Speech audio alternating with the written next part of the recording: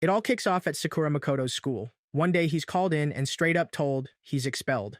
Weirdly, he doesn't seem upset at all. Instead, he just grins like it's no big deal. Everyone around him starts whispering. Some think he's badass, others say he's a menace who beat up a bunch of students. But in Sakura's head, he's like, say whatever, I was just trying to break up some bullying. Of course, things escalated, punches were thrown, and somehow he was the one blamed. Why?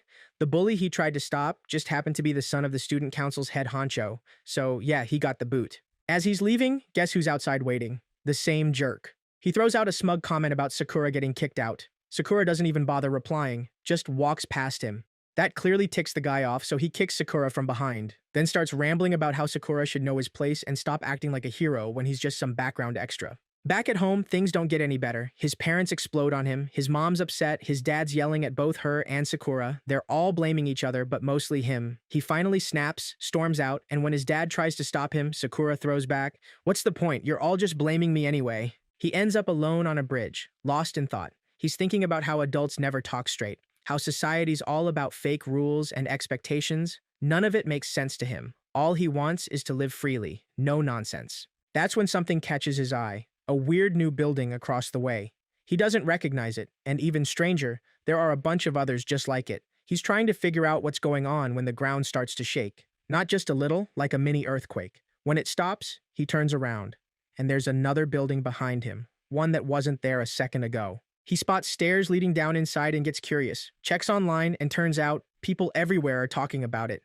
These places are being called dungeons. No one knows where they came from, just boom, suddenly there. Excited for something different, maybe even a little adventure, Sakura heads in. Around that same time, news reports start buzzing.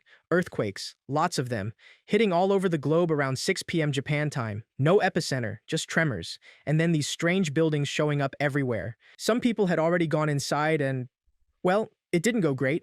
Monsters, attacks, even deaths. The government's scrambling. They plan to send in teams, maybe evacuate nearby areas. Reporters are warning everyone to stay far away.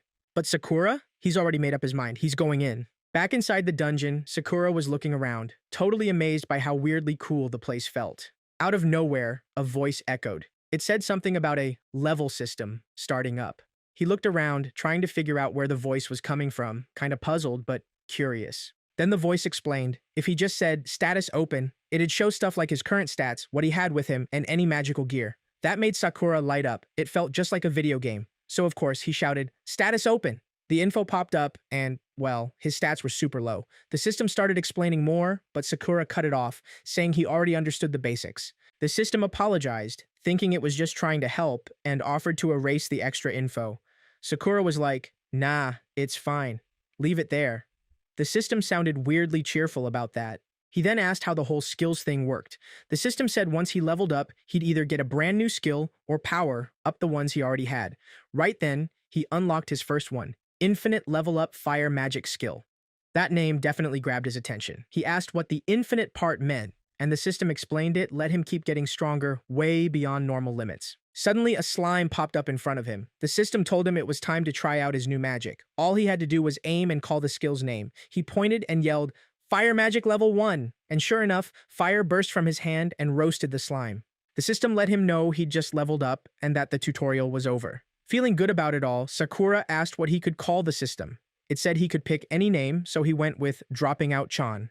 The system happily accepted. Right after that, Dropping Out Chan wished him luck. Sakura was about to ask why, but then, boom, a level 20 Minotaur showed up behind him. No time to think. The thing charged at him. Sakura barely dodged and tried using his fire again, but nothing came out. He checked his stats. His mana was totally drained from that last attack. Still, he wasn't ready to give up. He reminded himself that his level had gone up and figured he just needed more XP to fight properly. He ran off, found another slime, blasted it, and this time his level jumped by 3. Even better, he got a new skill. 1,000 times experience points. That meant every enemy would give him way more XP than normal. Now fired up, he planned to grind through low-level monsters fast so he could take on that Minotaur properly. Meanwhile, back home, Sakura's mom got a message from him about an hour ago. She told Wazuma about it, and he immediately asked where Sakura was. Calmly, she replied, he said he's inside that dungeon. Back in the dungeon, Sakura was still clashing with that tough Minotaur. By now, he'd worked his way up to level 15. He muttered to himself that it had already been half a day down there, and he'd picked up a few useful tricks along the way. One of the things he'd noticed was that any walls or floors that got wrecked would just fix themselves after a bit.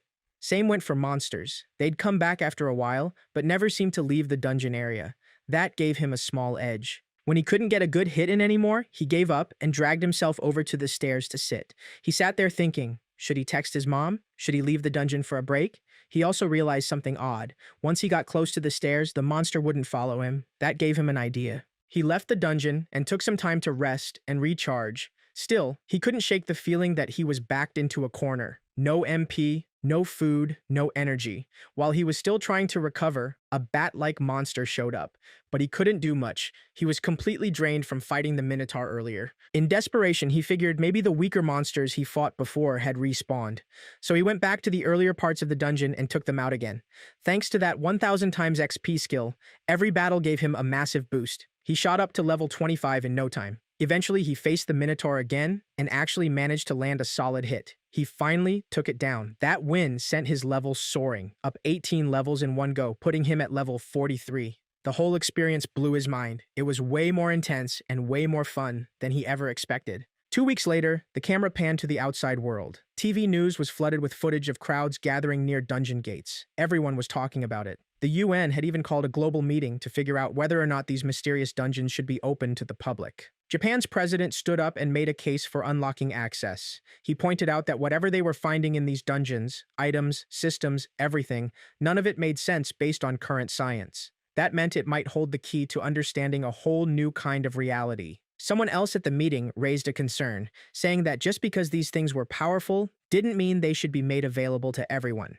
But the Japanese president pressed on. He asked if anyone had really investigated these dungeons thoroughly. According to him, even modern weapons and communication tools were showing strange results in there. He argued it was time to stop thinking in terms of conventional armies and politics. What the world needed now were individuals with incredible skills. He proposed ditching all national borders when it came to dungeon access. Anyone from anywhere should be allowed in.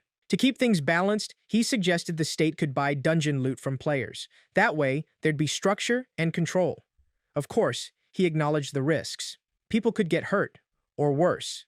But in the end, if someone chose to dive into the dungeon, that decision should be their own responsibility. Whether folks were chasing money, fame, freedom, or just chasing a dream, the president believed they deserved a name that didn't sugarcoat or insult their efforts. He simply said, "Let's call them players." Cut to 8 months later, deep underground in Aomori province.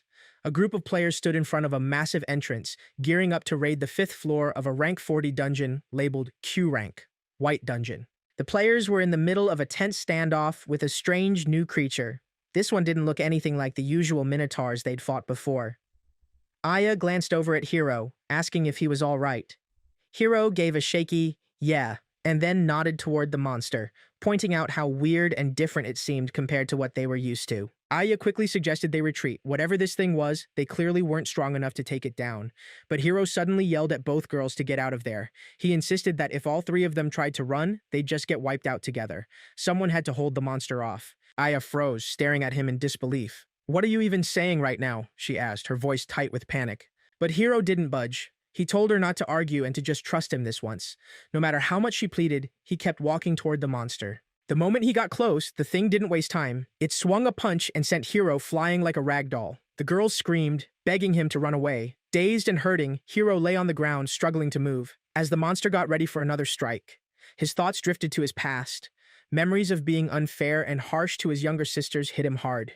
He whispered apologies, finally realizing how much he'd messed up. Right then, just before the monster's next attack could land, someone else stepped in, Sakura. Out of nowhere, he appeared and casually knocked the monster out with a single punch like it was nothing. Everyone stared, completely shocked. Sakura just turned and grinned. "You all good?" Aya, the other girl, and Hiro rushed over, full of thanks. Hiro kept saying how insane it was, taking out something that strong with just one punch. Sakura laughed a little and waved it off. "It's not really what you think." Hiro, still trying to process everything, asked what Sakura's level was. Sakura scratched the back of his head, looked off to the side, and casually said, "Including the one I just took down, around 10,000. The group went dead silent. Nobody could believe what they just heard. Aya was patching Yui up and casually asked why she didn't just heal herself. Yui chuckled and said her mana was completely drained. Elsewhere, Sakura was showing Hiro his stats. Hiro, a bit stunned, realized Sakura wasn't exaggerating. He asked if it was those crazy skills, like infinite level ups and a huge XP multiplier, that got him to such a wild level. Sakura smiled and confirmed it, clearly proud. Hiro, seeing that pride, warned him not to go around telling everyone about his level. Sakura looked puzzled and asked why it mattered. Hiro snapped a bit, saying if that kind of power got out, it wouldn't just be Japan keeping tabs. He'd have the whole world watching him. That kind of attention could mess up his life big time. Sakura, starting to understand, realized he might lose his freedom. He got nervous and asked Hiro to forget the whole thing. Hiro laughed it off and told him not to worry. He knew Sakura was a good guy and reminded him he'd save them. Meanwhile, the girls, clueless about this serious chat, just kept doing their thing. Sakura relaxed a little, thanked Hiro, and said he'd be more careful. Then Aya popped up out of nowhere, calling out to Sakura. The sudden appearance caught both guys off guard. Aya, noticing their weird reaction, asked what was up. Hiro nervously asked if she'd heard anything earlier. Aya looked confused and said she hadn't. So Hiro asked what she came for. Aya complimented Sakura's strength and casually asked if he was going for that dungeon everyone was talking about. Sakura pretended not to know what she meant. Surprised, Aya explained it was a major event. The country's first attempt at conquering the Red Shadow Dungeon in Okinawa, rated H rank. The reward? 30 million for whoever takes down the boss at the bottom. That grabbed Sakura's full attention. He suddenly lit up and said it sounded awesome. Aya and Hiro looked at him, a bit thrown off by the mood shift. Sakura was clearly hooked by the idea of a dungeon so tough even the government had to post a reward. He thanked them for the heads up and said he'd go check it out. If he left soon, he could get there by Monday. Then Yui, confused, said wasn't tomorrow Saturday? Plus, hadn't Sakura been inside the dungeon since last week? Sakura froze, realizing that if anyone figured out he hadn't left the dungeon in days, it might turn into a serious problem. Without saying much, he took off running. After he left, Hiro looked at the girls and apologized for the panic. He admitted he was getting older and wasn't sure how much longer he could keep playing the role of protector. Aya, trying to stay strong, asked if he was thinking of quitting halfway through. Hiro reminded her he was the one who got them into all this. And just because things were tough, it didn't mean they should back down now. He casually said they should just aim to become the strongest pair of brothers and build the best team out there. That hit Hiro right in the feels. He teared up instantly. Aya, trying not to laugh, told him to stop crying like a kid, saying he was way too old for that kind of thing. Wiping his tears, Hiro suddenly got fired up and shouted that they'd give it everything they had and become an unbeatable team. Meanwhile, Sakura was already on his way to a new dungeon, shivering a little in the Okinawa cold. As he walked, he thought about how in just 8 months since the dungeons started popping up, a ton of support stuff had been built, like the Dungeon Center, which was now a big hub for players. Inside the Dungeon Center, Sakura headed straight to sell all the loot he'd collected. The woman at the counter, Maya, stared at the pile of stuff in disbelief. She asked how he was carrying all that, and Sakura casually explained that he had a special item, a magic bag from a monster called Adamantite. It didn't matter how big or how much, everything just fit. Super handy. Maya was amazed and asked if Adamantite was that massive turtle boss she'd heard about. Then out of nowhere, she offered to team up with him. Sakura, not giving a clear answer, told her to do an appraisal of his stuff first. Just as he looked around, something caught his eye, a dungeon inside the dungeon center itself. He was surprised, but Maya explained that the government had literally built the entire center around that dungeon. It wasn't very high rank, she added, but still, no one had beaten the boss yet. With someone as strong as Sakura, she thought he had a real shot. Sakura asked how long the appraisal would take. Maya said 10 minutes. With time to kill, he decided to check out the dungeon. Cut to the 5th floor. A group of guys were walking around thinking it must have been cleared already since they weren't seeing anything. But then Sakura passed by them, heading deeper. He could tell they were wrong. The boss was still there. The air felt too heavy and cold, a sure sign. Soon enough, he felt something above him. It was a slime king. Oddly, the creature started running the second it noticed him. Sakura chased it but was shocked by how fast it was. Even with his insane level, 10,000, he couldn't keep up. That's probably why no one had beaten it yet. He quickly switched to ice magic. The moment he used a high-level spell, the Slime King froze in place. Sakura followed up with a powerful punch, instantly defeating it. After grabbing the drop item, he was about to head back when something popped up. His level had shot up by 9,900. He couldn't believe it. Checking his stats, it was real. He was now level 19,900. The XP boost was insane, probably because of how tricky the fight was. But what really caught his attention was the new skill he unlocked. Flying Cloud Magic, level 1. He wondered if the skill's name meant he could actually fly, so he gave it a try and found himself floating a bit off the ground. But since the skill was super low level, he could only stay up for a couple of seconds before dropping. That was a bit of a letdown. He'd hoped to just fly back to Okinawa, but it looked like he'd have to stick to taking a plane after all. 2 days later, the scene switched to Okinawa, at the entrance of the H-rank Red Shadow Dungeon. Sakura was really happy to see the place and the crowd gathered around. After only being away for 2 days, he was itching to jump back in. Outside, some people were chatting about the huge reward and guessing the monsters inside must be crazy strong, way too risky to face. They decided it wasn't worth the danger. As Sakura headed in, a man nearby told him he understood why Sakura wanted to go for that 30 million prize, but warned him it was seriously dangerous. The guy said even though he was level 66, he barely managed to escape alive last time. While they were talking, Sakura suddenly heard a helicopter landing nearby. A girl and 3 guards stepped out. The girl told Sakura to get out of the way quickly. Sakura thought maybe this was his first time meeting a real lady and joked that he thought she looked like a kid, even if they were probably the same age. The girl snapped back that she wasn't a child, and neither was he. She introduced herself as Maria Fanegold. Sakura then noticed the man who'd been warning him was gone. Maria added that at level 99, an H-rank dungeon was nothing special for her. Sakura asked if she was really level 99. She confirmed it was the highest level in the country. He remarked that she still looked young, but quickly apologized for saying it out loud. Maria got a bit annoyed at his rudeness and asked how old he thought she was. Sakura said 12 was still a kid. Maria was shocked and asked how he could be so impolite. Her secretary stepped in and explained Maria had Russian Judaic roots, where 12 was considered an adult. Maria was pleased and asked if Sakura got it now. She then headed into the dungeon, telling Sakura to move aside and ordering her secretary and guards to wait outside.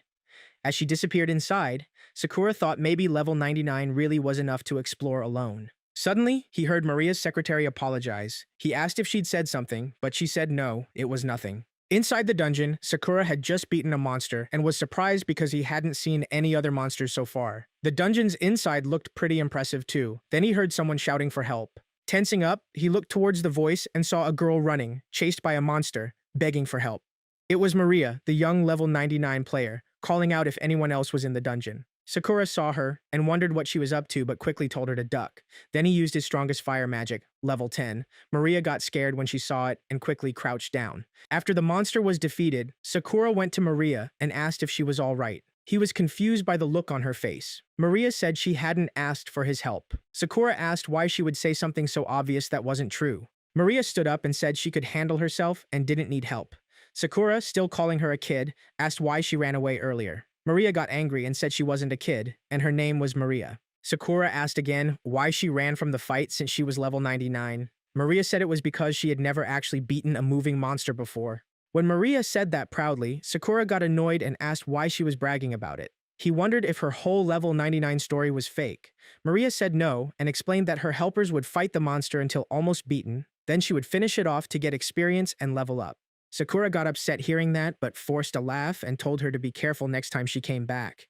Suddenly, Maria hugged him from behind, holding him so he couldn't move. Angry, Sakura asked what she was doing. Maria laughed and said she was giving him special permission to join her team. Sakura told her the exit was behind her and she should go that way instead. Maria shouted back that she wasn't leaving because she wanted to finish the dungeon. Sakura suggested she go ask for help from others in black instead of bothering him. Maria asked if he was joking, saying she talked boldly outside but couldn't just run off in front of him. She admitted she was scared and asked him to take out the monsters for her. Sakura finally got that she was serious. Annoyed, he asked what she really wanted to say. Maria said they should team up, and she wouldn't let him leave until he said yes. Sakura said he understood and asked her to let him go. Maria started celebrating, but he told her to stop and explain clearly first. He wanted to know if helping her would benefit him at all. Maria asked if he really thought teaming up with her wouldn't help him. Sakura said he just wanted to understand why she was so determined to finish the dungeon since it didn't seem like it was just for the big reward. Maria said no, her goal was to clear the dungeon and prove she was grown up to her parents far away. She wasn't after the experience or the 30 million yen, but wanted to be known as the one who finished the Red Shadow dungeon. Sakura was surprised and thought people like her who want honor and attention were really annoying, so he decided she could have all the honor for finishing the dungeon. He agreed to team up, but only if she said she completed it alone. Maria happily agreed to that. She soon noticed she was getting a bit too friendly, so she stepped back and told Sakura he should feel lucky to be on her team. Sakura got a little stiff and reminded her that their deal was only about the Red Shadow dungeon. Maria said he didn't need to remind her, she already knew. They moved on to the second floor, where a level 60 Devil Boar was waiting. Maria looked confident this time. Sakura joked that if she couldn't handle the monster herself, it would be a problem. Maria snapped back, feeling insulted. Sakura quickly cut her off and asked if she'd brought any weapons. Maria smiled, a little embarrassed, and showed her empty hands. Sakura got a bit tense but gave her a dagger and told her to use it. He said it might feel scary at first, but being level 99 should help. Taking the dagger, Maria got brave and jumped at the monster, stabbing it in the head. She beat it and started celebrating, excited because it was the first time she defeated a moving monster. On the way to the third floor, Sakura thought that being level 99 wasn't just for show. If that was true, everything should be fine. Maria was eager and told Sakura to hurry up since she wanted to clear the dungeon alone. But in her rush, she tripped and fell down the stairs. Sakura watched and hoped she was okay. When they reached the third floor, Sakura got curious about what skills Maria had since he hadn't seen her use any. Maria acted a bit weird and asked if he really wanted to know. Sakura told her to stop acting like that because it was getting annoying. Maria said if he really wanted to know, she had 4 super strong skills. First, she showed vacuum magic at level 5, throwing vacuum knives at the ground. Sakura was impressed, amazed she could throw vacuum knives like that. Maria said she wasn't very good at controlling vacuum magic and found it tricky to use. Then she showed her second skill, recovery magic at level 10, explaining she could instantly heal any injury, no matter how bad.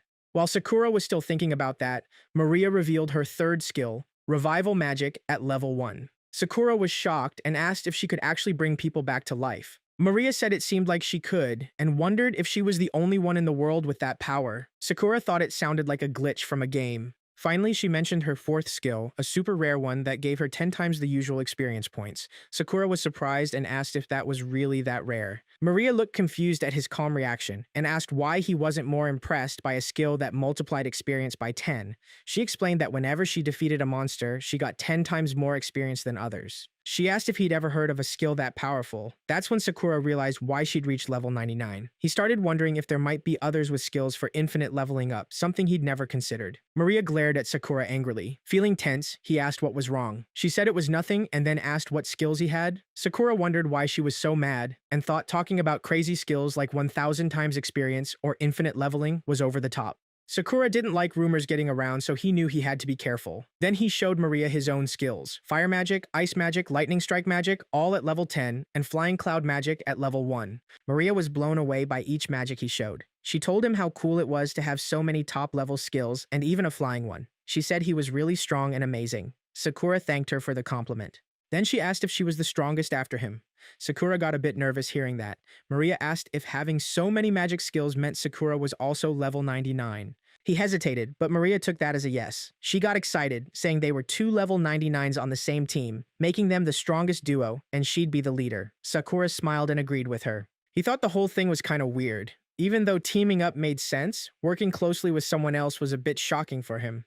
Still, he figured maybe giving it a shot wasn't so bad. Maria was surprised to see Sakura smiling so openly. She said she didn't expect him to look so happy. Sakura felt a little shy and asked her to stop teasing since she talked too much. They got to the 6th floor, where Sakura had to fight off zombies because Maria got scared. After he took care of all of them, Maria shouted, "This H-level dungeon is nothing cool." Sakura shot back sarcastically that she wasn't exactly cool herself. Suddenly, they spotted a man being attacked by a monster. Maria ran straight to save him, but Sakura got worried since now Maria was in danger instead of the man. She called out for help, and Sakura jumped in to assist. The man thanked them for saving him and restoring his magic. As he started to leave, Maria asked if he wasn't going the wrong way, since they had just come from the other direction. The man said he was heading back. Sakura, feeling tense, asked why, and wondered if someone had already cleared the dungeon. The man said no, it was impossible. He told them that being strong wasn't enough to finish this dungeon. Sakura and Maria moved on. When they reached the 7th floor, they saw a bunch of people standing by a poisonous lake. Maria asked if it was really poison. A nearby girl warned them to be careful, explaining that touching the lake would slowly numb their bodies until they couldn't move at all. Maria was surprised at how much the girl knew. The girl added that about an hour ago, some fool jumped in without thinking. If it hadn't been for the sister with glasses, that guy would be dead now. She asked if they could use detoxification magic. Both Maria and Sakura said no. The girl explained that without detox magic, crossing was impossible. Everyone was waiting for someone who could use that magic and planned to pay for their help. Maria asked Sakura what they should do, since detox magic wasn't an option. Sakura said it wasn't a big deal, because there were other ways to cross the lake. Then, to her surprise, Sakura picked Maria up in his arms. She got embarrassed and shouted at him to stop because it was awkward. Sakura told her to hold tight and started running toward the lake. Scared and tense, she asked if he was seriously going to jump over it and told him to wait. But then Sakura used his flying cloud magic and floated up in the air. Everyone watching was surprised. Maria felt a little relieved. Sakura asked her to check it out, but she told him to be quiet and said he should have explained before just doing it. Sakura laughed and apologized. Maria quickly told him not to take the chance to touch her and demanded he let her go. Sakura said if he let go now, she'd fall into the lake and might die. After they reached the other side, Maria was super embarrassed, thinking it was crazy that someone who wasn't her boyfriend had hugged her so tight in front of everyone. Meanwhile, Sakura tested his flying again and noticed stairs going up to the 8th floor. Maria was staring at him with a flushed face. Sakura asked what was wrong and said they should keep moving as far as they could. He also asked if she didn't want to prove to her parents that she was the first to clear the dungeon. Hearing that, Maria thought maybe she should tell them about it. She agreed, saying Sakura was right. She had to show her mom and dad. Sakura got a bit confused since she was just repeating what he said, word for word. Later, they reached the 13th floor. Sakura was busy fighting and clearing out monsters. He was glad he had finally gotten the hang of flying. Maria praised him for it, but suddenly a monster snuck up behind her. Sakura quickly saved her and gently patted her head, asking if she was okay. Maria smiled and said she was fine, then asked why so many monsters showed up all of a sudden. Sakura explained it was because of the button she had pressed earlier, which looked pretty strange to everyone. Maria still thought it was weird and asked if buttons weren't supposed to be pressed. Sakura was speechless, unsure how to answer such a simple but confusing question. He asked if she was tired and suggested they take a break. Maria teased him, saying he was lazy because she still had plenty of energy. Sakura then asked her to wait a moment and pulled a tent out of his small bag. Maria was shocked at how prepared he was. He told her he had lots of food and clothes too, so she could ask for anything. Sakura insisted he'd keep watch while she rested first. He also pulled out a chair and some towels. Maria got even more surprised. She asked about the bag, saying it seemed magical. Sakura realized he'd never told her about it before. After explaining, Maria said she wanted a bag like that too. Sakura promised that if he saw another one, he'd give it to her. She was happy and smiled, asking if that was a promise. Sakura said yes. Maria went into the tent to sleep, and Sakura thought to himself that he felt like a babysitter. A few minutes later, as Sakura sat in the chair, Maria suddenly thanked him from inside the tent, saying he was prepared for everything. Sakura was surprised and asked if she even knew how to say, "Thank you." Maria shouted back, calling him rude, but also praised his level 10 fire magic as amazing. Sakura asked why she was suddenly saying all this. She said his fire magic had saved them many times that day, and compared it to Kaido's magic from Senku no Guren. Suddenly, Maria heard a strange noise and woke up, tense. She asked Sakura what was going on and what the sound was. Sakura told her it was nothing to worry about. He then asked how Maria knew about the Senku no Guren team. She said it was obvious. They were the most popular team among young people, considering their looks and strength. Sakura was surprised and asked if they really had merchandise for sale too. Maria said yes, and that she thought the team leader, Kamishiro, was especially cool and wanted to meet him someday. Sakura shared that he had met them before during an adventure, though he hadn't expected them to become so famous. Maria teased him, saying he must be jealous, and laughed, calling him cute. Sakura told her it was noisy and told her to go back to sleep. Later, Sakura remembered when he met them and was asked to team up for an adventure. Since then, he felt a new sense of freedom inside him. About 7 months back, they were at the S-rank Shallow Serene dungeon. Kamishiro asked Sakura if he'd really been hanging out in the dungeon since leaving home, and suggested maybe Sakura should act a bit more grown up. Sakura was puzzled and looked at Kamishiro, who then wondered if he'd said something wrong. Nagasawa, standing nearby, told Kamishiro he should just get used to it. Sakura gave Kamishiro a look of sympathy. Out of nowhere, Kaido jumped on Sakura from behind, teasing that getting kicked out of school, running away, and diving into a dungeon must mean Sakura's life was pretty wild. Kamishiro watched them and said it seemed like the two idiots actually got along pretty well. Sakura was just baffled by everyone's behavior. While he was lost in thought, Mizukawa tried to catch his attention, and when he heard her, he turned around. Mizukawa got nervous and hid behind Nagasawa. She whispered something to Nagasawa, who then told Sakura Mizukawa wanted to know if he played solo. Sakura didn't get what a solo player was, so Nagasawa basically told him not to bother if he didn't know. She went on to explain there were 2 ways people played in dungeons: solo or in teams. It was up to each player to choose, and teams didn't always have to be officially registered. Nagasawa was about to say their team's name, but Sakura accidentally stepped on something, setting off a bunch of monsters. He quickly apologized, tense, but they took down the zombies in no time. Kamishiro then said their team was called Senku Niguren. Sakura got curious about the name's meaning. Kamishiro claimed it came from the first letters of their names and that he thought it was a cool idea he came up with. Nagasawa jumped in saying it wasn't a big deal, and she and Mizukawa actually came up with the name, accusing Kamishiro of lying. Kamishiro snapped back, asking why she brought it up if it wasn't important.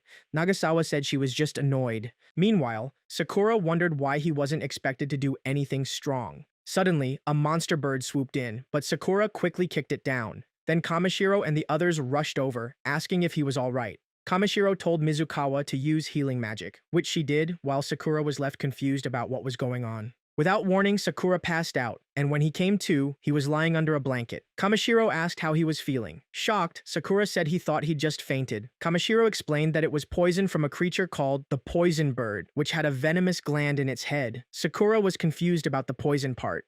Kamishiro went on to say the poison seeps in through the wound, slowly damaging the body until it eventually kills. Sakura asked how he was still alive, puzzled. Kamishiro said Mizukawa had used detox magic to clear out all the poison. Kaido from behind added that while Sakura was out cold, he used his skill to bring him down to the 14th floor and told Sakura to thank him. Sakura gave Kaido a quick thanks. Kamishiro reminded Sakura not to forget to thank Mizukawa too. Then Sakura asked what kind of magic jobs would exist if detox and healing magic were a thing. Kaido wanted to know what skills Sakura had and asked him to show off. When he saw, Kaido was shocked. Fire magic, ice magic, and even lightning. Plus, Sakura's fire magic level was higher than his own. Kaido got even more surprised when he saw Sakura was level 71. Without a word, he started heading off somewhere. Kamishiro asked where he was going. Kaido shouted back that he wasn't going to lose and needed to level up. Kamishiro told him to keep it down since people were sleeping. Kaido apologized. Sakura thought Kaido was a weird guy. Kamishiro asked who he meant. Sakura said both of them. Kamishiro checked Sakura's stats too and noticed they still had about 2 hours before their shift changed, so he suggested chatting for a bit. After talking for a while, Sakura asked if they were all in the sword club at Iria's school and wondered why they were so good. Kamishiro thought about how to explain that being players wasn't just a hobby. It involved training, mental prep, and earning money, making it pretty interesting. Exploring with friends was fun for them. Sakura asked if that was really true. Kamishiro said he wasn't sure when he'd stop finding people interesting, especially since he enjoyed talking to Sakura. He mentioned Kaido seemed more interested than usual too. Sakura wasn't quite sure yet, so Kamishiro asked if he didn't find it interesting. Sakura thought back on the fun times they had together but still wasn't decided. Later, as they moved toward the next floor, Sakura thanked Mizukawa. She was surprised and acted a bit awkward, like she was double-checking if he really meant it. Sakura thanked her again for helping him, and she blushed, saying she hadn't done anything special. Sakura insisted she did, saying if it wasn't for her, he'd be dead. Mizukawa said she didn't have useful skills like the others, so helping was all she could do. Sakura told her no one should think like that. Saving a life is a big deal. He thanked her again. She got even more embarrassed but accepted his thanks. Nagasawa was happy to see the exchange, but Kaido jumped in, claiming he deserved credit for saving Sakura too. Nagasawa told him to shut up angrily. As they neared the stairs down to the next floor, Sakura sensed something and told Kamishiro. Kamishiro agreed, noticing the air had turned really cold, a sure sign the floor boss was waiting on the 15th floor. When Nagasawa suggested they settle it with rock, paper, scissors, Kaido jumped right in. Sakura, curious, asked Mizukawa what that was about, but she just nervously said she didn't know. Nagasawa explained that since beating the boss gave loads of experience, they'd usually decide who gets the final hit by playing rock, paper, scissors. Kaido quickly pointed out that Sakura couldn't join because he was already level 71 and not part of their team. Nagasawa asked Sakura to confirm if that was true. Mizukawa surprised everyone by saying Sakura was their friend, so it wouldn't be right to leave him out. Kaido felt the pressure and glanced at the others who were smiling in agreement, so he gave in and let Sakura play just because they were friends. They all played rock, paper, scissors to decide. The scene moved to the 15th floor, where Kamishiro warned Kaido not to go alone since it was so dark. As they searched for the boss, it suddenly attacked Mizukawa. Sakura jumped in to take the hit, shocking everyone. He yelled for them to stay back and quickly asked if the attack was poisonous. Kaido showed up and punched the monster. Sakura hesitated. Surprised, Kaido stepped in. Kaido told him to stand back and watch. He'd handle the boss. Mizukawa started healing Kaido, while Kamishiro checked on Sakura. Sakura noticed something weird. After the boss hit him, his health dropped halfway, probably because of a special effect. He also pointed out Kaido was only level 24. Suddenly, Nagasawa spotted something and shouted Kaido's name. Kamishiro looked over and saw Kaido was struggling. The boss, called Two-Tail, had bitten him twice and his health dropped by 75%. Kamishiro and Nagasawa rushed to help and started fighting the boss, while Mizukawa healed Kaido. Kaido was mad at himself for messing up and told Mizukawa to run since the boss would keep attacking him. Just as the boss lunged at Mizukawa and Kaido, no one could stop it. But Sakura used lightning magic to take down the boss, leveling up by 20 levels. Everyone was stunned, but even more so when Kaido got up and walked towards Sakura. Sakura asked if he was okay, but out of nowhere, Kaido punched him. The others were shocked, and Nagasawa asked why. Kaido snapped at her to be quiet and demanded to know why Sakura had stolen his kill. Sakura was shocked and asked how Kaido could say that now. Kaido ignored him and walked ahead. Nagasawa wondered what was wrong with Kaido, acting like that even after Sakura saved him. Kamishiro said sorry to Sakura too, admitting he didn't expect Kaido to act like that. Sakura just shrugged, saying he kind of saw it coming. Then he stood up, thanked everyone, and said he'd head back alone. They tried to stop him, but Sakura decided from now on he wouldn't tag along with anyone anymore. Just then, he kept hearing someone calling his name. The scene jumped back to the present. Sakura woke up and it turned out that whole thing was just a dream from his past. Maria asked him how he could fall asleep while on guard duty. Sakura noticed Maria had changed clothes and told her the new outfit looked great on her. Maria gave him an annoyed look, thinking his comment was irritating. Sakura asked where the clothes came from since he didn't remember giving her anything new. Maria said she had just altered the clothes he'd already given her. Then Sakura turned and saw the tent was packed up neatly like before.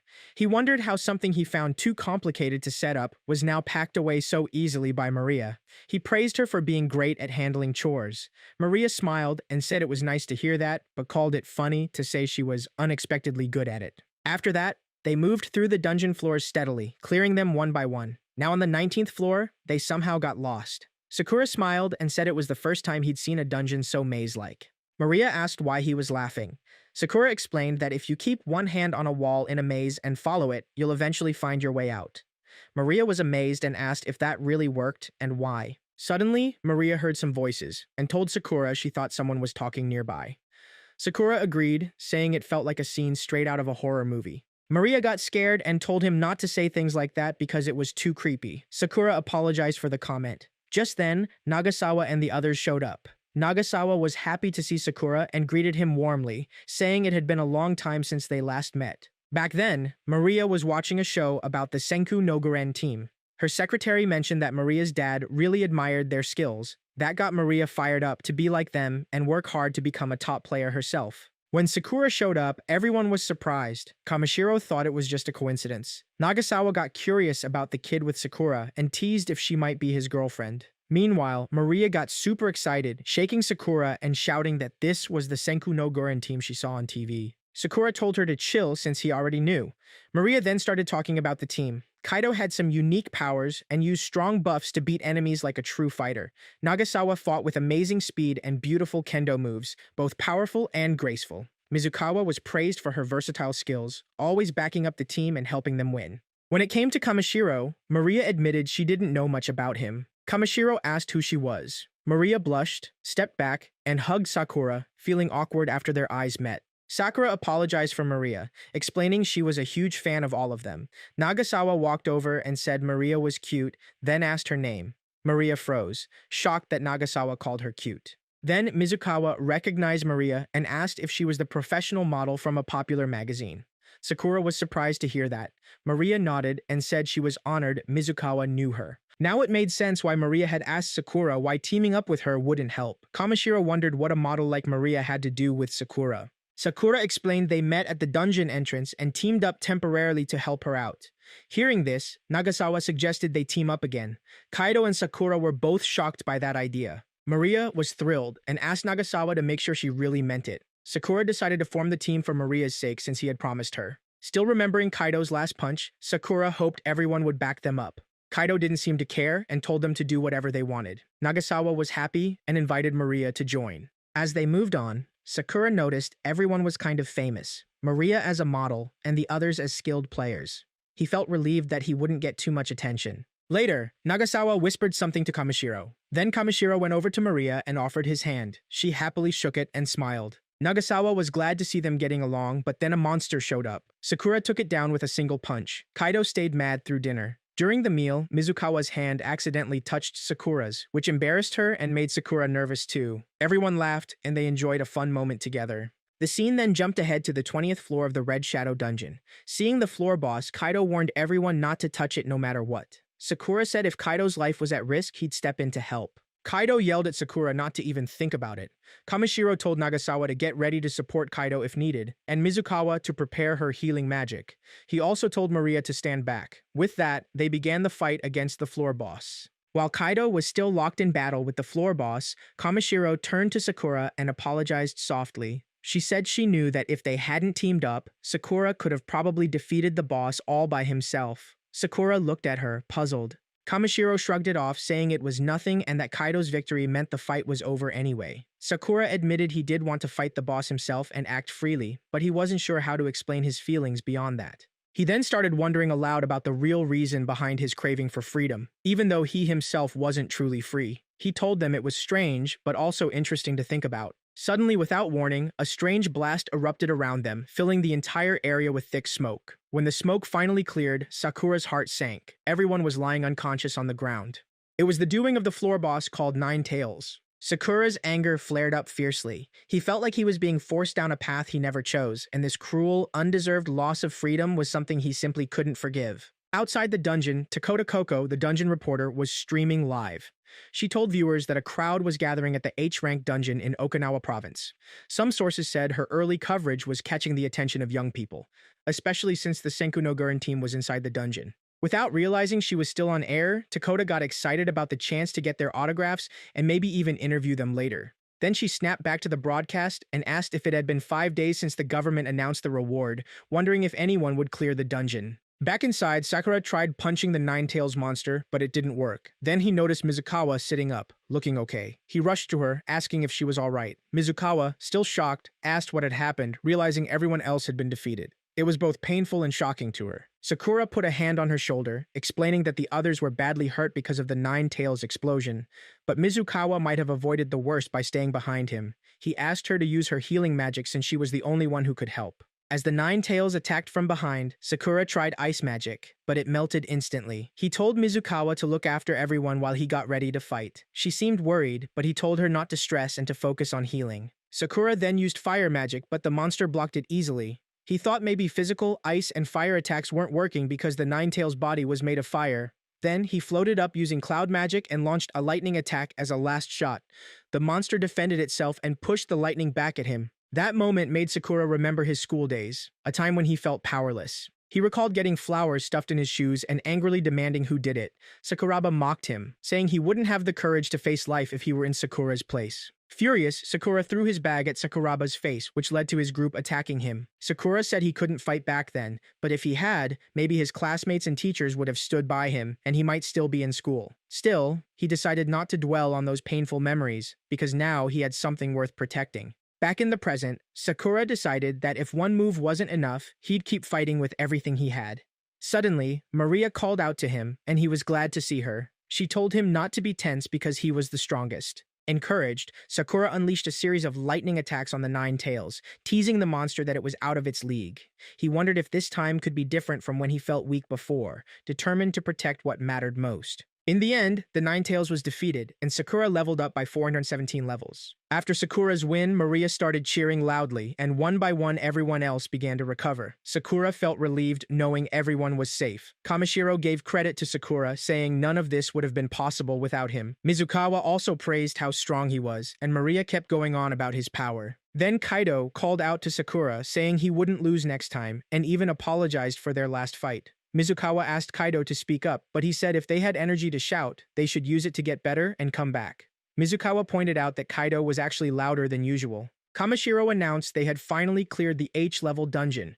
When they all came out, everyone cheered, shouting that the Senku no Guren team was back. Sakura showed them something, and Kamishiro asked what it was. Sakura said it was a drop from the Nine-Tails, proof they'd won, and offered it as a keepsake. In return, Sakura asked them to tell the world the 5 of them had finished the dungeon, but to leave him out. Kamishiro wondered how they'd agree to that. Sakura suggested they should, since he didn't want to attract too much attention. So Kamishiro declared the H-level dungeon conquered by the Senku no Guren team, with Maria's help. Everyone praised them and cheered for Maria, admiring her for being both cute and powerful. Kamishiro asked Sakura one more time if he was sure about this. Sakura said yes and told them it was time to go home. They were surprised and asked why so soon. Mizukawa begged him to stay a bit longer, but Sakura smiled and said maybe next time. She said she'd remember this. Kamishiro told Sakura their doors would always be open, not just as teammates, but as friends. Sakura then headed home, frequently glancing at his hands. He was thinking it wasn't just about levels. He could get stronger by using his skills better. He realized he'd never tried combining skills to make new combos or strategies, which he found interesting. Suddenly, Maria called from behind. When Sakura turned, he saw her running toward him. He asked what was up. Surprised, Maria said they needed to go tell his parents about their victory. Sakura was puzzled and asked why they both had to go. He thought one person would be enough. Maria looked a bit sad and asked how he could say that, insisting they should both go together. He repeated that he thought just one person was fine. Without warning, Maria jumped and hugged him tightly. Sakura, still confused, asked why she was hugging him so hard.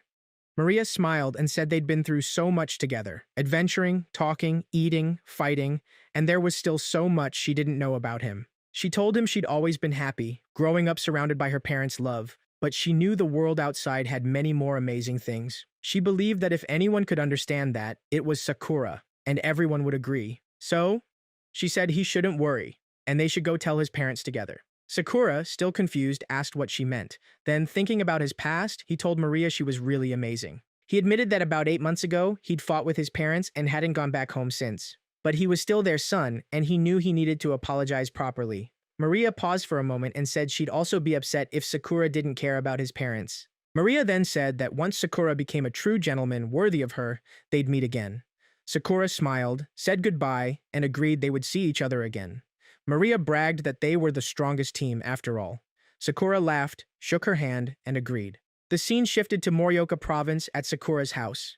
He had already told his mom he was coming, so when he opened the door, she ran to him, hugged him tight, and started crying. His mom welcomed him warmly but called him a big idiot. Sakura went inside and greeted his dad, who seemed hesitant to say welcome. Seeing this, Sakura felt tears welling up. Just like that, his 8 months of loneliness came to an end, but his life as a player went on. He talked with his parents, showing them he was serious about becoming a full-time player. Later, he wondered where to go next and decided that after finishing rank H, it was time to aim for rank G. Sakura told his parents he was leaving, but as soon as he opened the door, Maria was standing there about to ring the bell. She greeted him with a cheerful, "Good morning," excited for their date.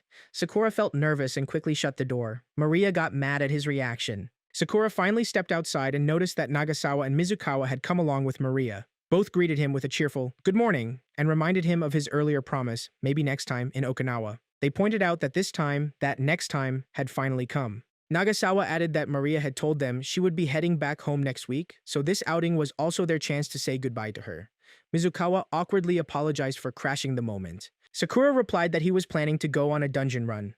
Nagasawa laughed and asked why that was all he ever cared about, urging him to save some time for youth and fun. Sakura calmly responded that he believed dungeon exploring was part of youth. Nagasawa got a little frustrated, wondering what was wrong with Sakura's priorities. Then Maria chipped in and asked if they could all go to the dungeon after their date. Sakura thought for a moment and finally agreed to join them. Upon hearing this, the group started celebrating. Sakura then asked Maria how she had gotten his address. Maria answered with a mysterious smile, saying there were some things he was better off not knowing. Sakura tensed up, finding her reply a little intimidating. The scene shifted to a shopping mall where Maria pointed out that Sakura always wore old clothes, and since she was a professional model, she insisted on picking something new for him. Sakura was at a loss for words. Suddenly, he recalled something and asked Maria if she hadn't told him before that they wouldn't see each other for a while after saying goodbye. Maria admitted she thought he might be sad. She asked him to relax and enjoy the moment. Sakura agreed, since he was already there with them, he might as well enjoy himself. Maria picked out a t-shirt for Sakura, which made Nagasawa frown since she didn't like the choice. However, Sakura praised Maria for her pick, calling it very beautiful. The scene then moved to Umino Aquarium. Maria ran inside excitedly, shouting how much she loved aquariums. Nagasawa called out for Maria to wait and mentioned that this aquarium was a bit smaller than the one in her hometown, but she still wanted to see the penguins. She shouted again, telling Maria to wait because she was coming too. Mizukawa laughed, commenting on how much Maria was enjoying herself. Sakura then asked Mizukawa if it had been her idea to visit the aquarium and inquired what she wanted to see. The scene changed again to inside the aquarium near the jellyfish exhibit. Sakura asked if Mizukawa liked jellyfish. She nodded enthusiastically, saying jellyfish were mysterious and mystical creatures. She also shared that some types could even be kept as pets. Mizukawa added that there was a whole jellyfish museum in the world, which housed some very rare species. Suddenly, she took off running towards it, calling for Sakura and the others to come along. After leaving the museum, Sakura said he had a lot of fun. Mizukawa agreed, saying she especially enjoyed seeing the rare jellyfish and hanging out with him made her very happy. Suddenly, Sakura remembered something and said he almost forgot he had brought a gift for her. Mizukawa was surprised and asked why. Sakura smiled and said she should keep it as a souvenir. He also mentioned he had brought something for the others as well. Mizukawa got really happy and teared up a bit, thanking Sakura and saying she'd treasure it forever. Sakura just chuckled, thinking maybe that was a little over the top, and quietly wondered if he'd just grabbed it by chance while checking out the Umibuta t-shirt. Then Sakura asked where the other two were. Mizukawa said she hadn't seen them around. Right then, Mizukawa's phone rang. It was Nagasawa calling in a panic, telling her to come quick because only she could help. Turns out Nagasawa was scared of rides, and Maria was trying to convince her to go on one. Sakura and Mizukawa were surprised to hear about Nagasawa's and Maria's likes and dislikes. Later, the scene changed to Nagasawa talking with Sakura. She looked worn out from dealing with Maria, and Sakura was surprised that Maria and Mizukawa were actually great at riding those rides. Nagasawa then brought up splitting the loot from the Red Shadow dungeon evenly. Sakura got a bit tense since she kept pressing, but he said it was fine by him. Still, Nagasawa wasn't totally comfortable. Sakura explained that since he cleared the dungeon, it was his call, and honestly, he just wanted enough money to get by without stress. He also said he just wanted to enjoy the dungeon for fun. Then he asked if their team, Senko no Gorin, had any plans. Nagasawa said yes. They were aiming for the scary A-rank dungeon called Horrendous Mount Dungeon, or the Last Dungeon. Hearing that, Sakura wondered if it was that mountain dungeon near Usori Lake in Aomori Province, known to be super scary. He said he'd been there a couple of months ago, but the entrance was locked tight, and no matter how hard he hit it, nothing happened. The place felt cold and lifeless. Sakura wanted to ask more, but Nagasawa cut in, saying they shouldn't talk about dungeons while just hanging out. So now Sakura had to make up for it by buying drinks. Sakura was confused, asking why Nagasawa brought up dungeons in the first place. Still, he went to get the drinks. When he came back, two guys were there trying to hang out with Nagasawa. Nagasawa ran to Sakura asking why he took so long. The two guys were shocked to find out she was waiting for her boyfriend. Nagasawa told Sakura those guys had been bothering her while he was away. Sakura asked if they were friends, but Nagasawa snapped back, asking which part of him thought that. Suddenly, one of the guys stepped forward angrily, saying he heard her calling them weirdos and demanded how she could say that. Nagasawa fired back, calling them thick-headed and mocked their weird shirts. The guy yelled they were actually famous YouTubers, the Tsuchikura brothers, and now she owed them for trash-talking. They bragged they were both level 99 and warned she better apologize before they took action. Sakura got a bit annoyed inside, thinking about his own level being way higher, around 20,000. The brothers laughed again, demanding an apology or else. Lin then told Sakura and Nagasawa they should film a fight with them as a way to make up. Even after being turned down a bunch and having his favorite t-shirt mocked, Lin got lucky to meet Nagasawa from Senku no Gorin and her boyfriend. Both Sakura and Nagasawa quickly shouted that they weren't actually dating. Lin shrugged it off and said it didn't matter because if anyone got hurt, their staff could fix it fast with some level 8 healing magic. Nagasawa shot back angrily that Lin should be the one worried. Lin just laughed, saying there was no chance he'd lose. Nagasawa demanded to know why he was acting so cocky. Lin explained that when the leveling system kicked in, everyone got starting stats that show their physical power, and his were way better than most. Sakura thought that might be true since his own starting stats were low too. Lin asked them to check out the numbers, pointing out that both brothers had way higher strength. Even if Sakura and Nagasawa were at level 99, they wouldn't stand a chance. That made Nagasawa really mad, and she yelled at the brothers to stop talking and fight her instead. She called them weirdos again. Sakura tried to calm her down, saying there was no reason to fight, but Nagasawa was fed up and told him to just watch if he wanted. After that, Sakura asked Nagasawa what level she was and what weapon she used. She said level 94 with a sword. Sakura said he didn't want to fight but was willing to take her place. Nagasawa was confused and asked why. Sakura said how could she fight someone with better stats at level 94, especially if she couldn't even land a hit. She agreed but warned him if he lost, she'd kill him. Sakura smiled and said okay, sure he wouldn't lose. Lin told his crew to get ready to record, and the fight kicked off. Lin charged at Sakura and threw a kick, but Sakura just blocked it with his hand. Lin laughed and teased him, asking if it hurt and if he could block again. When Sakura didn't react, Lin got angry and yelled, "Can you block this?" He kept punching, but Sakura dodged every hit easily. Nagasawa was shocked by how fast Lin's punches were, and Tin bragged that nobody ever stood up after Lin's punch flurry. But Lin was frustrated since none of his attacks hit Sakura. Then, Sakura landed a single punch that sent Lin flying. Everyone gasped at the power.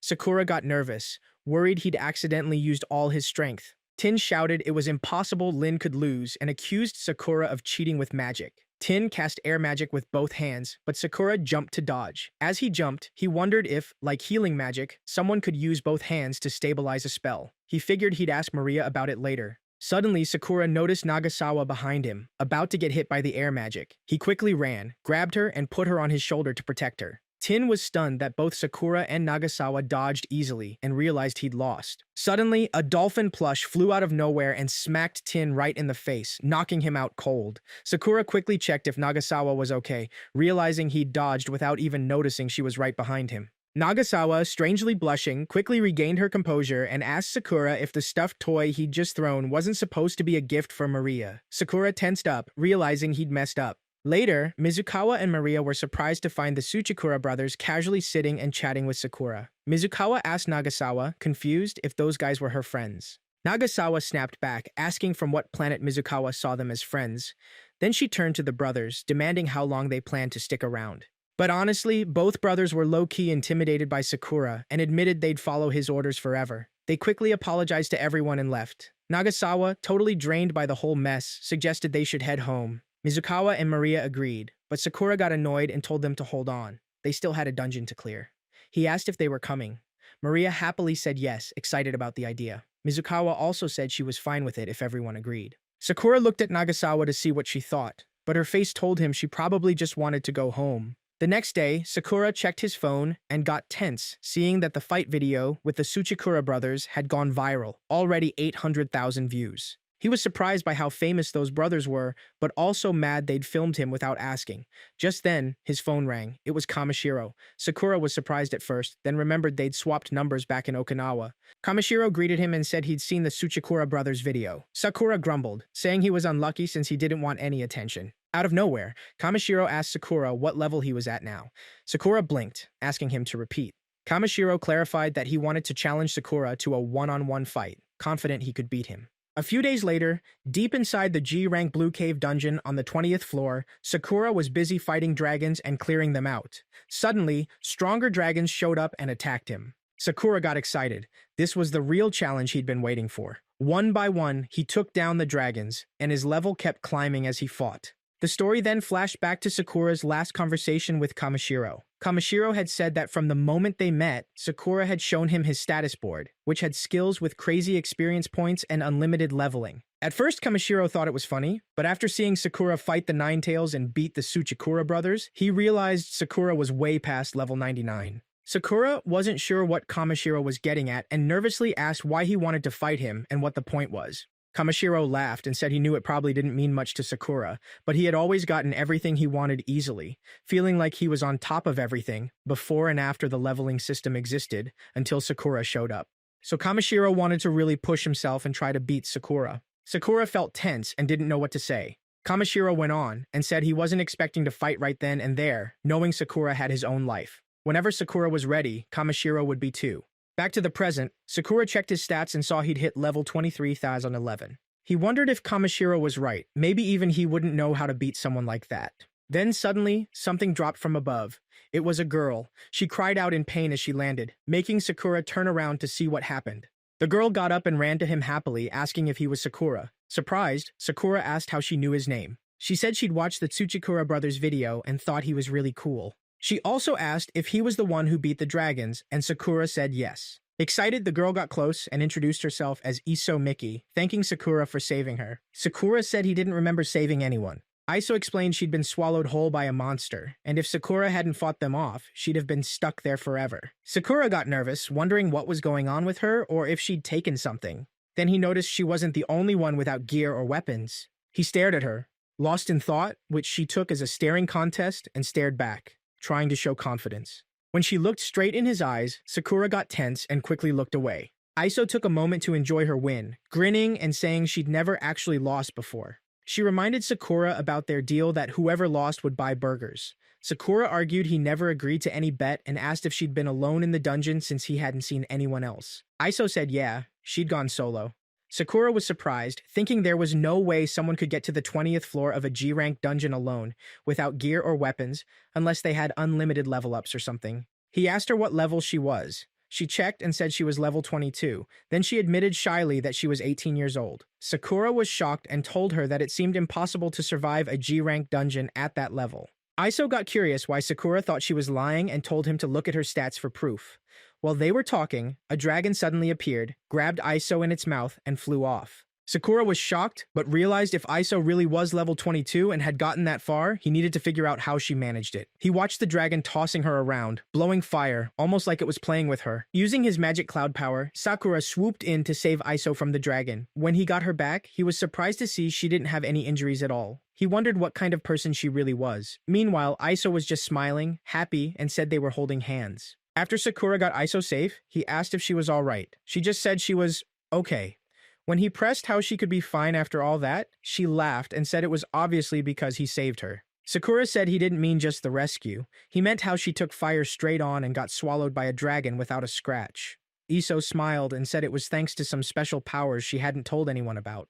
Watching her, Sakura realized she had a kind of negation ability that made all attacks against her useless. Iso nodded, confirming it. Basically, she was nearly untouchable. Out of nowhere, Iso dared Sakura to try to kill her. At first he said no way, but she kept pushing, getting close to him. Eventually, with her face so near, he gave in. He told her to step back, then lightly tapped her forehead. The impact caused a big shock around them, but surprisingly, Iso wasn't harmed at all. Seeing Sakura's reaction, Iso asked if he thought it was cool how a barrier formed over her body to block everything. Sakura was impressed, but warned her low-level players should pick easier dungeons that match their gear and skills. Iso admitted he was right, but said she needed a lot of money fast. Sakura got curious why. She explained she'd been told that rare items from high-level dungeons could be sold for cash. That surprised Sakura. Iso didn't seem like someone who cared about money. After a moment, he said he had to move on to the next floor. Iso said she'd come along and that they should help each other out. On the way, Sakura felt uneasy. Even with her unbeatable skills, something felt off. He worried something bad like before might happen again. Later, Iso found herself surrounded by monster lizards, licking her from both sides. She nervously asked Sakura for help. He wasn't surprised this would happen. Iso said her vision was going blurry and her body was weak, unable to move. Sakura guessed the monsters must have poisoned her. He noticed Iso couldn't dodge attacks that messed with her body's state.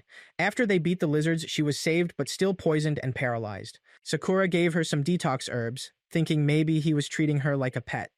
When she could move again, Iso thanked him. Sakura said it was nothing but still advised her to pick easier dungeons to level up safely. Iso smiled but firmly said no. She needed to earn money fast and couldn't do that in easy dungeons. Sakura tried to warn her again, but this time Iso said she had debts to pay off. Sakura stayed quiet for a moment after hearing her story. Iso explained their parents had died, leaving behind a big debt that she and her sister had to handle. Money was tight for them. Her older sister worked hard to pay off the debts, support Iso's schooling, and even gave her pocket money when she went out. Iso made it clear her sister always put her needs first and cared a lot. She said that's why she wanted to earn money, to clear the debt and let their parents rest easy, and also so her sister could finally enjoy life. She smiled and wondered if she was talking too much, but said she just felt like telling Sakura everything. Sakura got a bit emotional, thinking about what Maria had said about her own parents. Iso said she was about to leave, but when she started to walk away, Sakura grabbed her hand and told her to wait. She brightened up and asked what was wrong. Sakura said it was nothing and apologized if he made her uncomfortable. Then, a bit shyly, he said if she was okay with it, he wanted to help her finish the dungeon, whether that meant helping her level up or clearing it together. Iso looked at him surprised. Sakura realized he'd kinda stumbled over his words and apologized if it sounded confusing. Iso squeezed his hand and told him not to worry.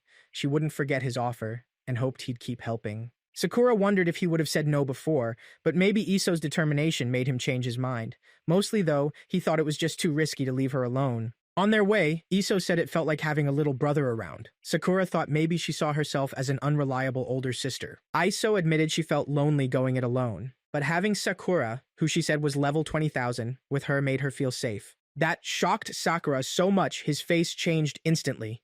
Iso got tense, wondering what was wrong. Sakura started sweating nervously, trying to figure out how she knew about his level. Meanwhile, Iso kept talking, trying to snap him out of his distracted state. Sakura nervously asked how Iso knew his level. She said she accidentally caught a glimpse while falling and realized how strong he was. He felt a bit better, but was still tense about how careless he'd been. Then Iso said she'd work hard to reach level 20,000. Sakura told her the real limit was level 99. Iso was shocked and asked how he got past that. Sakura wished he hadn't said anything but figured it might be common knowledge. Since she already knew, he explained everything and asked her to keep it secret. She said okay. The scene switched to the 22nd floor where they faced a goblin that only threw fireballs. Iso got scared, but Sakura told her not to worry since the goblin only had one attack. He encouraged her to try fighting it. Iso got ready, charged, and attacked. The goblin was scared since its fireballs didn't hurt her. Sakura was ready to step in if needed, but after about an hour, Iso defeated the goblin and leveled up 13 levels. While she fought, Sakura ate and praised her, impressed she did it solo. He thought to himself he didn't expect her to manage alone. Her damage immunity made up for her low attack power, so she'd win in a long fight. Sakura asked if she really didn't need his help. Iso said, "What? I absolutely needed you. Alone, I just ran and hid. Only because of you did I try fighting." Sakura noticed the axe she was holding and asked about it. Iso said it was a dropped item, and having a good weapon meant it was time to push forward. She slowly cleared floors up to the 30th, got the flash magic skill, and earned 110 of the experience needed for the next level. Now they had collected 5 more dropped items: Ex Machina, Exodia, Gargantua, Dragon Mail, and Stone Bomb. Sakura said it was his first time seeing those and didn't know their uses, but trusted the Stone Bomb would work, as its name said. Iso was happy thinking these could sell for a lot of money, and Sakura hoped the money would help her pay off debts. On the 60th floor, Sakura saw snake monsters and hesitated. But thinking of her sister, she got determined and beat them, leveling up to 60 and gaining a skill called Magical Detoxification. On the 69th floor, Sakura faced dragons. Even though scared, she attacked, vowing not to get swallowed again. Iso watched impressed, sure Sakura would become a great player. Iso finally reached level 71. Sakura praised her, saying she probably didn't need his help after all. Iso just smiled and said, "No way, I was super scared. That's why you had to come with me." Sakura noticed a skill called Magical Identification and asked what it did. Iso guessed it probably helped her learn more about monsters and items. Sakura was amazed such a skill existed. She tried it on her own weapon, and it showed the name Destructive Axe. Iso thought the info might be limited since her skill was only level 1. They tried identifying other unknown items but got no results. Iso apologized, thinking it was because her skill was low level. Sakura told her not to apologize and pointed to a dropped item on the floor before they moved on. The scene moved to the 40th floor where Iso was amazed by a grand but chilly room. Sakura said it felt colder than usual, like they were close to the bottom. Suddenly, the gate they came through slammed shut, and Iso told Sakura they were trapped. Sakura sensed something else nearby. Looking closer, she spotted a floor boss named Dark Liger appearing out of nowhere. She shouted Iso's name to warn her and wondered if the boss had been waiting there all along. Iso said Dark Liger looked really scary. Sakura asked if Iso could use identification magic on it. Iso tried and said the only weakness she found was holy light magic. Sakura decided she'd hold Dark Liger off while Iso had to defeat it. Iso nodded in agreement. Suddenly, Dark Liger let out a huge roar, shaking them both. Iso tried using her ice magic at level 10, but it didn't work at all. She couldn't even activate it. She felt something was wrong with the floor. Sakura realized why. Magic was sealed on this floor. Sakura said his magic was sealed, and Iso confirmed she couldn't use magic either. This meant they had to fight without any magic at all.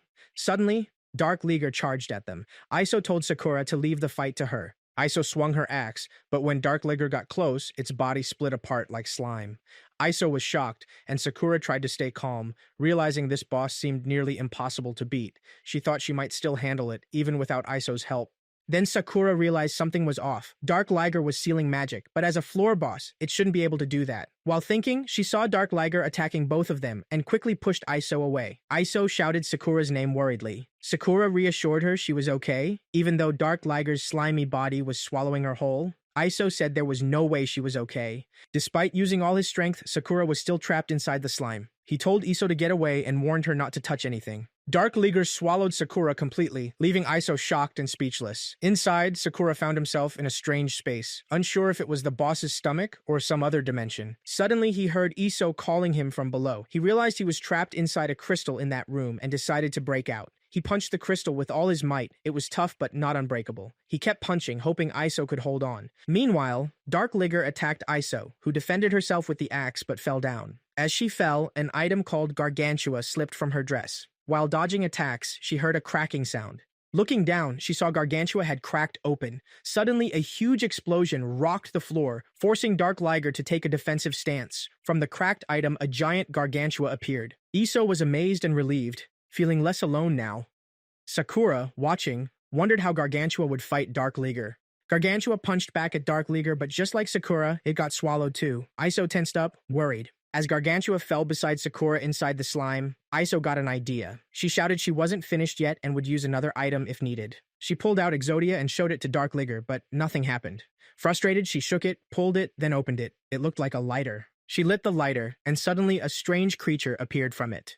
The scene cut back 3 hours earlier on the 38th floor, where Iso was calmly sitting in a chair. Sakura approached and said she had something for him. Iso replied with a simple, "Okay," but then suddenly vanished right in front of her. Sakura tensed up and asked where he had gone. Suddenly, Sakura greeted him from behind, startling Iso. She asked if what she had just seen was magic. Sakura confirmed it was, instant relocation via teleportation magic he had just learned from leveling up earlier. He explained that since his teleport skill was only level 1, it consumed a large amount of MP and made him feel slightly nauseous after using it, so he shouldn't overuse it. Sakura reassured him, saying he didn't need to worry much about MP and would get used to it.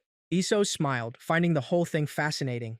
Sakura added it had been a while since he got a new skill, so he was excited. The story then jumped back to the present moment, where Sakura mentioned the name Gargantua. Gargantua surprisingly responded with a yes, revealing it could talk. Sakura was shocked but asked Gargantua for help, urging it to destroy any obstacle in their way, be it a wall or the ground. Then Sakura left. Gargantua explained that it was impossible because the space they were trapped in was created by a special crystal that couldn't be destroyed. Even if they managed to crack it, it would repair itself automatically. Sakura then asked if Gargantua could use magic. Gargantua said no, which made Sakura laugh, thinking it was hopeless. But Gargantua surprised her by saying that she could use him as a conduit to channel magic. Sakura, confused, asked what that meant. Gargantua explained that by touching him, a user could imbue him with up to 3 of their magic skills. But each skill could only be used once before needing to be recharged. He also noted that he couldn't use revival or healing magic at all. Sakura asked if sealing magic would work on him. Gargantua said no. Those attacks wouldn't affect him, which pleased Sakura. She then told Gargantua they needed to get out of there.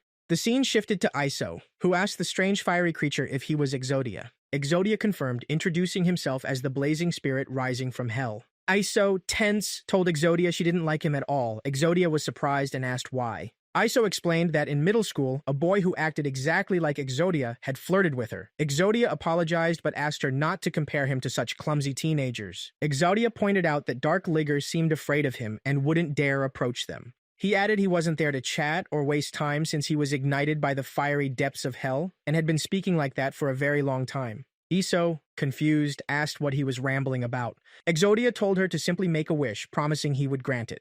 Iso hesitated but confirmed, "You really mean a wish." Exodia affirmed that granting wishes was exactly why he appeared, encouraging her to ask for anything she wanted, be it power, money, or something else. Iso asked Exodia to help save Sakura, who'd just been swallowed by Dark Liger. Exodia was surprised she was wishing for someone else, but said it wasn't possible since Sakura was stuck in hyperspace above. Iso yelled at Exodia to save Sakura if he knew where she was. Still shocked, Exodia asked again if that was really what she wanted, explaining that with his power, almost anything could happen. Iso gave a puppy-eyed look and said she didn't really want anything else for now. Exodia prepared to grant the wish, but meanwhile, Sakura used teleportation magic with Gargantua's help.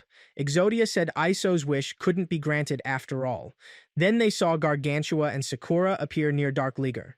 Sakura told Gargantua to freeze Dark Liger with ice magic, and together they froze him solid. Sakura told Iso she was fine and didn't need saving. Gargantua jumped in saying Sakura should thank him because she was safe thanks to him. Sakura thanked Gargantua, and Iso felt happy seeing her and ran over. Sakura told Iso he was lucky to get there on time.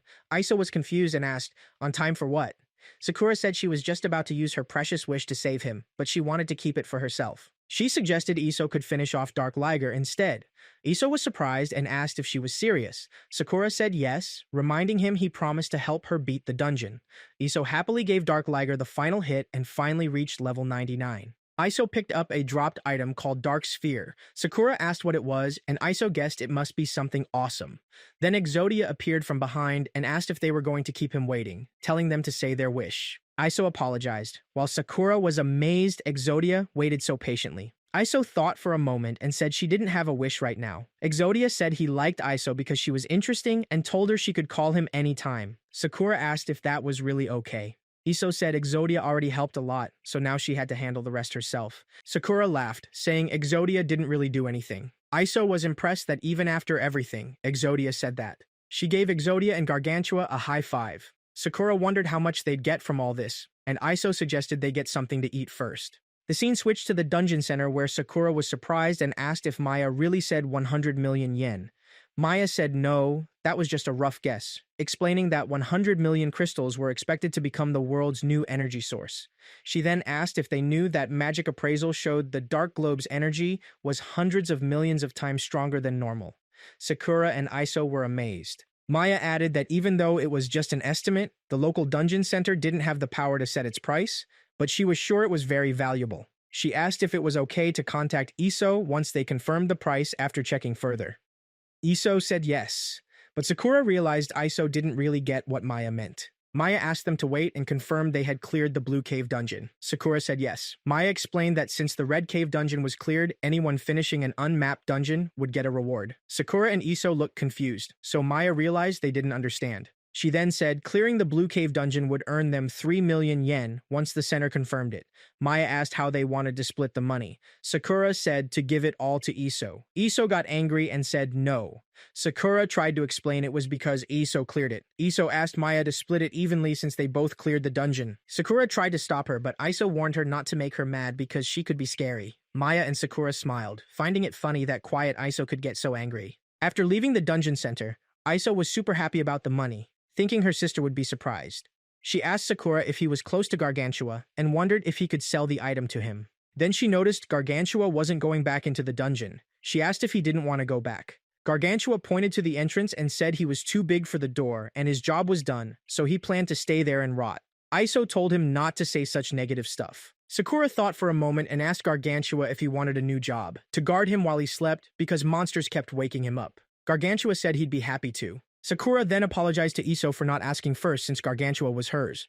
Iso said it was fine because Gargantua looked happy. She then asked worriedly what they'd do about the door. Sakura said it was okay since his magic bag would be a comfy space. She also promised Iso that since Gargantua belonged to her, she would never sell him. Iso then remembered something when she saw Gargantua and him together. She pulled out Exodia again. Exodia asked what was happening. Iso said she'd decided on a wish. Exodia got excited and told her to say it, encouraging her to go for it with all her hopes and dreams. Iso surprised Exodia by asking him to be her friend. She talked about a guy from middle school who flirted with her, wondering if he was just bored or really wanted to be friends. Then she smiled and teased Exodia, asking if he was bored too. Exodia didn't answer, but said he didn't need to use his powers for something as simple as friendship. He added, a bit condescendingly, that she shouldn't compare him to teenagers. Iso got mad and yelled at Exodia not to call her little girl, since her name was Iso Miki. She told him to say he was her friend. Exodia chanted that Iso was his friend, then disappeared. Sakura was happy to see they'd grown close. Iso asked Sakura what they should do next. Sakura thought about Kamoshiro's wish, and told Iso everything about his talk with Kamoshiro. Iso asked if Sakura was really going to a player versus player match, and wondered if it was against the Tsuchikura brothers. Sakura said no, if it was them, he would have refused. He explained it was a friend, which made him hesitate because it felt like a meaningless fight and he didn't care who won. Iso said she remembered when they first met, he avoided her eyes. Now, she said, it didn't have to mean anything, but he shouldn't avoid his friends. They glanced at each other until Iso got embarrassed and looked away. Sakura started celebrating his upcoming victory while Iso hid her face, feeling shy. Then Sakura thanked her, but Iso said she should be the one thanking him. They said goodbye, and Sakura sent Kamoshiro a message saying he was ready for the fight. The scene moved to the Senku no Renge group battling a floor boss. Kamoshiro defeated it alone, surprising everyone. Kaido asked tensely what just happened, and Nagasawa noted it was the first time in a while Kamoshiro looked so serious, wondering if something was wrong. Kamoshiro said he was just excited because Sakura messaged him that he was ready to fight. A few days later, the scene moved to Sakura's home where Kamoshiro showed up and said good morning. He asked Sakura to come with him to see his mining spot. Sakura was curious and asked how Kamoshiro got his address. Kamoshiro didn't say exactly, but hinted someone told him. Sakura guessed it was Maria. Then they were at Kamashiro's mining site, where he tossed a ring called Big Shell to Sakura. Kamashiro explained that the ring could absorb hits 3 times for the wearer. Each hit changed its color from red to black until it finally broke. Sakura asked if whoever broke the ring first would lose. Kamashiro said yes and asked if the ring would help Sakura give his best in the fight. Sakura looked a bit sad and asked if it was really okay since Kamashiro could end the fight quickly. Kamashiro smiled and asked why Sakura agreed if he thought that way. Sakura said he felt he had to face his friends no matter what. Kamashiro thought Sakura had changed and asked if it was because he had fallen in love. They ended their chat and got ready to fight. Sakura was sure he would win, but realized he had never seen Kamashiro go all out. As the fight began, ice filled the area, and Sakura wondered why Kamashiro was only using ice magic. It seemed strange. Sakura decided he didn't understand Kamashiro's plan, but wasn't going to hold back. Sakura attacked using teleportation magic and landed the first hit, teleporting far away. He felt tense since teleportation wasn't something he was used to. Kamashiro praised him for the hit. Sakura tried attacking again, but an ice block blocked his path. When he moved the same way again, he found Kamashiro wasn't there. Suddenly, Sakura sensed an attack from behind and dodged quickly. Kamashiro smiled seeing the dodge and tried hard to hit Sakura, but Sakura kept dodging. The fight went in a pattern. Kamashiro attacking from behind, Sakura countering, and Sakura using teleportation. Kamashiro was ready this time and landed a hit on Sakura. Now they were tied with 1 hit each. Sakura realized Kamashiro tricked him by baiting him into using teleportation. He noticed ice magic had been used from the start without Kamashiro needing to prepare. Sakura asked where Kamashiro had cast his magic. Kamashiro was impressed Sakura figured it out and said he currently had 4 skills. He said one was ice magic, another let him level up using only 1/10 of the usual experience points, and the third was called Magic Field.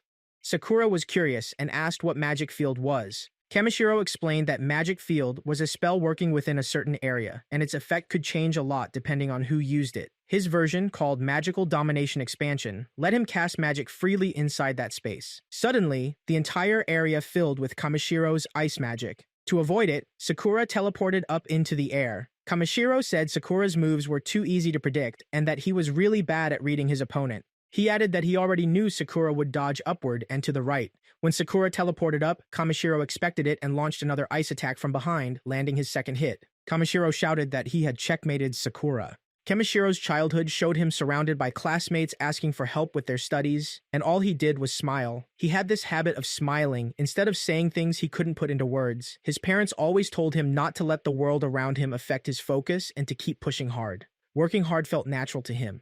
In a middle school national kendo contest, Kamashiro easily beat his opponents, surprising everyone who praised his strength. But as he kept getting stronger, he started feeling distant from others. He'd been holding back in fights to make them last, but because winning was so easy, people called him a genius who was just messing around.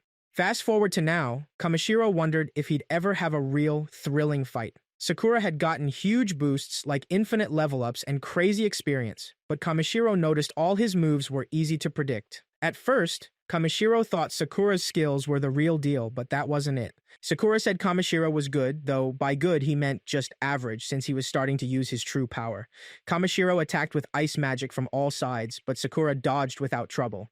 When Kamashiro swung his sword, Sakura pretended to punch him, but it was just a trick. Kamashiro hit back with magic circles, but Sakura teleported above the attack and launched a spell. Kamashiro wondered why Sakura was attacking from far away. He then hit Sakura with ice magic, and Sakura got surprised when his magic field stopped working. The scene jumped back to school days when Kamashiro was practicing taekwondo alone. Kaido came over asking if practicing solo was really fun. Kamashiro didn't recognize him at first, and Kaido said he was also a first-year student. Kamashiro asked what Kaido planned to do about it, and Kaido grabbed his collar, annoyed that Kamashiro wasn't taking fights seriously. Kaido wanted him to give his all, but Kamashiro just smiled and dared Kaido to try and make him pay since he thought one hit would end it. Then Nagasawa showed up, telling them to stop. Kaido was mad, but Nagasawa said fighting like that would cause trouble and first years would suffer the consequences. She also reminded them of a school rule where problems could be settled by sword fights instead of arguing, adding she knew Kaido couldn't beat Kamashiro alone, which was why he was scared. Kaido looked ready to yell, but Nagasawa jumped in and asked Kamashiro how he'd feel about taking on 3 people at once. She didn't care about the rumors calling Kamashiro a genius. She just wanted to know if he was ready to give it his all. Kamashiro felt the pressure and wasn't sure what to do. Kaido told him not to doubt himself and said the only thing truly unbeatable was a real genius. Back in the present, Sakura was struggling to cast spells inside the magic field and commented that creating a magic circle in a certain spot was tricky. Then Sakura suddenly attacked, but Kamishiro saw nothing in front of him. Out of nowhere, Kamishiro sensed an attack from behind and guessed Sakura had teleported a magic circle there. Sakura used lightning magic. Kamishiro remembered Kaido's words about real geniuses being unbeatable. Both fighters had taken 2 hits, so only 1 strike remained to decide the winner. Kamishiro was happy to see Sakura going all out and lunged forward with his sword, shrinking the magic field to aim better. He mixed in ice magic to reshape the battlefield and moved faster. Sakura was surprised and wondered how much Kamishiro had practiced those moves. Sakura dodged, and Kamishiro liked that Sakura finally seemed to trust his instincts to avoid attacks. Kamishiro noticed Sakura could combine magic, but he had a secret weapon, a new skill called Cloning Magic Level 10. Kamishiro sent out a clone to attack from both sides, but Sakura used teleportation and ice magic together to block it. Sakura pointed out that Kamishiro had shown 4 skills already. Kamishiro realized he had let that slip earlier in the fight, a big mistake. Then Sakura landed a powerful final hit. The fight ended with Sakura winning, beating the so-called genius Kamishiro. At Kamishiro's place, dinner was about to start, and Sakura looked at the table full of food, clearly surprised if Kamishiro really ate that much. Kamishiro said no. He'd told Kuyo that a friend was coming, so she made all that food. Sakura thanked them and complimented Kuyo on the meal. Kuyo said she was worried Sakura wouldn't like the food, but was glad he did. Kamishiro thanked Sakura again and admitted he'd lost badly in the fight. Sakura said it wasn't that simple, mentioning that even with the level gap, he had a tough time too. After some chatting, Kamishiro asked Sakura to get to the point. Sakura looked puzzled. Kamishiro then asked if Sakura would officially join Senko no Gorin. Sakura said no. Hearing that, Kuyo got close and stared at Sakura seriously, making both Kamishiro and Sakura feel tense. Kamishiro asked why Sakura refused. Sakura said being in a guild with set plans felt boring to him. Kamishiro smiled, saying he kind of expected that answer. Then Sakura asked if he heard right about Kamishiro wanting to conquer the A-rank dungeon, wondering if there was a bigger reason behind it. Kamishiro smiled and asked Sakura what he thought a dungeon was. Sakura was confused. Kamishiro explained that dungeons had appeared a year ago, but they still didn't fully understand the leveling system or monster drops. Only a few chosen ones did. Then the scene moved to Iso's sister. A boy named Dummy came to say hi to Mika, Iso's older sister. Mika was staring at a photo of Iso. Dummy asked if she was still looking at it. Mika said yes. Dummy wondered why she didn't just video call Iso. Mika got mad and said there was no signal. She jumped up and explained that Iso was in a dungeon, and she was worried because Iso had cleared a rank 6 dungeon with a boy. Dummy realized something serious was happening. Mika angrily said she wouldn't let Sakura get away with what he did to Iso. Dummy told her to calm down, saying he believed her theory. Mika calmed down and told Dummy to forget what he'd heard, saying these days anything could happen at any age. Then the scene showed Mika's badge, revealing she worked as a researcher at the dungeon center. Back at Kamishiro's house, he shared how much he wanted to understand everything about dungeons. The why, how, who, and what. He believed the answers were inside the A-rank dungeon. Sakura said he got it, but hadn't really thought about it much. No matter what, he was just thankful the dungeons brought him friends. Kamishiro laughed, and Sakura asked what was funny. Kamishiro said he thought Sakura had really changed. Sakura replied that Kamishiro had said that before, but wasn't sure it was good. Kamishiro insisted it was, but deep down wondered if everyone might get tired of it someday. He added it was an endless cycle. Since Sakura was a player, he couldn't avoid meeting new people. Kamishiro believed Sakura would face lots more changes ahead. Sakura laughed and said he was looking forward to it. In the city, people were buzzing about Iso. They said she was the strongest female player and had cleared the rank 6 dungeon. Some even said she didn't need anyone protecting her. Just her axe was enough to beat the dungeons. Plus, she had this scary, bloodthirsty monster with her. While some folks were scared, others found it surprising that Iso was actually kind and soft-spoken. The scene then switched to the 14th floor of the rank G Misty Depths dungeon. Iso was searching for something but suddenly realized it wasn't in her bag. She started to get a little teary, upset because she had been looking forward to eating it as a reward. Exodia got annoyed by Iso crying over what he thought was a hamburger and told her to stop crying and keep moving to the next floor. Iso gave him a weird look. Exodia asked why she looked so strange and mentioned he hadn't eaten anything yet. Iso got mad and said she never said it was a hamburger. Exodia tried to change the subject and complimented her new nails, asking if she'd just gotten them done. Iso shouted again that it was just the two of them and asked if he had eaten while she was asleep. Exodia firmly said no, but Iso kept insisting he had eaten and called him a big liar. Frustrated, Exodia went back into his lighter and told Iso she was too stubborn, saying goodbye. Iso shot back that she'd ignore him forever too. On the 15th floor, the deepest one, Iso kept moving and tried to talk to Exodia, but he didn't reply, so she gave up and went on. Suddenly, the floor boss Lark attacked her. Iso panicked and shouted, then realized she was feeling dizzy, probably poison in the fog making her sleepy. She needed to detox fast. Just then, Exodia appeared from the lighter and started fighting Lark. Iso anxiously asked if he was okay. Exodia told her not to worry, that he'd be fine. Encouraged, Iso grabbed her axe to fight back, but the boss snatched it away. With no other choice, she used flash magic to attack Lark, and finally, they cleared the floor. Iso checked if Exodia was okay, and he said yes. Then she picked up a dropped item called the Mirror of Memory, which could show past events at that spot. Excited, she asked the mirror to show when they had been resting and when her hamburger went missing. Exodia tensed up and quickly told her to wait. Iso asked nervously, "What?" Exodia started explaining that he hadn't planned to tell her this, but once he granted a wish, he would vanish and be reborn somewhere else with no memory, just the urge to fulfill someone's request. But Iso was different. She showed him he wasn't just some tool to grant wishes and then disappear. Iso said she was happy to hear that and asked if he was always this serious. Exodia told her to wait because he wasn't finished yet. But Iso didn't wait. She ran to the spot where she had been sleeping, eager to see what really happened. The mirror showed exactly what went down.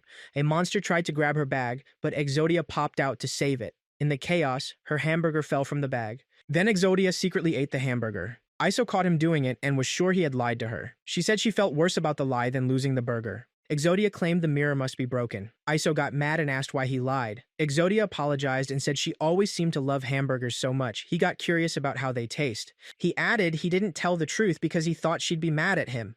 Iso said she hated lies.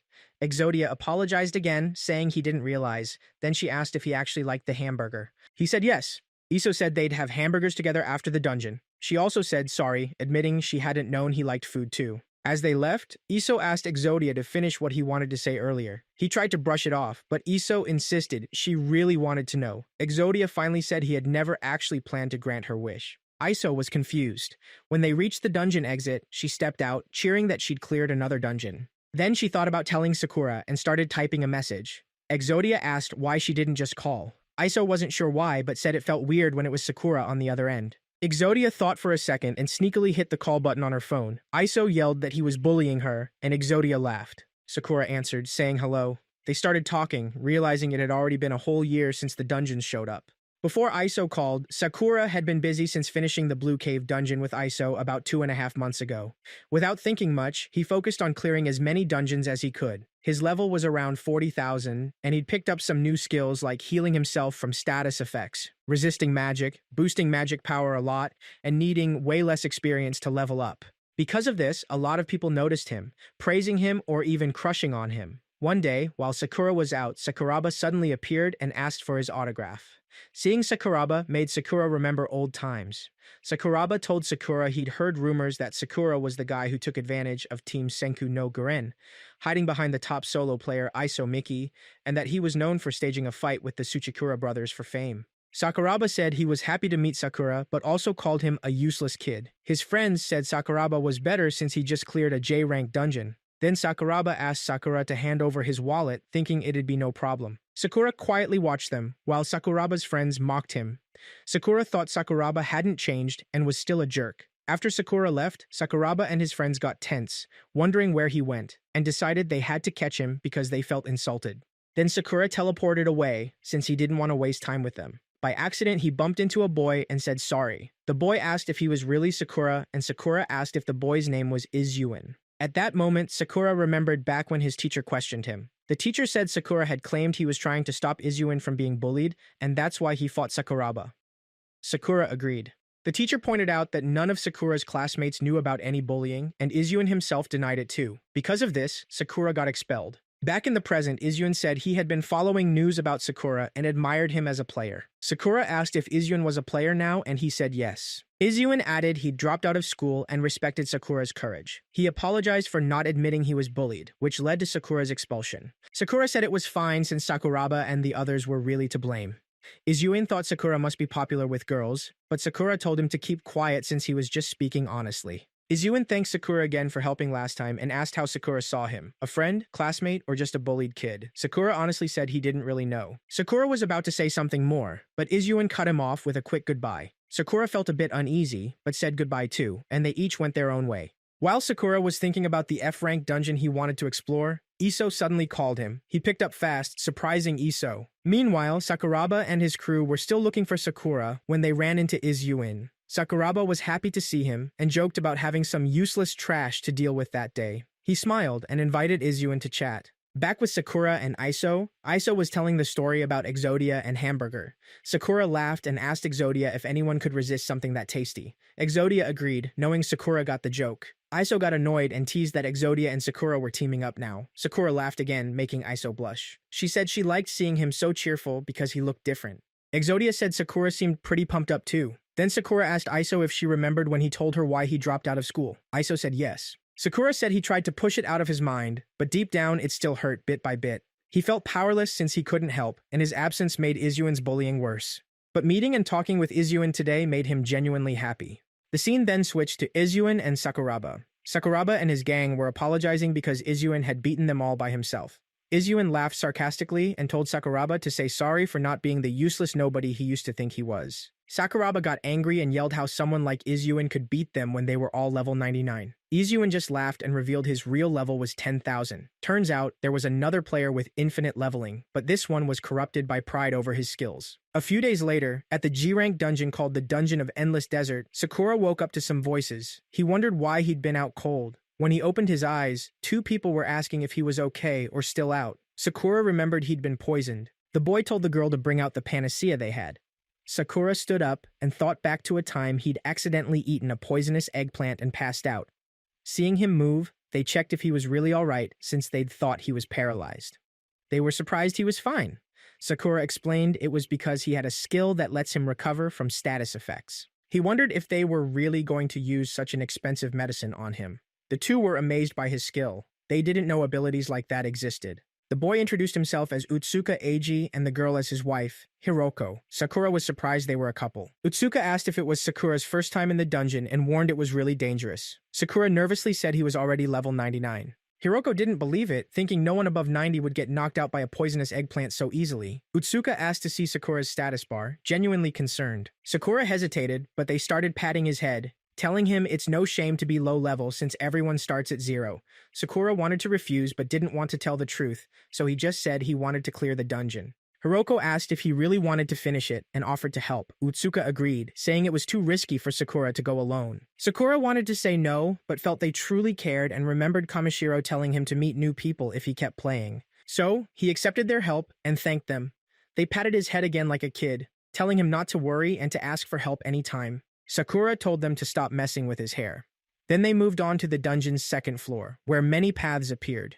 Even with choices, Utsuka confidently picked the middle one. Hiroko agreed and warned Sakura to be careful since it was pretty dark there. Sakura asked how they knew the middle path was right. Utsuka said they'd been through the dungeon dozens of times, slowly leveling up and gathering stuff along the way. Hiroko added they'd made it to the 28th floor last time, and now aimed for the 30th. Sakura was surprised. Hiroko explained they were 3rd-year university students exploring dungeons to save money for their wedding.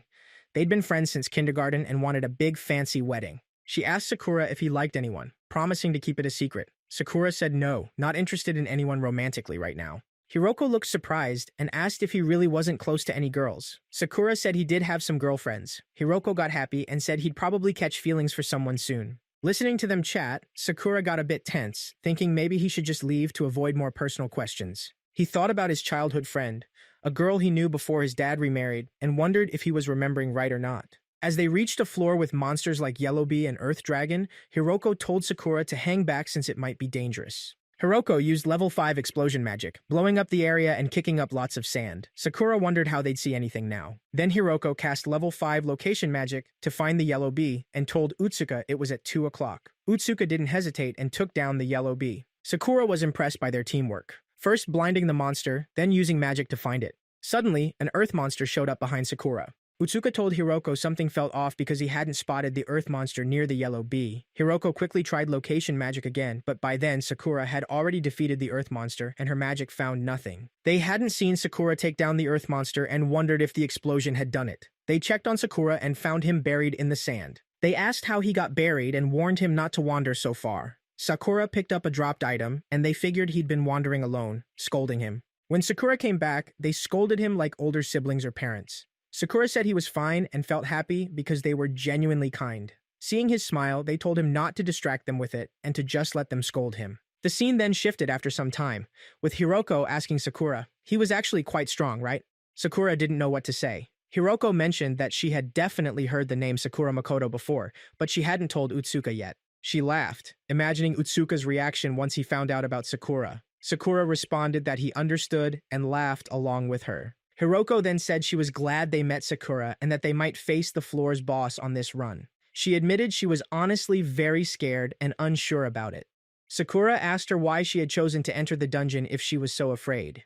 Hiroko responded simply, saying that she loved being beside Utsuka. Despite being scared and unsure, the joy of being with him outweighed everything else. Sakura nodded, acknowledging that Utsuka was indeed a very kind and trustworthy person. Hiroko asked Sakura not to be fooled by Utsuka's appearance, revealing that he was actually a real crybaby in childhood. Sakura urged her to spill the tea. Hiroko began to share that Utsuka used to cling right behind her. Before she knew it, he was always by her side, step by step. She also mentioned that they knew each other so well that they both thought she would definitely not marry him. But guess what? They both are married now. Like a strange fate.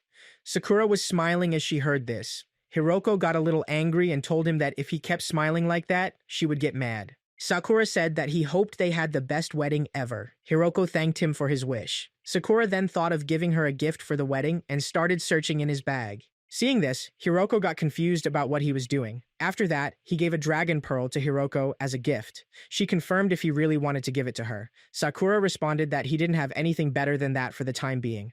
Hiroko shared that it was the best gift Sakura had given her and asked if he wanted an invitation to their wedding. Sakura asked in surprise if he could really come. Hiroko laughed and responded with a yes. The scene then shifted 2 days later, when they finally reached the 29th floor. At that moment, Utsuka said they were entering uncharted territory for the time being. Hiroko, using her skills, informed them that the enemy was just ahead on the next turn. Utsuka became serious and asked Sakura to stay back for that fight.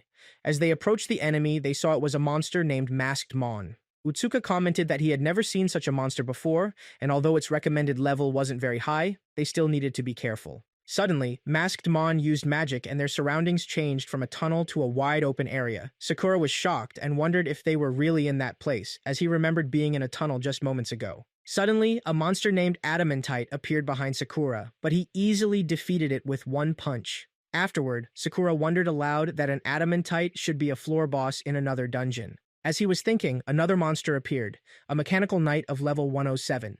Sakura easily defeated that monster with one kick and started thinking about finding the other two monsters as soon as possible. Right after Sakura realized he hadn't leveled up even after beating the boss, the mechanical knight suddenly grabbed his leg and a huge explosion went off. Sakura got hurt, but because of his endless leveling ability, he didn't die. He figured out it was a self-destruct move. It did some damage, but not nearly as bad as the one from the Nine Tails. He got serious and started thinking hard. Meanwhile, Utsuka and Hiroko took down the last mechanical knight. Utsuka told Hiroko they should go find Sakura because he might be in trouble. But Hiroko felt confident Sakura would be okay. Just then, Sakura showed up, which made both of them a bit relieved. Sakura saw the fallen mechanical knight and got tense, knowing what might happen next. He shouted at them to get out of the way fast. Hiroko didn't get what he meant at first, but it was too late. The mechanical knight grabbed her. Everyone froze, and Sakura quickly used teleportation magic to get to Hiroko and rescue her. Before he could reach her, a big blast happened, and Hiroko died in the explosion. Utsuka and Sakura were both stunned. Utsuka saw her health hit 0 and started crying, letting out a painful howl. It was a brutal reminder of how dangerous the dungeon really was. Death was always lurking nearby. Sakura thought back to the notice board he'd seen before entering the dungeon. It had warnings about lots of injuries, deaths, and missing people in the city. The government was telling everyone to pick dungeons that matched their power levels. He mentioned that all the dungeon centers showed level info and offered things like protective gear, healing magic, and supplies. Even when the world felt chaotic, one thing stayed clear: humans were fragile. Later, Sakura told Utsuka he knew someone who could use revive magic. He asked Utsuka to let him teleport her so he could try it out. Utsuka shouted, telling Sakura to check Hiroko's HP bar. Sakura remembered that when someone dies, their HP bar hits 0 and fades out after some time, and the clock said 3 hours. Utsuka yelled he didn't know if revive magic would work, but it had taken them 3 days to reach the 29th floor, so returning in 3 hours was impossible. Sakura suggested using some healing items or first aid on her wounds and lungs to ease the shock. Utsuka told Sakura to be quiet and thanked him for caring, but said nothing could be done now. Then suddenly, Hiroko's bag started glowing, and the dragon pearl came out. A beam of light shot from the pearl, and to their shock, Hiroko woke up. She asked if she'd just fallen asleep. Sakura looked away, embarrassed. Hiroko got confused and then embarrassed when she realized she was naked. Tense, Hiroko asked where her clothes had gone. Utsuka started smiling through tears and hugged her. Hiroko, confused, asked what was going on because he was scaring her. Sakura was curious about the dragon pearl too. Hiroko asked why Utsuka was crying. After some explaining, she was shocked and asked if she'd really died. Utsuka confirmed it, saying she was brought back by the dragon pearl. Hiroko said she didn't remember any of that, but did remember struggling to breathe. At that moment, Utsuka and Sakura both looked sad, kneeling on the ground. She told them to get up, saying it wasn't time to mourn. Now that she was back, they should move on to the next floor. Then, Utsuka surprised her by saying they were going home. Hiroko asked in disbelief, "What?" Utsuka said they were turning back because what happened was a miracle, and he couldn't handle going through that again. He started crying again. Hiroko came over, held his face, and asked if he remembered he was supposed to protect her. She told him not to be a crybaby and admitted she'd been careless. She was glad he was there, but said they needed to think like players, treating this as their last dungeon and finishing it no matter what. Sakura watched them and for some reason showed them his status. Utsuka and Hiroko were shocked. Sakura admitted he'd been naive. Even with his high levels, stats, and skills, he'd still let someone die. But he promised it wouldn't happen again. He told them to move on to the next floor and assured them that as long as he was around, no one else would die. Utsuka thanked Sakura for opening up and apologized for being useless, feeling bad about relying on someone younger to carry everything. Utsuka also thanked Hiroko, saying she made him realize how much he wanted to clear the dungeon together. Then the scene switched to the 30th floor, a vast, endless desert. There was a floor boss called Dullahan. Both Hiroko and Utsuka were impressed by how intimidating it looked. Sakura told them to let him handle the fight and guessed, like the other bosses, Dullahan probably had some tricky skills. Sakura tried attacking with ice magic to slow Dullahan down, but the ice just bounced off like it hit a shield. Utsuka nervously asked if the attack failed. Sakura said no, but it looked like Dullahan's shield was reflecting his magic. Thinking fast, Sakura planned to combine ice magic with teleportation for a combo. But before he could move, Dullahan struck first, hitting him with ice magic. Utsuka asked if Dullahan could use ice magic too. Hiroko said it seemed more like it was copying. Sakura caught on and wondered if Dullahan was using reflect magic. Sakura stayed on edge, figuring out what to do next. Then Utsuka reminded him they were 3 in total. Sakura remembered he wasn't the only one who could fight and told them to watch his back. Sakura told Hiroko to use her explosion magic while he charged at Dullahan with ice and teleportation magic, but as soon as he got close, he was thrown back like hitting an invisible wall. He realized Dullahan's reflection worked even beyond its shield. He thought maybe the dagger on its right arm was blocking his attacks, but no, Dullahan chose to reflect the explosion magic coming straight at it. Sakura guessed only Dullahan's weapons could block magic attacks. He tried hitting it with fire magic next, but it seemed like Dullahan absorbed the flames. When Dullahan swung its tail, Sakura grabbed it and dragged the boss, ready to slam it down. At the same time, he combined ice magic and teleportation for an attack. The fight got intense, and a big blast covered everything in smoke. Hiroko got worried, wondering what happened to Sakura. When the smoke cleared, she saw he was a bit hurt by the ice magic. Sakura chipped off the ice, thinking Dullahan could reflect even indirect attacks. That meant there was no simple way to damage it. Magic would bounce off its dagger and sword, and physical hits were blocked by armor. He wondered if Hiroko's explosion and his ice magic weren't enough. Just then, Utsuka jumped in to fight and told Sakura he could store and absorb magic. Once magic was stored, his attacks turned magical instead of physical. Sakura thought about Utsuka's sword, but Utsuka nervously said he could only do that once. Dullahan attacked Utsuka, who blocked with his shield. Meanwhile, Sakura disappeared from behind him and ran to Hiroko, saying he had a plan. He explained he'd keep charging magic into Utsuka's sword while Hiroko kept attacking with explosions. Hiroko asked nervously if that meant Utsuka would become the boss's target. Sakura said yes, but he noticed Dullahan was slow to react to Utsuka's sword strikes, probably because it focused on reflecting magic attacks first. They went ahead with the plan. Sakura said they needed a chance to hit Dullahan since that was their best shot, better than risking magic bouncing back by attacking head-on. Suddenly, Hiroko knelt down, coughing up blood. Sakura guessed she'd pushed her magic too far when her MP was low. She apologized, saying she couldn't keep up. Seeing Hiroko like that, Utsuka thought about when she'd died before and got distracted. Still, he managed to block Dullahan's attack with his shield. Sakura ran to Utsuka and told him to raise his sword. Utsuka did, and Sakura loaded fire magic into it twice. Without waiting, Utsuka swung at Dullahan. Surprisingly, the hit didn't do much damage. Dullahan tried to slash back with its reflection. Sakura quickly jumped in to block. Utsuka, shocked, asked what he was doing. Hearing that, Sakura yelled he knew the way to beat Dullahan and told Utsuka to step back because standing behind him was too risky. Using teleportation magic, he explained they'd been attacking with magic and physical hits separately, which let the boss block them easily. To get past Dullahan's reflection, Sakura combined both, punching the boss while charging the hit with fire magic. That finally took Dullahan down, and Sakura leveled up by a huge 489 levels. Suddenly, Sakura felt sharp pain and saw his right hand was broken. He could still move his elbow, but it hurt a lot. Hiroko scolded him for being careless and told him to use healing potions. She couldn't find any in her bag, so she checked Utsuka's. Utsuka just smiled and told Hiroko to rest, relieved that everyone was okay. Hiroko yelled at Utsuka that he was the only one who could move, so he should hurry and get the healing potions out.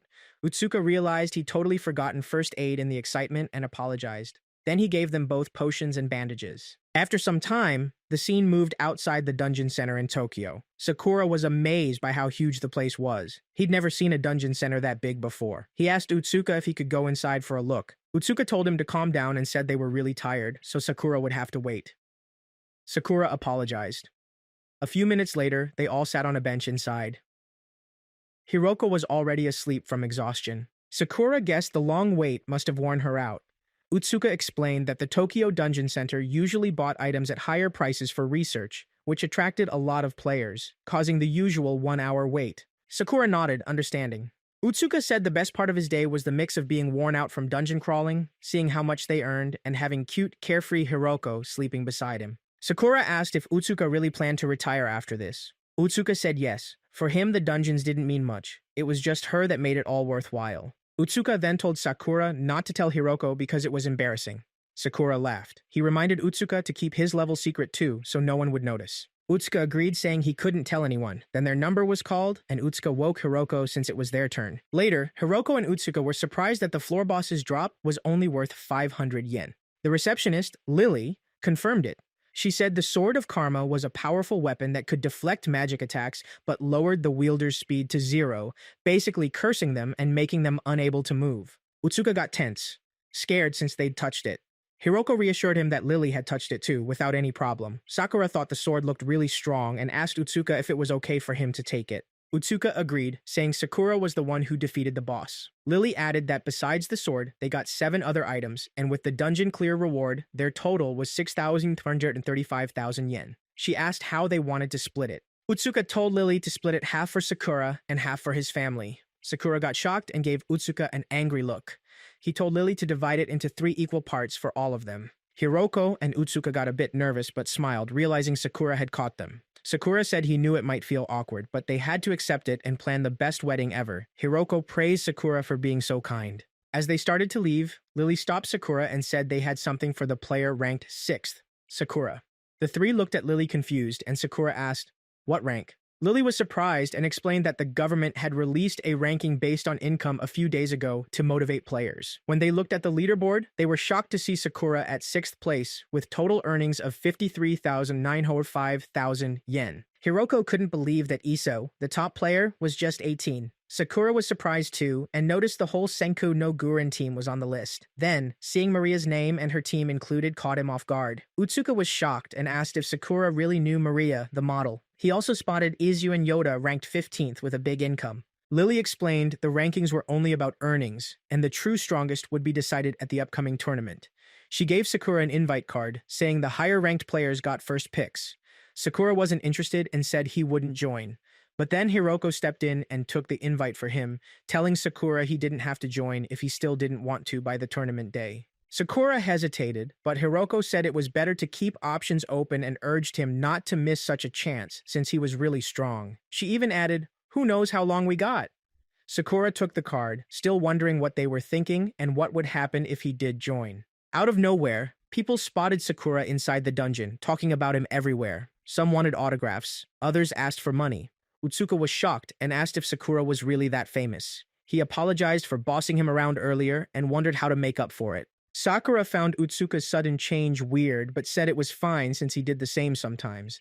Hiroko laughed and teased Sakura about Utsuka being cute, and Sakura smiled, agreeing. After leaving the dungeon center, Hiroko joked they'd send Sakura a wedding invite. They chatted a lot before saying their goodbyes and went their separate ways. As Sakura moved on thinking about the next dungeon raid, a girl suddenly appeared behind him and blew air in his ear. He was stunned. The girl laughed at his reaction, calling him shy and cute. Sakura felt tense because she was dressed like a cat and wondered who she was. She asked if she had his attention and wanted a photo with him. Sakura said no. Then she got closer and asked if he wanted to team up. He said no firmly and that he was fine alone. She happily took that as yes, but he said no again. Confused, she asked why he was so formal, then whispered in his ear again. Startled, Sakura ran away and kept his distance. His mind was full of questions. The girl wanted to say more but just smiled quietly, watching him from behind. So, who is this mysterious girl? Will Sakura join forces with her? And has his mindset really changed to compete for the top player spot? Stay tuned. There's more to come you won't want to miss. Maria connected to Sakura through a video call and said it had been a long time since they last talked. She wondered why the surroundings were so dark. Sakura was surprised, realizing they were indeed on a video call, and apologized, explaining that she had been calling him earlier, but he had been inside a dungeon where there was no signal. She said she was glad he had finally called her back. As Sakura thought about it, he realized she had called him several times and wondered if she was in Japan. Maria revealed that she was there for him and mentioned that an upcoming player versus player tournament was about to begin. One of the main sponsors was her father, which was how she had become the promotional ambassador. Sakura didn't react much, thinking that she was truly talented. She noticed his pale reaction and asked whether he was planning to participate in the tournament. When he denied it, she said she was excited just imagining how cool he would look on stage. After that, Maria asked if he was heading into another dungeon. Sakura agreed and asked if she wanted to see what it looked like. When she checked, he mentioned that it was an F-rank dungeon. Maria said she had heard that many players had tried, but none had reached the deepest floor. Sakura added that the dungeon still stood there, menacingly, as if waiting for someone to complete it. He sounded genuinely excited about it. Maria commented that he hadn't changed at all and said she had gotten much stronger too. She asked him to explore a dungeon together sometime. Remembering their past, Sakura initially refused, but Maria insisted she was serious and that she had really become stronger. Sakura then admitted he was only teasing and wished her good luck. She wished him the same and suggested they meet the next day. After the call ended, she blushed deeply. Sakura then entered the first floor of the dungeon, where he encountered a paralyzing butterfly.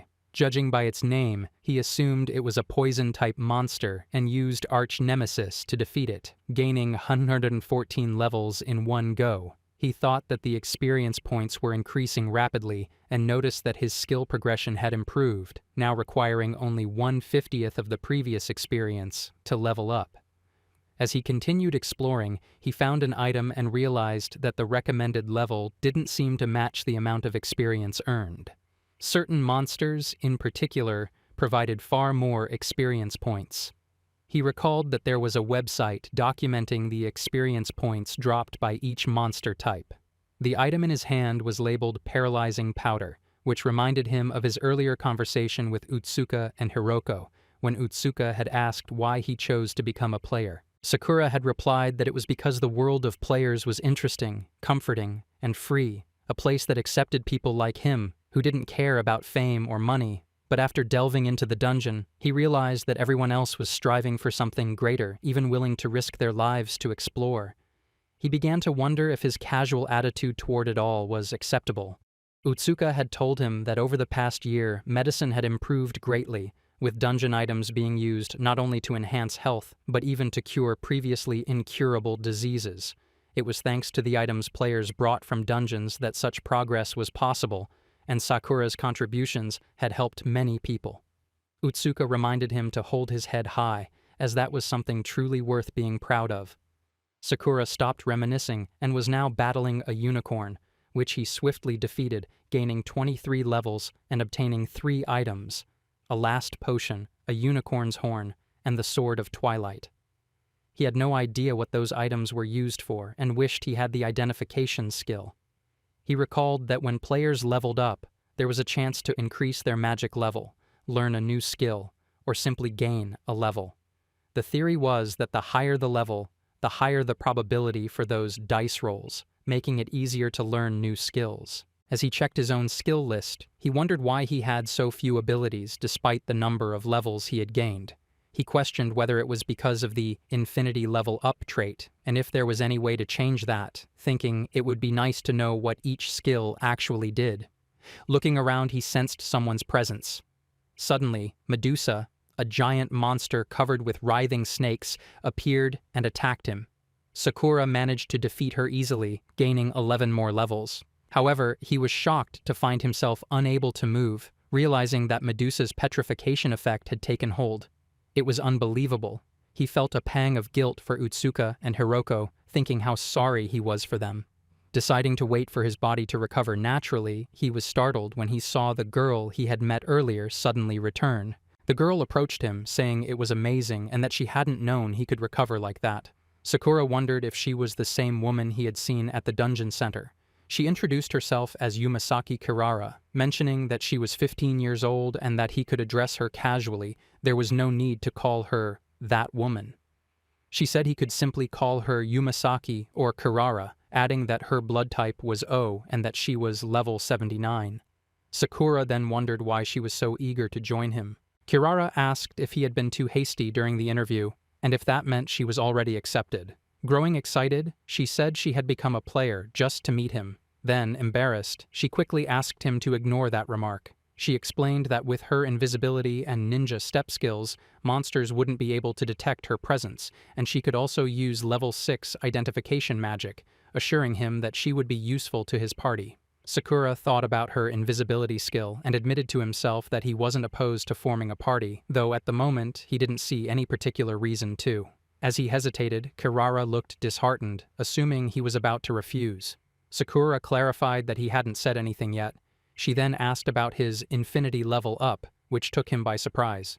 Kirara smiled and asked if he was wondering how she knew about it, revealing that she possessed level 10 mind-reading magic.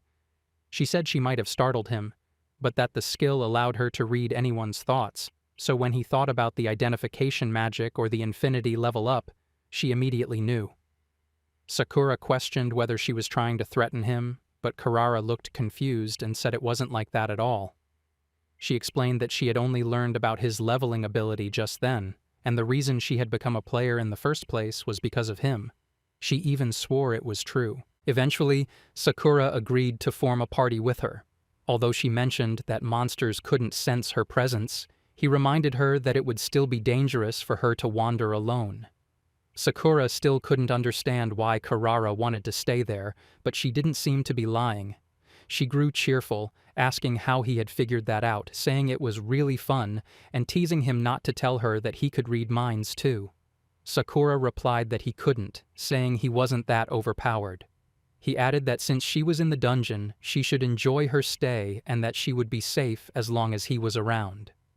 Kirara laughed and called him a merciful saint, though Sakura quickly denied the title.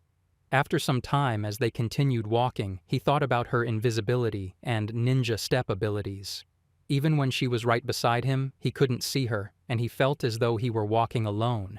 He wondered what she was up to, but she suddenly startled him from behind. When he jumped in surprise, she called him cute and told him not to worry. She wasn't planning anything naughty. He thought to himself that her ability to read minds made things both amusing and slightly uncomfortable.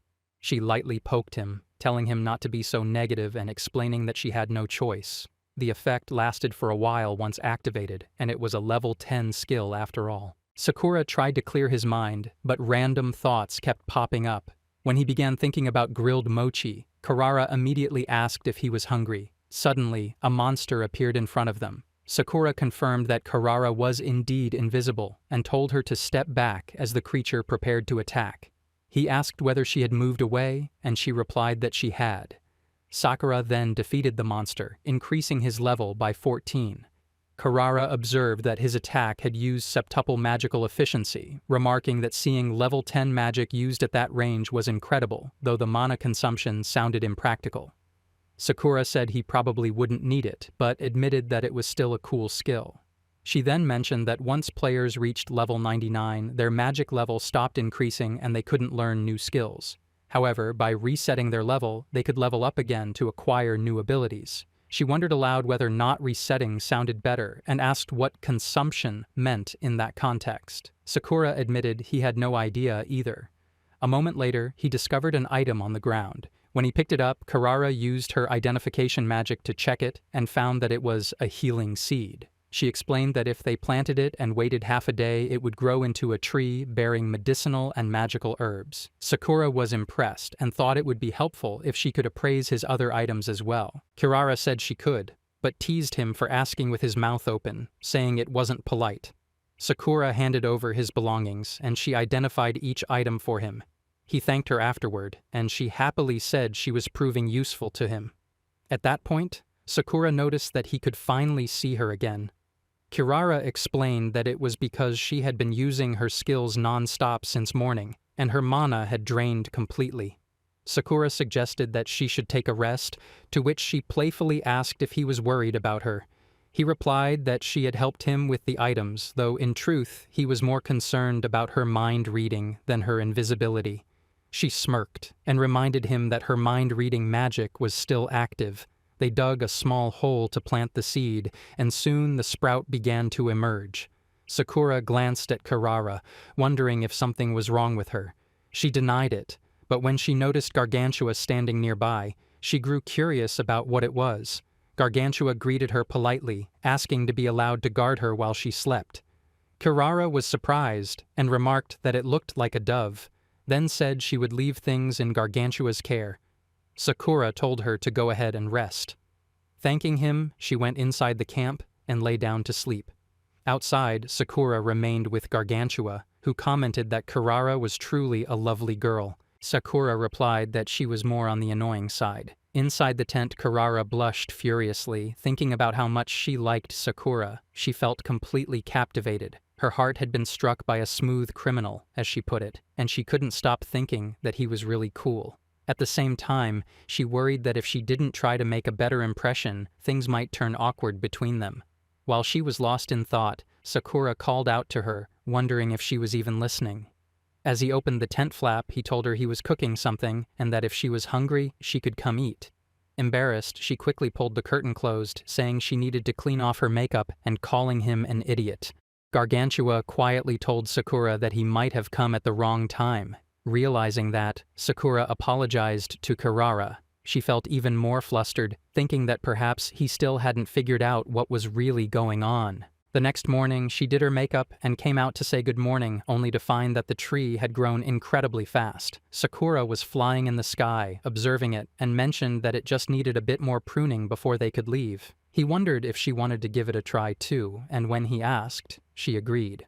Gargantua helped her get closer, and she asked if Sakura was fine, despite not sleeping last night. Sakura replied that he was totally fine, but Gargantua pointed out that he had been dozing off several times earlier. Karara called herself heartless, and then they both went to the 8th floor, where a large horde of goblins suddenly attacked. Sakura was shocked, and when Karara went to help, she found herself struggling too. Sakura wondered where she was, as she seemed to have turned invisible. They were surrounded by goblins, and when she finally got closer to him, Sakura still couldn't tell where she was. He worried about her since she wasn't replying and shouted for her to answer. He thought about using offensive magic but realized that it might put her in danger, so he decided to find her first and ensure her safety. She was getting excited by the fight, while Sakura kept calling out for her. Eventually, Sakura broke free from the goblins and slimes, and suddenly Kirara fell on a slime and became visible again, wondering what had just happened. Sakura was surprised and asked where she had suddenly appeared from, but she brushed it off and told him to focus on the incoming slimes. Soon, the king slime appeared, and Sakura felt that defeating it would give him a huge amount of experience. As it charged toward them at great speed, Kirara wondered how they could possibly keep up. Sakura used teleportation magic to get close to the slime and prepared to land a hit. Kirara, unable to see where Sakura was, felt a sudden wave of pressure and became confused. Sakura's level increased by 10,338, and both his teleportation and identification magic reached level 10. He obtained a rare drop and decided to check it. Kirara came over, wondering if he had already defeated the king's slime. Sakura confirmed it and showed her the item, explaining that it increased all stats by 100. She asked if he had used identification magic, and he said yes. Kirara then looked disheartened, thinking that he no longer needed her now that he could identify items himself. Feeling low-leveled and useless, she thought that being funny wouldn't be enough anymore. Sakura was confused and told her that he had never cared about usefulness in the first place. As long as they were having fun together, that was enough for him. Overjoyed, she hugged him, startling him completely. She said she didn't want him to look at her right now since her makeup was all washed off. Sakura wondered what was going on again, and she quickly stepped away, questioning what she was even doing. Sakura decided to act oblivious and avoided looking at her face. He mentioned that he was exhausted from lack of sleep and apologized, asking if she could just chat with Gargantua while he rested.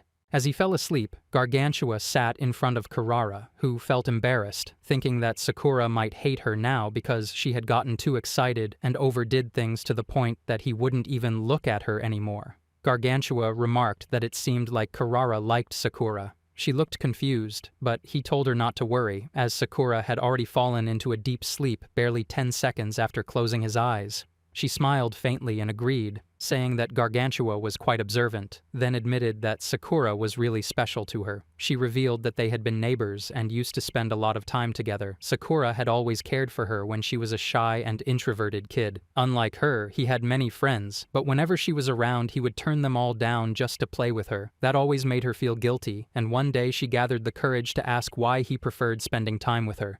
Sakura had looked surprised and asked if she didn't like him. She quickly replied that it wasn't like that. She was happy, but she was moody, a crybaby, and had no friends. Sakura said he understood what she meant and told her that as long as they were having fun, it was enough, because she was an interesting person. She blushed at that moment, and before leaving, Sakura had told her that if she ever wanted to befriend someone, she should just gather the courage and talk to them directly. He had been such a fun person to be around, and those memories still shone brightly in her mind. She said that later, his parents had moved away for work and eventually remarried, which meant they had to part ways. But it was thanks to Sakura that she found the will to improve herself and change. Eventually, she chose the player name Kirara, which got approved after some time. Gargantua then mentioned that Sakura probably didn't recognize her and asked if she planned to tell him the truth. She replied that it had been years, and revealing it now would feel awkward and embarrassing. After all, thinking about who she used to be still made her flustered. She added that those memories were just the beginning, and even if Sakura had changed, she was still herself. She wanted to reach him again, but this time as Kirara. Suddenly, Izyuin appeared, asking if she happened to be a player. He gave her a cold, intimidating look as he approached. Izyuin launched a twisting spell of level 10 at Kirara, but before it could strike her, Gargantua moved swiftly and took the hit on his arm, letting it be cut down. He was relieved that he had managed to save Kirara and quickly used ice magic on Izyuin to trap him. With Izyuin frozen, Gargantua urged Kirara to run away with him. When she hesitated, worried about Sakura, Gargantua told her not to worry, assuring her that Sakura would be fine. Suddenly, Izyuin broke free from the ice barrier, calling them annoying toys. By then, Gargantua had already teleported with Kirara some distance away. Kirara, confused and anxious, wondered why Izyuin was attacking them. Gargantua told her to keep her head down, warning that it would be dangerous if she didn't. As Izyuin caught sight of them, he rushed to attack again, but Sakura stepped in between them. Izyuin was confused about why Sakura was stopping him. Sakura told him that he should be the one explaining first. Izyuin replied that he was only dealing with a threat. Sakura then asked why he was treating Gargantua and Kirara that way. Realizing they were Sakura's friends, Izyuin apologized and said not to misunderstand him. He was only responding to danger, and whether it was a human or a monster, he treated them the same. Sakura questioned if Izyuin always attacked people like that. Izyuin asked whether Sakura wanted to get in his way too, then activated his power and demanded to know if Sakura also had the Infinity Level Up ability. Sakura was shocked to hear the word also, and his expression hinted that he was suspecting something. Izuen wondered aloud why, if that was the case, Sakura didn't use his power. They could have done whatever they wanted. Sakura replied that it wasn't something anyone should use. Izuen questioned whether Sakura truly believed righteousness was the nature of humans. He said that if that was what Sakura thought, then he wouldn't consider himself human anymore, and he would kill Sakura. Sakura didn't respond, and the two stared at each other in silence. After a moment, Izuen turned away, saying that Sakura should understand him since they were both infinity levelers, but now he realized that Sakura and his friends were dull and tasteless. Saying that, he left the place. Kirara and Gargantua later joined Sakura. After some time, while Sakura was cooking, Kirara noticed Gargantua's injured arm and apologized for what had happened. Gargantua told her he was simply glad she was safe. Meanwhile, Sakura was deep in thought. He recalled how Izuen had denied being bullied and had even seemed happy as a player, yet called Sakura and the others tasteless. Sakura couldn't understand why he had said that and wondered if Izuen's anger came from his own half-hearted interference and eventual retreat. He felt that he hadn't achieved anything back then. Noticing his troubled thoughts, Kirara glanced toward the pot of rice and mentioned that it might already be done. Sakura offered to take care of it, but she handled it herself, draining the water and calling him over. She told him she had used mind-reading magic on Izuen earlier, and it was still active, so she could sense some of his thoughts, and she felt that it was Izuen's fault, not Sakura's. Kirara went on, saying that Izuen had been rude for attacking them without reason, injuring Gargantua, and even daring to speak ill of Sakura. She added that she wanted nothing to do with someone like him, unlike Sakura, who was entirely different. Sakura pointed out that since she could read his mind, she must know how angry he was at the moment.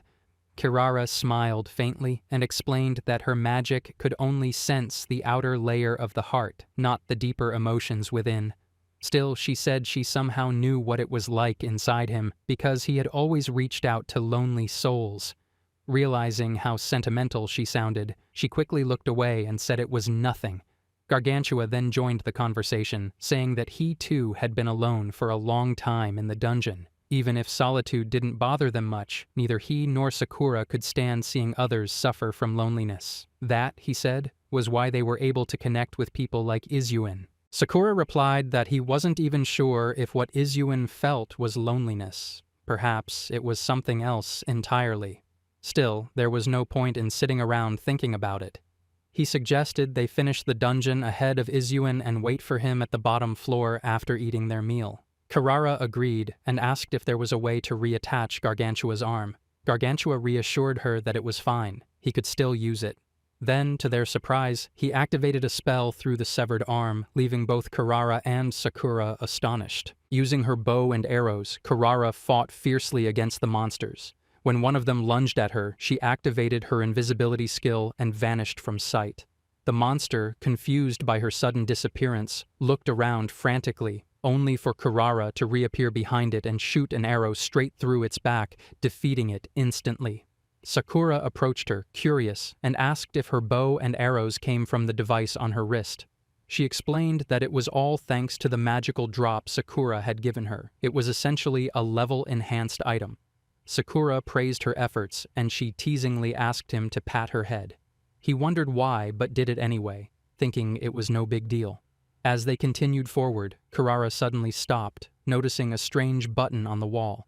She called Sakura over, puzzled about what it could be. Sakura, a bit confused himself, asked if she could even see it while invisible. She replied that perhaps it wasn't gone, but simply not visible, then used her power to check. When she confirmed it was real, she called Sakura a genius and took his hand, guiding it toward the button so he could feel it too. They hesitated at first, thinking it might be dangerous, but Kirara suddenly pressed the button using Sakura's hand. The ground began to tremble violently. Sakura was startled and asked what she had done. She quickly said it was Sakura who pressed it, not her. Moments later, a hidden passage opened before them. Sakura realized it was a tunnel system running beneath the dungeon. Kirara, excited, said it felt like they had made the right choice by pressing the button and eagerly stepped forward. Sakura asked her to calm down before rushing ahead. When they entered, both froze in shock. The tunnel was swarming with monsters. From behind, Kirara arrived and remarked that the dungeon didn't look like something anyone could finish. Sakura agreed grimly. Kirara readied herself to support him, but Sakura told her to stay back and keep her distance.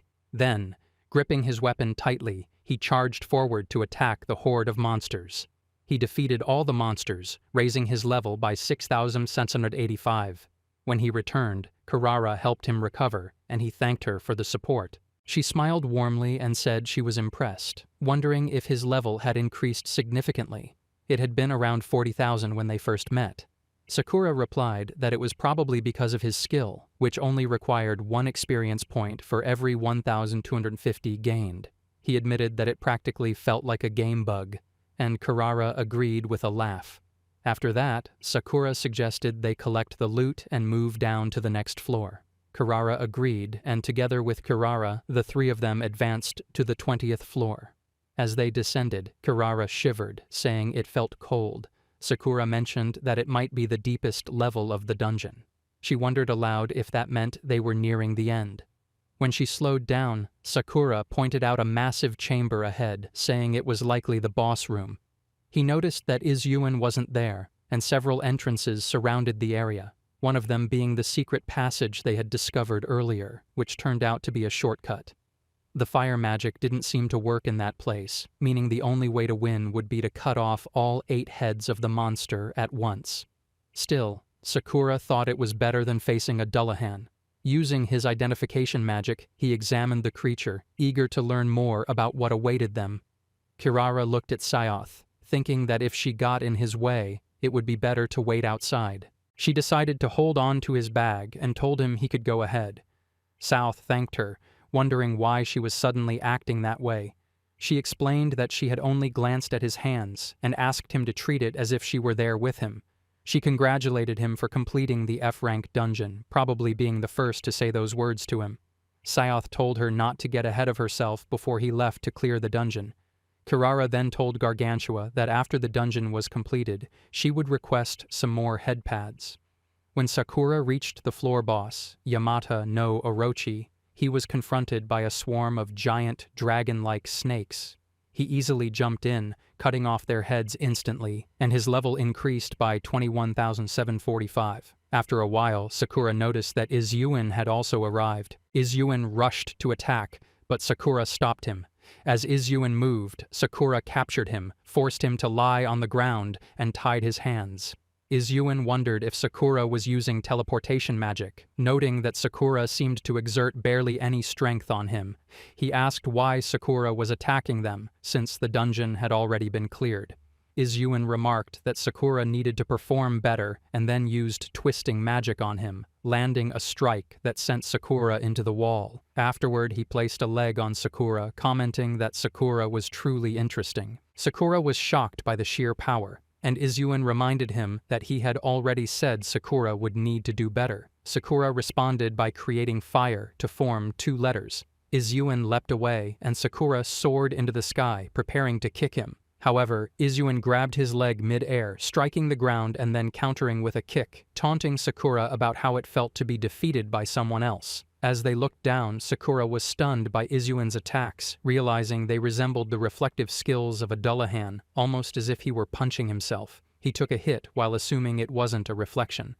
Sakura reflected that Izyuin had not possessed such power and speed initially, so it could not be a matter of leveling. The problem must lie in the skills themselves. Izyuin attacked Sakura once again, but Sakura blocked the punch, noting that it was a copy of either his level or stats. Izyuin then grabbed Sakura's hand and forced him to strike at the already damaged area again. He explained that after activating his skill by touching an opponent, his stats would adjust to be comparable to theirs, though not their skills or levels, and the effect would last until his MP ran out. Despite Sakura's stats being 8 times higher than Izyuin's, he still felt weak. He suggested they should talk, as he could not understand what Izyuin was thinking. Izyuin dismissed the notion, telling him to stop with the justice nonsense, which angered Sakura. Even as Sakura bled from a head wound, he mentioned that when they had reunited, he had been genuinely happy and had hoped they could be friends. Izuen laughed, warning him not to attempt such things again and implying that Sakura must have thought he was doing a good deed or sacrificing himself to help him. That day might have been an old tale for Sakura, but time had been meaningless for Izuen ever since, and it was Sakura who harbored resentment. Izuen struck Sakura again, but Sakura absorbed the blow and countered with lightning magic. Izuen scattered the attack using twisting magic. Sakura remarked that if this was all, he would now defeat Izuen. Izuen accused him of being hypocritical, while Sakura realized he truly did not understand the heart of what Izuen valued.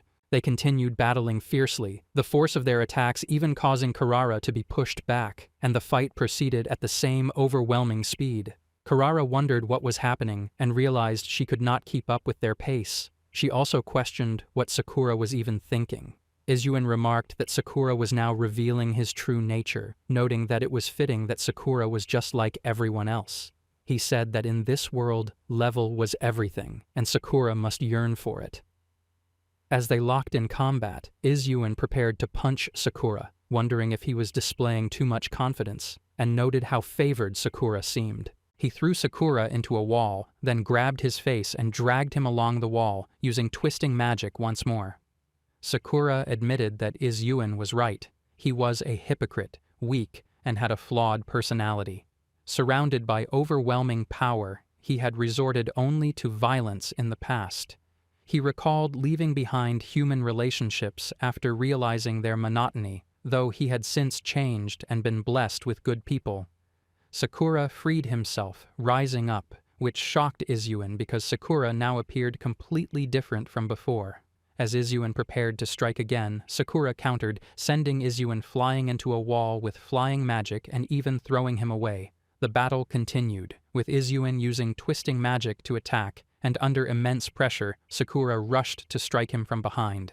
Izuen realized that Sakura had teleported out of sight immediately after being hit, making him question whether Sakura had done it deliberately to exploit his growing power, speed, and agility, giving the impression that he was no longer the same person. Karara observed the lights surrounding Sakura and thought that such a glow usually appeared when a monster was defeated, so she wondered why it was emanating from Sakura. She questioned whether this meant their levels would reset, and pondered the significance of the consumption. Sakura called out to Izuen, saying that if no one else could knock some sense into him, he would be the one to do it, and that he was willing to burn all of his level for Izuen. Izuen, despite being severely injured, laughed and remarked that Sakura did not have the courage to actually follow through. Sakura recalled the time he had defeated a monster and noticed a notification stating that his level had increased by 6,658. However, upon checking, he was confused to see that his level had actually decreased. He wondered if he had subconsciously activated his level consumption skill and decided to test it on the next monster. He soon realized it was a skill that, when a character's level was reduced, would significantly boost their stats for a short period.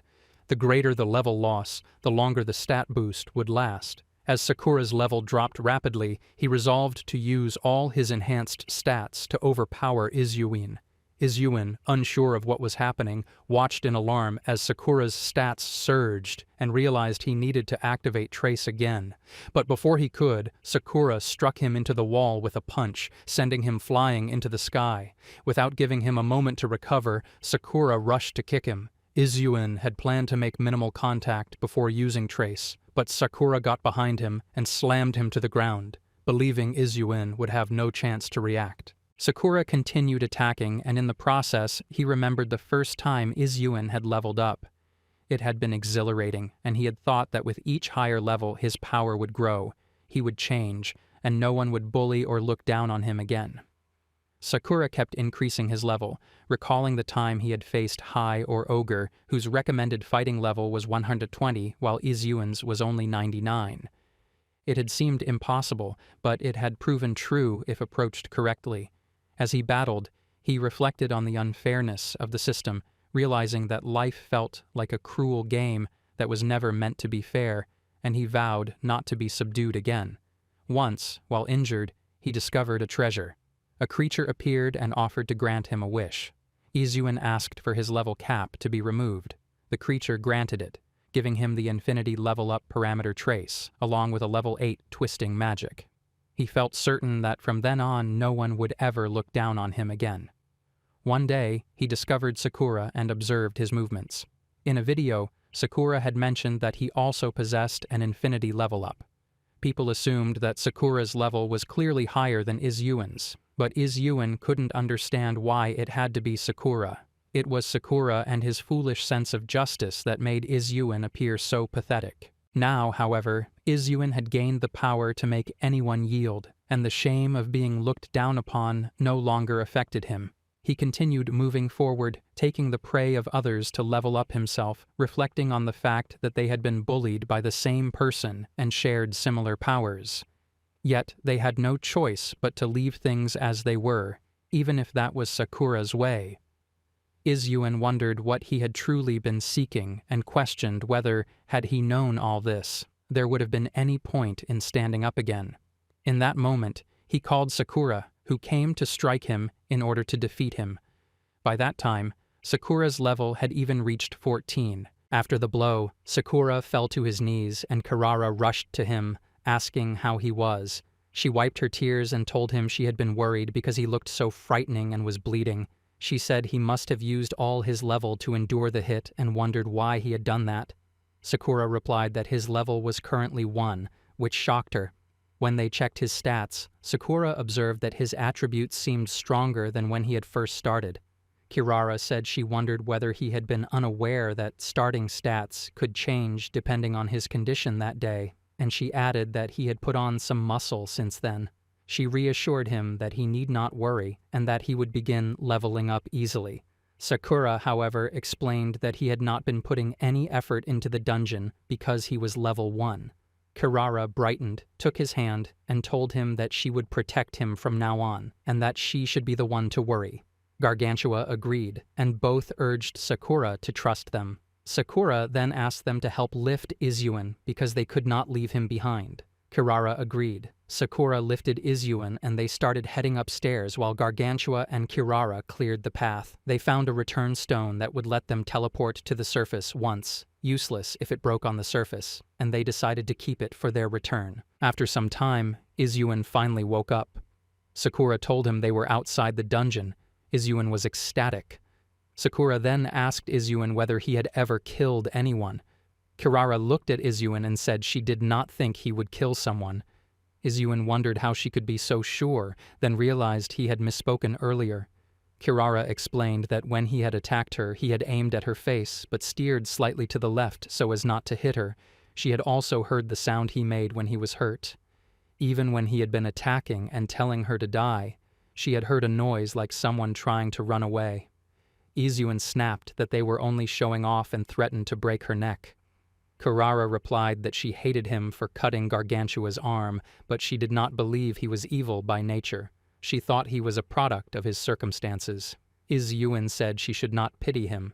Sakura called Izyuan pitiful too, but he insisted that the truly pitiful ones in the past had not been Izyuan but 2 others, and that those people had turned Izyuan into what he was.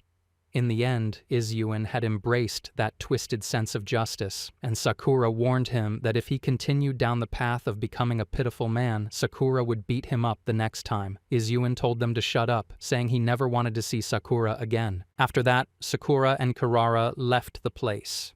Kirara wondered if Izyuan would be fine sitting there alone, and Sakura asked why she hadn't read his mind.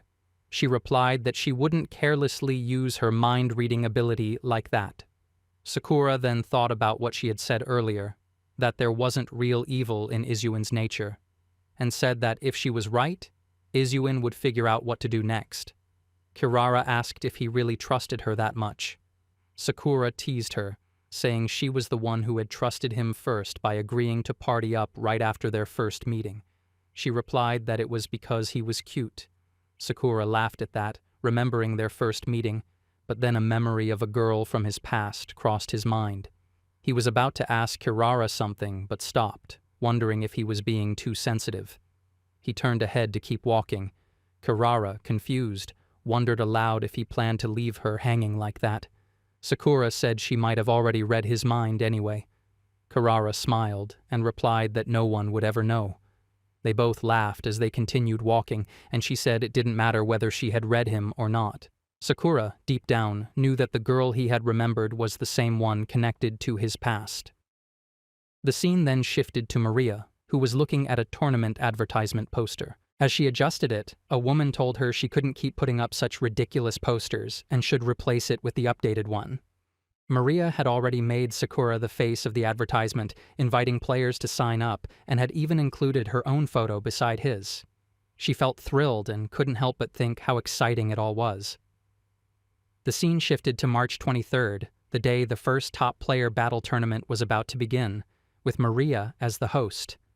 Sakura was walking alone outside, holding a pamphlet in his hand. He thought that since it was the first tournament, there weren't many participants. The players who passed the first day's preliminary round would move on to the second day, while the higher-ranked ones would receive a direct entry. Still, he wondered why he had been summoned on such a day. Suddenly, Maria ran up and hugged him tightly, saying it had been so long and that she had really missed him. She had been dying to see him again.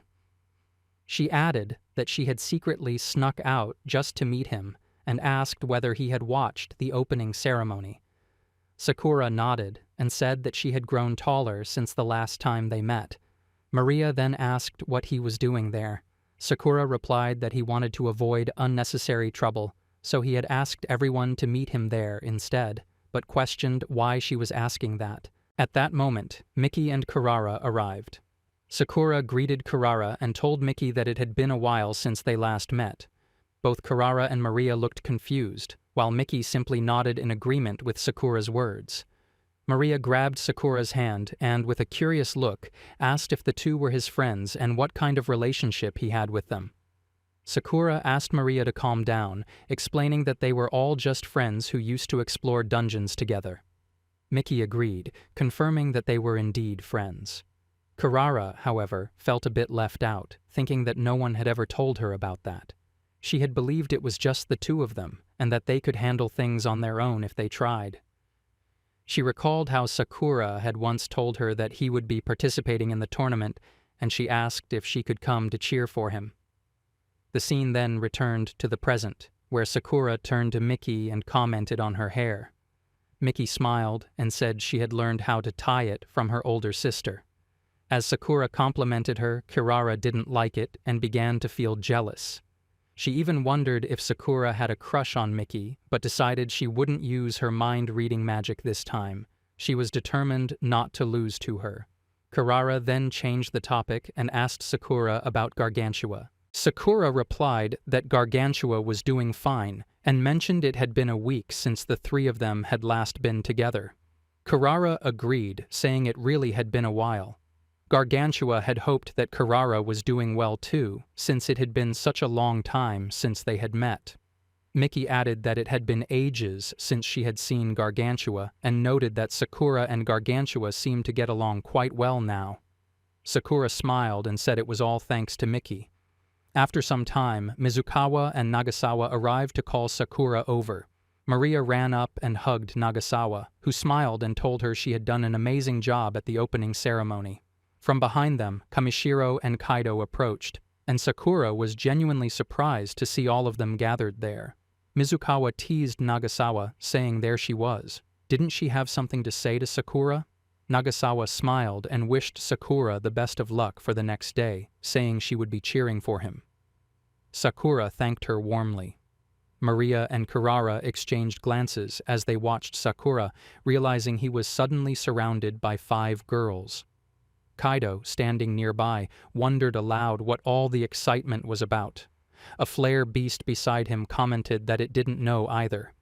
Kaido sighed, saying it was stressful being around so many women he didn't even know, but the beast seemed to understand. The two shared a kind of brotherly bond. Sakura turned to Kamishiro and asked if he had brought the item he'd requested. Kamishiro nodded and handed it over. Sakura then asked whether Kamishiro wouldn't be participating in the tournament. Kamishiro replied that he had some business to handle in Tokyo and was disappointed, as he had really wanted to face the current Sakura in a match. Kaido then told Sakura they should get going too, since Maruyama and Sandashi needed to return to the stage. Before leaving, Mizukawa wished Sakura good luck. As everyone dispersed to their duties, Mizukawa turned to the two girls and suggested they go watch the first round, but first, they should grab some drinks. Kirara hugged Miki, saying that they both would come and that she wanted to hear more from Miki as well. Kamishiro agreed, and the beast asked them not to leave him either. Sakura, Maria, and Kaido left for the tournament, and Sakura wondered if they had been walking for a while and where exactly they were going. Kaido asked if Sakura hadn't heard that people wanted the rankers to meet firsthand to prepare for the fight the next day, describing it as a small meeting. Sakura turned to Maria, who was holding onto his shirt, wondering if she was upset about something. She turned her face away, acting cute, and said he surely had a lot of great friends. Sakura agreed, but she still didn't seem happy about it. He then told her he wanted to give her something. When she asked what it was, he handed her a bag, and she wondered if it was like his, and whether it was really for her. Sakura reminded her that she had asked for one back in Okinawa. Grateful, she thanked him and suggested they keep walking. When they finally reached the meeting room outside, they entered, and a lady informed them that someone would arrive soon, so they should get comfortable in the meantime. The players present were Tatsuomi, rank 3 and level 99, Bizun, rank 8 and level 99, Kaori, rank 2 and level 99, and Kaido, rank 10 and level 99. Tatsuomi reminded Sakura that he was the Great One who had completed the F-rank challenge. He asked if those were all the participant ranks and said he wanted to fight the first rank. Whatever the case, he mentioned that since Sakura was there, he had always been curious about him, the first person to finish both the G and F ranks. He stood up and walked closer to Sakura, saying that he hadn't expected him to show up because a little birdie had told him that Sakura wasn't the type to seek attention. He then asked why Sakura was there. Sakura recalled his conversation with Kirara, during which his level had increased by 130. She had wondered if he had really leveled up or if he had just used level consumption. He replied that it was much more fun this way. He no longer needed to avoid attention, and since there were so few chances to fight other level 99 players, he couldn't afford to miss the excitement. Sakura's rank was 6, and his level had already reached 99. He said that he would win fairly and squarely. Tatsuomi remarked that he was quite an interesting person. Before the tournament began, a man introduced all the players and explained how they would be fighting against each other. He mentioned that, based on the results of the draw, those would be the duels for the next day, and it truly was an impressive lineup of rankers. Then, realizing he had forgotten to introduce himself, he apologized and said that he was Kawajiri, the operator. He added that the well-known rankers would face off against the players who had made it through the qualifiers, and they must all be excited for the matches. As for himself, he said he would simply stand by and watch. Finally, he wished everyone the best of luck for the next day. Tatsuomi commented that it was frustrating since he could only face Sakura if they both reached the finals. He told Sakura not to lose before then. As he left, he muttered something about wondering what Kamishiro's team name was, adding that whatever it was, they should catch them all by the next day. Kaido glanced at Tatsuomi, then turned to Sakura and told him they should go. Sakura replied that he had just been waiting for Kaido. As they walked, Kaido complained that Tatsuomi hadn't even looked at him and declared that he wouldn't lose to that guy. He even swore on his mother that Sakura shouldn't dare to lose either. Sakura told him he was being too loud.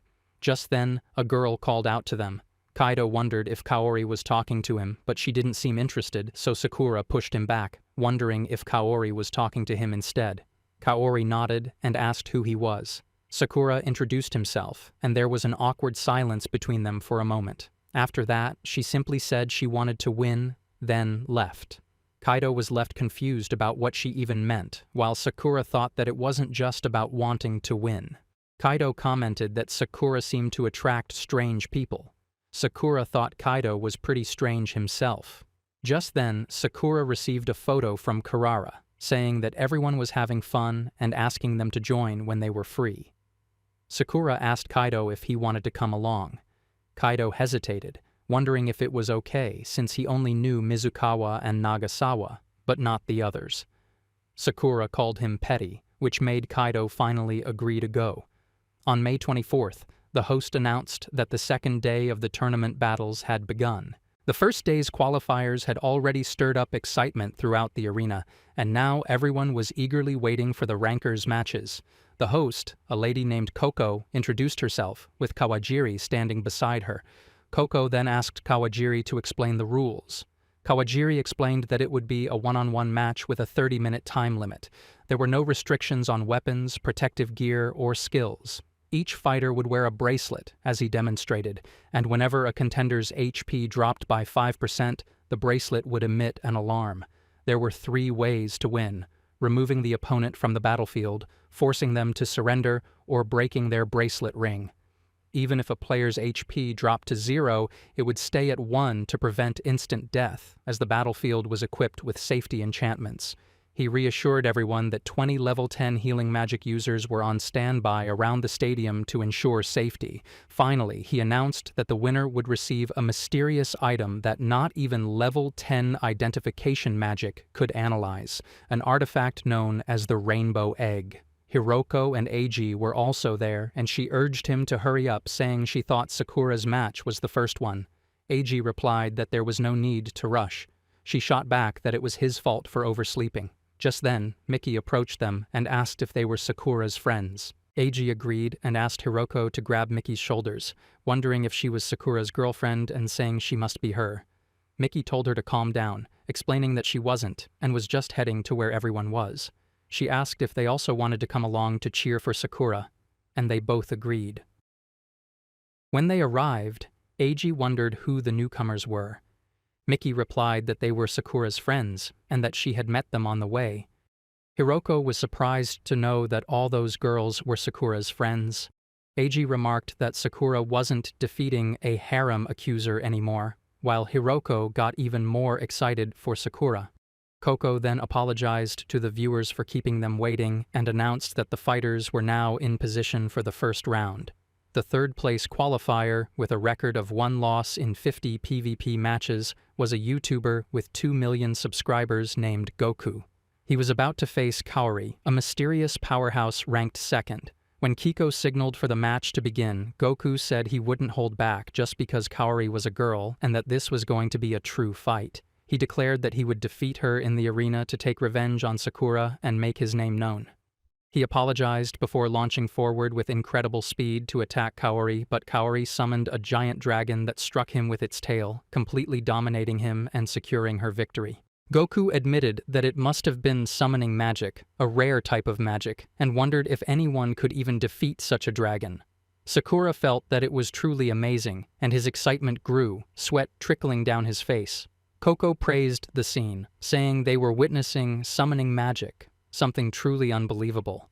She explained that while anyone could technically summon monsters, it required an entirely different level of skill to fully master and control them. That, she said, was the true power of Kaori. A man approached Sakura and asked if he was ready for the next fight. Sakura looked at him, and the man introduced himself as Takanashi.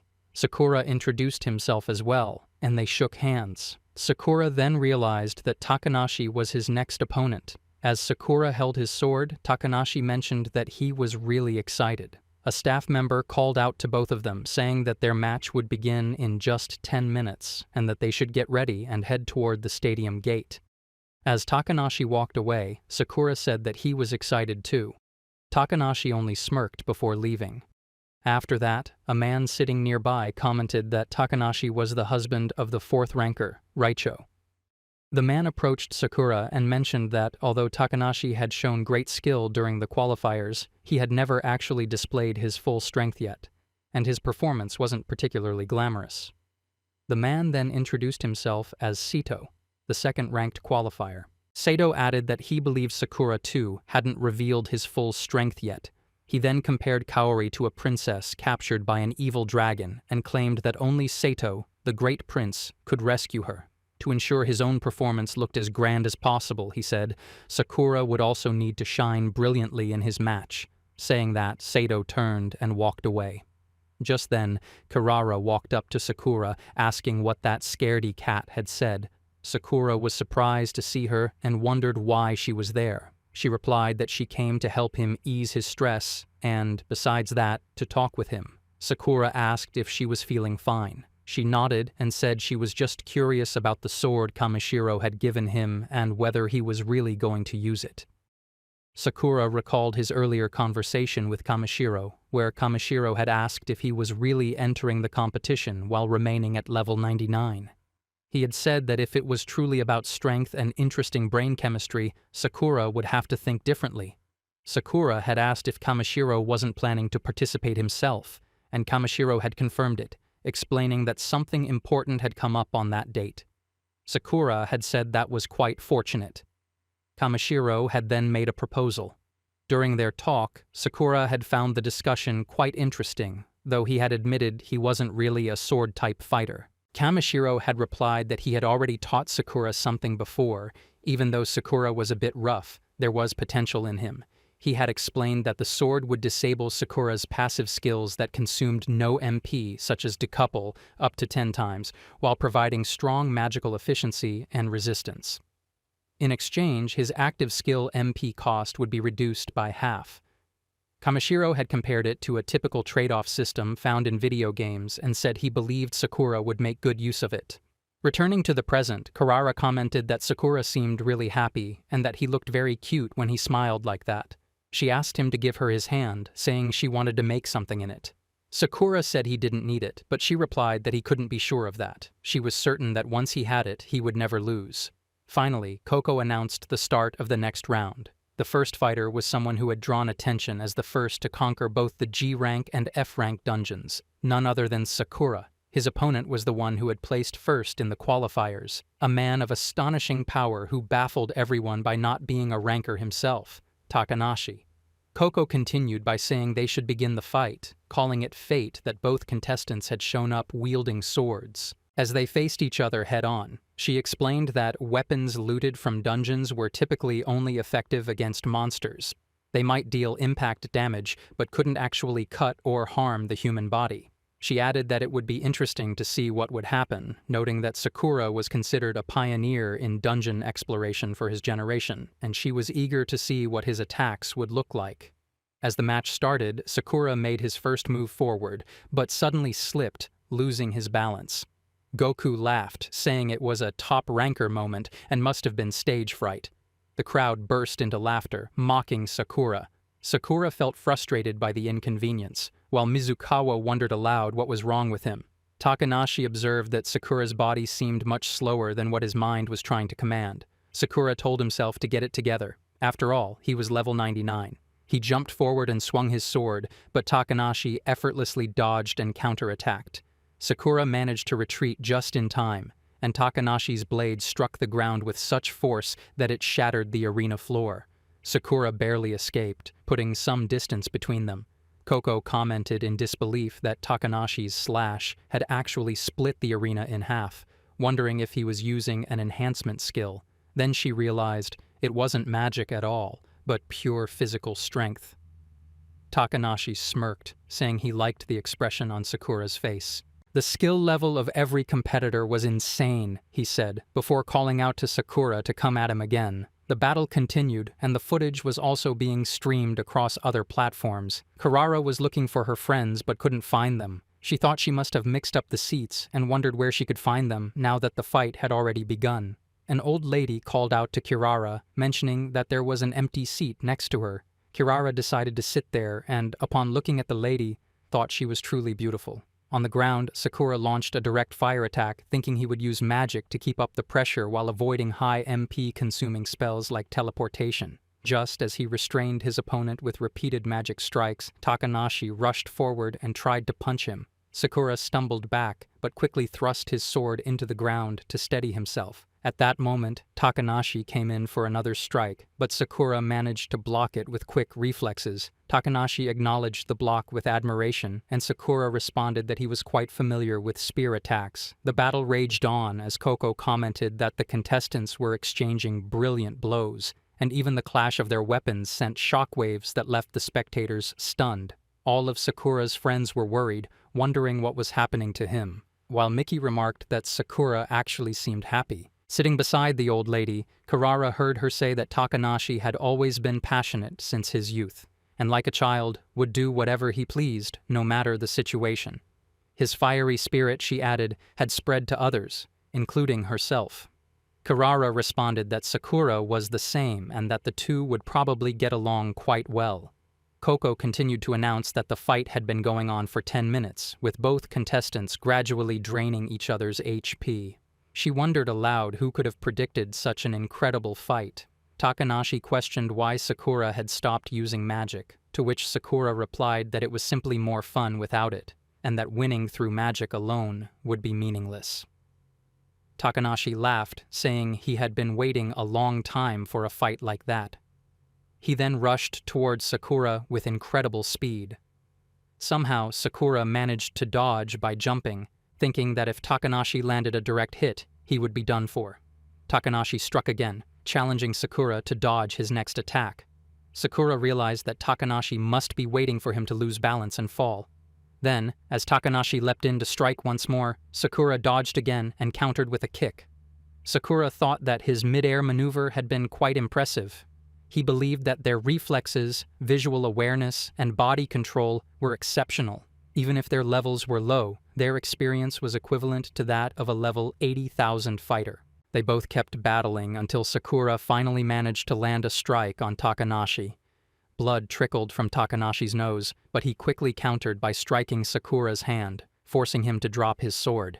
Sakura jumped back to retrieve his sword, thinking he just needed one more move. Takanashi was preparing to strike with a blow powerful enough to shake the entire ground. Sakura then used his whip to pull his sword back, and as he leapt behind Takanashi, he struck at his opponent's arm. When Takanashi was about to land another hit, the equipment in his hand began to emit a sound. He realized then that it was over. The fun had ended too soon. Finally, Sakura won the round. Koko commented that Takanashi had likely stepped into a crack in the stadium floor, giving Sakura the opening he needed to unleash a decisive strike that turned the tide and secured his victory. Takanashi remarked that Sakura didn't seem particularly happy. Sakura admitted he wasn't. Takanashi laughed, saying they should have a rematch soon, and told Sakura to stand tall because he was truly strong. The two shook hands as the maintenance crew entered the arena to repair the ground. Koko then announced a recap of the fight's highlights, thanking the sponsor, Ride Shaw. Takanashi went to his wife, Raichu, and apologized for letting her witness his humiliation. Raichu turned out to be the same old lady with whom Kirara had been enjoying the battle. She remarked that old habits truly did die hard. Takanashi was puzzled and asked what she meant. Raichu explained that he had been fighting with a sword that cut his stats in half, so people might misunderstand and think he had lost on purpose. Takanashi admitted he couldn't help it. Raichu then asked if he had at least enjoyed himself. When he agreed, she smiled and told him to come along so she could treat him to a nice meal. He immediately brightened up, excited at the thought of finally getting some hamburger steak. Kirara approached Sakura, expressing that it was all thanks to him. Sakura agreed and told her to wipe the smile off her face. She congratulated him for making it past the first round. Sakura wondered why she was there again. She explained that she had gotten lost, couldn't find everyone, and needed him to lead the way. Sakura felt genuinely excited and agreed. Tatsuomi was watching the highlights of Sakura's match, noting that Sakura had taken a calculated step back to force his opponent to step on a crack, which demonstrated how disciplined Sakura was. A man then told Tatsuomi to get ready for the next match. While Tatsuomi was occupied, Mizukawa went to speak with Kaido. Others wondered where Mizukawa had gone. Tatsuomi explained that he had been calling Kamishiro to inform him about Sakura's match and expressed concern about her being alone. Mizukawa told Kaido that she knew he had been stressed and that was why she was there, to talk to him. Kaido replied that it was nothing stressful and admitted that he knew he was the weakest one. She teased him, calling him a stressful guy to kick. He wondered what she was doing and noticed that his HP had decreased. She explained that it was a form of healing, which made him suspect that she had been planning to kick him all along. She questioned his attitude, asking if he was really intending to give up. Kaido, angered, insisted that he was there to win.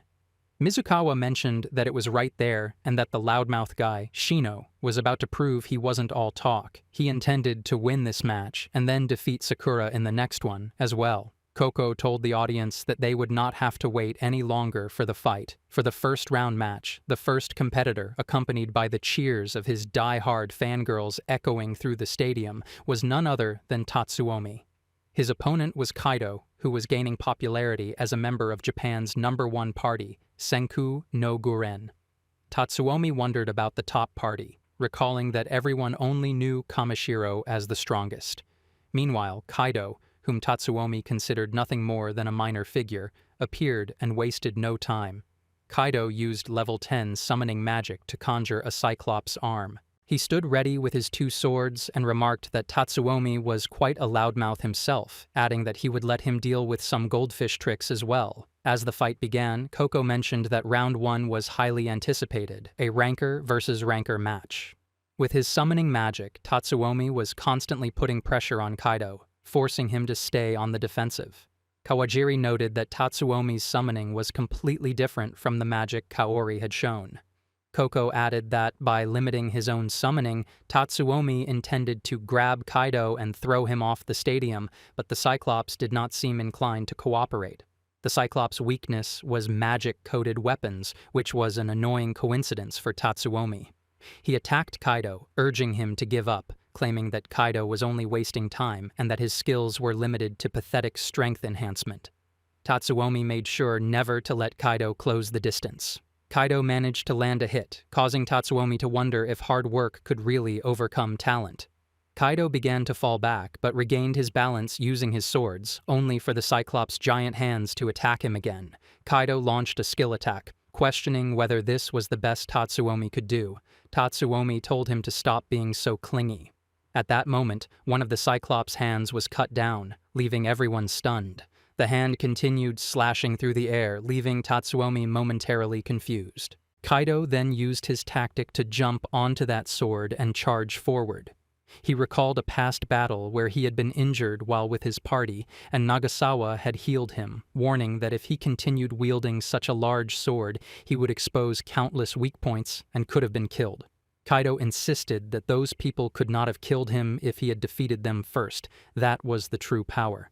Mizukawa urged him to act rationally for once. Kamishiro remarked that it was difficult to maintain balance with such a large sword and questioned why Kaido did not dual wield, suggesting it would have been easier. Kaido attacked Tatsuomi, thinking he knew that Tatsuomi was the weakest one. Yet, even with that belief, Tatsuomi refused to give up and pushed forward for victory. To reach his goal, he discarded his big sword and leapt to strike Kaido, knowing he could not simply let such a threat go unchecked. Wielding the giant sword, Kaido struck at Tatsuomi, who fell back, calling Kaido a moron and explaining that he had full control over the items he had summoned, including the ability to revive them.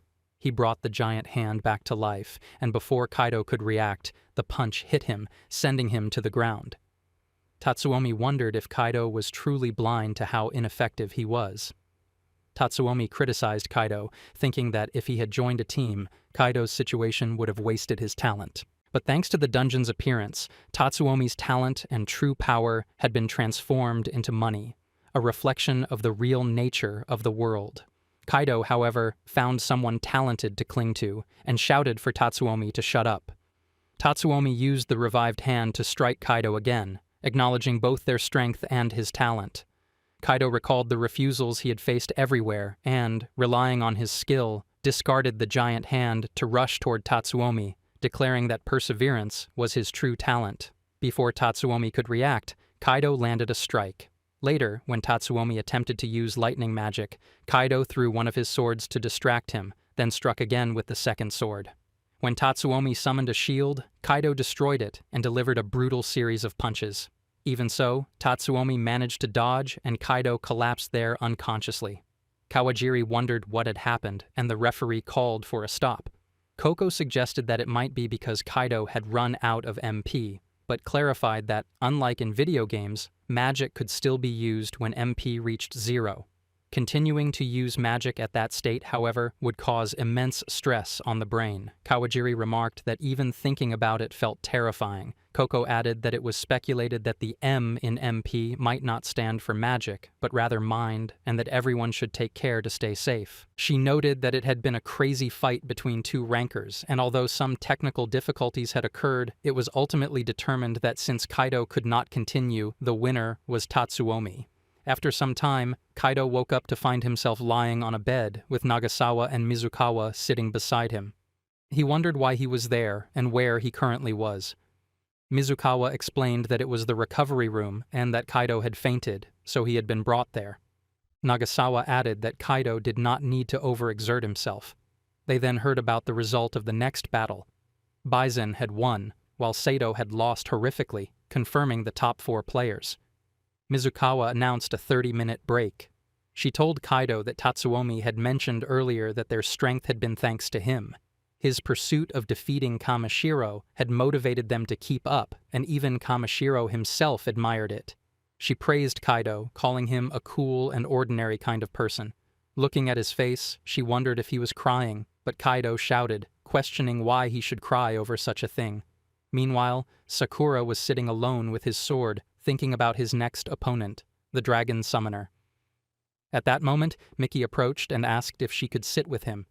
Sakura agreed, and she simply looked at him with sparkling eyes. Miki said that they hadn't really had the time to sit down and talk properly. The last time they had spoken was through the Fool, which reminded him that he wanted to ask her something. He asked whether, after paying off all her debts, she planned to continue being a player or if she had other plans. She replied that she intended to return to help her sister, as she believed her sister had discovered some interesting things in the high-rank dungeons and the family affairs were in order. She added that she would assist her sister in understanding those discoveries. Miki also mentioned that there was something she personally wanted to do. She wanted to help Exodia regain his memories. Sakura was curious about this, and she asked if she hadn't told him before. She explained that after granting his user a wish, Exodia would disappear and be relocated, with his previous memories removed. Sakura remarked that Exodia was a unique case, neither a monster nor quite an item. Miki confirmed that Exodia was a good friend of hers. Sakura wondered whether Exodia would be upset if she acted without asking him.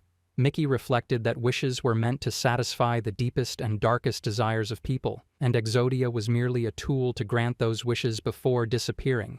She added that some unwanted stories were best forgotten, yet it would be sad if they couldn't remember the happier days. Finally, she admitted that she had something she wanted to ask Sakura. When he wondered what it was, she asked him to form a party together. Miki clarified that this wasn't going to be a temporary arrangement like before. Sakura agreed, and she felt genuinely happy, wondering if he was truly certain. Sakura replied that it wasn't as if he wanted to PvP her anyway. He added that just thinking about deciphering the tangents, exploring higher-level dungeons, and searching for Exodia's lost memories sounded like a lot of work, but he guessed it would also be a lot of fun. She was so happy that she grabbed his hand, which worried him a little. Sakura thought it might be a bit irritating, but he still thanked her, calling her sis. He was surprised when she insisted that he should be the one thanking her. Sakura mentioned that he didn't know whether it was something she had done with her hair, but she seemed more mature than before. She explained that she had grown up a lot and asked him to trust her. Sakura was genuinely glad that they had formed a team. She wished him the best of luck for his next match and promised to cheer for him as a companion. Sakura acknowledged that it was time and thanked her once more before leaving. Unbeknownst to them, Exodia had been listening from a hidden spot nearby. Meanwhile, Coco announced that the first top player battle tournament had determined 4 participants, all of whom were unsurprisingly the beloved rankers. She then said that it was finally time to introduce what everyone had been waiting for, the tournament prize, the rainbow egg. Most people in the audience seemed to think the prize was nothing more than a strange round rock. Even the strongest identification magic, even at level 10, couldn't reveal anything beyond the item's name. Faced with such a mysterious object, none of the players could contain their excitement. The quarterfinals were about to begin in just a few minutes. As Sakura walked through the area, he kept thinking about everything Miki had said to him earlier. Along the way, he noticed a crowd gathered around something and decided to take a look. Pushing through, he saw a giant monster, and standing beside it was Kaori. Sakura wondered what she was doing there, and her presence reminded him of Mickey's words about wanting Exodia to be her friend and helping him regain his memories. Coco's voice echoed through the arena, announcing that the wait was finally over. The first quarterfinal match was about to begin. She introduced the first participant, the summoner who had claimed victory in the blink of an eye against Goku, Kaori. Her opponent, she continued, was the one wearing the tournament's official merchandise just like her, the 6th-ranked player, Sakura. Coco cheerfully added that the merch was still available for purchase in the main hall before asking both players to begin their battle. Kaori called out to her dragon, which seemed to respond immediately. Sakura was confused by her words and wondered what she meant. Kaori asked why it wasn't her turn and appeared jealous of the dragon's attention. Coco commented that Kaori had finally summoned her dragon, and the crowd roared in excitement to see how Sakura would respond. Sakura quickly cast identification magic on the dragon and discovered that its weak point was the crystal embedded in its forehead. The dragon lashed its tail toward him, but Sakura dodged effortlessly, earning loud cheers from the spectators. He reminded himself that the goal was to knock the opponent off the stage, so he activated his flying magic to get closer to Kaori. However, before he could reach her, she cast a level 10 barrier spell, telling him to stay away because she didn't like him getting close. Sakura noticed that some spectators had realized the dragon's weak point as well. Remembering Karara wishing him good luck earlier, he thought about how his arm had healed and prepared to deliver a decisive shot using his bow and arrow. He aimed carefully, though a small distraction made him glance away for a moment, something he immediately regretted. The dragon charged again, its massive tail cutting through the air. Sakura dodged, and Kaori, noticing that he had lowered his weapon, wondered why he did so. Sakura stood still, eyes focused, as the dragon lunged toward him with tremendous force. Sakura leapt high into the sky as the dragon unleashed another wave of blazing flares. He swiftly dodged the attacks, moving through the air with precise, controlled motions. Coco's voice echoed through the arena, giving a live update as she cheered on the action. She announced that the dragon was launching a relentless barrage of non-stop attacks, while the contender, Sakura, was doing his best to evade and search for an opening to strike back. Meanwhile, Kaori's thoughts drifted back to the past, the moment she had first learned about Sakura. She recalled how the dragon had once mentioned that the prize for the grand tournament she planned to enter would somehow be connected to Sakura himself. The dragon had confessed that something about Sakura deeply intrigued it, though it couldn't explain why. Kaori had been having a meal back then when she declared that she really wanted to win that tournament match. The dragon had quietly thought to itself that if that were to happen, it would inevitably have to face both of them, Kaori and Sakura, sooner or later. Back in the present, Sakura hovered high above the arena, suspended in the sky.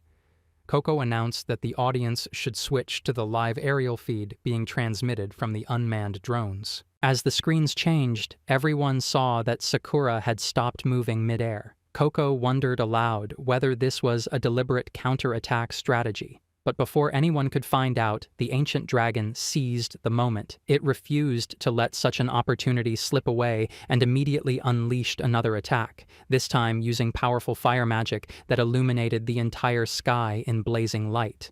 Before the fire could hit Sakura, he used teleportation magic to appear below the dragon. Coco became excited and said that Sakura had made an incredible maneuver, just like the one they had seen from him in the first match. Kamajiri noted that Sakura had used a rare magic skill that consumed a large amount of MP, and keeping that in mind, Sakura left the dragon suspended in the air and charged toward Kaori on the ground. Sath thought it didn't look good and realized that the sword was helping him reduce his MP consumption by half. He planned to restrain Kaori with ropes as soon as he landed, and if there was a barrier, he believed he could teleport inside. He had around 2 or 3 more skills left with his remaining MP, but as he got closer, Kaori suddenly admitted defeat. Sakura was confused as Kaori made the dragon disappear and started walking away. Coco announced that it was an unexpected ending. Despite having the upper hand, Kaori had forfeited, which meant the winner was none other than Sakura. As the second quarter-final match began, Sakura approached Kaori, who asked if he was surprised. Sakura didn't say much and only wanted to know the reason for her surrender. Kaori asked why he hadn't attacked the dragon. Sakura replied that while the idea of fighting a dragon had excited him, he couldn't bring himself to harm a creature that was a friend of someone, even though summoned monsters could sometimes act wild. After a short while, Kaori shook Sakura's hand and said that he was surrendering because he liked the dragon. She added that she didn't dislike Sakura, but would start to if he failed to win the finals. Sakura promised that he would definitely win. Kaori smiled and said it was good to know before leaving. Soon after, Sakura's friends arrived. Maria rushed in and hugged him tightly. Eiji, emotional, said that Sakura was truly amazing and that reaching the finals made him proud. Sakura replied that it wasn't such a big deal. Hiroko also said that Sakura was incredible. Kaido then approached, saying he had hoped to face Sakura in the finals, but things hadn't gone that way. Sakura wondered if Kaido had been eliminated, which shocked Kaido, who asked if Sakura hadn't watched his match. Sakura said it was a shame, as he had been looking forward to fighting him. Kaido looked at Sakura and said that Sakura didn't seem very satisfied, even though he had made it to the finals. Sakura replied that maybe he was just feeling that way a little. Kaido went on to say that he had been talking about Tatsuomi, and that match had also ended. The winner was someone else, not Tatsuomi. Tatsuomi grew furious, calling Bison talentless, and saying that his good skills were being wasted. The announcement was then made that the final battle would be between Sakura and Bison. The scene shifted to Hayato and Mika, who were watching the match on TV. Hayato commented that it was nice the finals had arrived and that Sakura wasn't a bad player at all. Mika added that if Sakura won and tried to impress Mickey, Mickey would probably put him on the back of milk cartons, and the same would happen if he lost and made Mickey sad. Hayato looked confused, and Mika stood up, saying she was only joking. She then mentioned that dungeon exploration around the world was becoming more difficult, especially with the rise in dungeon rankings from E and above. Whether it was about promoting exploration or advancing dungeon research, she believed it was far better for strong players to handle it rather than scientists. Finally, she wondered who would shape the future of mankind, and said it was definitely not Sakura. Hayato told her to calm down. As Sakura and Tatsuomi crossed paths, Sakura wondered if he had spent too much time talking and began searching for the waiting room. When they passed each other, Tatsuomi remarked that Bison neither had talent nor anything particularly special, yet even so he had lost to him. Bison had taken control of that summoning magic, and Dark Swami, unsure of what had happened, told Sakura not to get one-shotted out there but to do his best. Sakura then looked at his sword and wondered how they had even ended up in the same competition. When he saw Bison, Bison greeted him, saying it was good to have Sakura as his opponent. He added that Sakura didn't have a fixed attack pattern, he simply did whatever he found interesting, calling it an unstable fighting style where Sakura seemed to waste his power purely for personal thrill. Bison mentioned that he had expected to face Takanashi or Kaori in the finals, but since it was Sakura, he had no intention of losing. Sakura, meanwhile, thought that he just needed to have fun, but as he looked back at everything, his friends and even the strangers cheering for him, he realized he needed to give them proper closure. He decided he would fight with everything he had to win. Bison, however, still declared that Sakura wouldn't be able to defeat him. Coco announced that the second day of the top player tournament had reached its final match, and she introduced a special guest commentator for the event, the famous teenage model and promotional ambassador of the tournament, Maria. As Maria stepped onto the stage, the crowd erupted in loud cheers. In the audience, Nagasawa remarked that Maria truly had a lot of fans. The cheering for her was even louder than for the actual battle. Coco then asked Maria how she thought the final match would turn out. Maria simply told Sakura to do his best, saying it already felt unfair at that point. Bison looked around, reminded of all the people cheering for him as the final match was about to begin. He opened the fight by using level 10 flying magic to strike at Sakura. Sakura quickly noticed that the field was affected by a decuple magical efficiency, and with tremendous speed, Bison rushed toward him for another attack. As Sakura dodged, Bison hit him again, using magical resistance to strengthen his blows. Sakura realized he didn't have to worry too much about his MP consumption. There was a magic circle that reduced MP cost by 1/5 for anyone within its range, which explained why he felt so light. But before he could catch his breath, Bison cast level 10 fire magic, launching another devastating strike. When Bison prepared to attack again, Sakura quickly used teleportation magic to appear behind him, thinking that if he could freely use his skills, he would soon gain the upper hand. However, Bison smirked, saying that he had been waiting for that teleportation move, and immediately landed a powerful blow that sent Sakura backward. Before Sakura could recover and counterattack, Bison appeared behind him again, continuing his relentless assault. Sakura endured the hits, realizing that Bison was casting magic through his feet. He then understood that Bison was simultaneously using flying, fire, teleportation, and magical resistance magic. Sakura knew that Bison had even taken control of summoning magic, and to activate those conditions, he only needed to witness a skill once, something Sakura had been eager to test. Though Bison wasn't using lightning or another form of flying magic, Sakura suspected there must be a restriction in play. Still, Bison was clearly benefiting from a 10-fold magic efficiency boost by default. Sakura then activated level 10 copy magic, scanning Bison's skills. He managed to observe 5 of them, realizing he couldn't see them earlier in the waiting room. Bison clearly possessed numerous passive skills, far more than most competitors. Sakura wondered which skill remained hidden, but the sheer number he could already sense was enough to excite him. He thought about how copy magic truly shined against opponents with vast and powerful skill sets, where pure talent no longer mattered. Tracking Bison's stats, Sakura prepared his next move, remembering how Bison had once shown incredible mastery over copied skills. Now, with his heart racing, Sakura wondered how he should approach his attack, and the battle was only becoming more thrilling. Bison recalled the time when he had wished to become a humble company man in the future. Someone had asked him what he considered his strength, and he had replied that he couldn't really answer that during the interview guidance.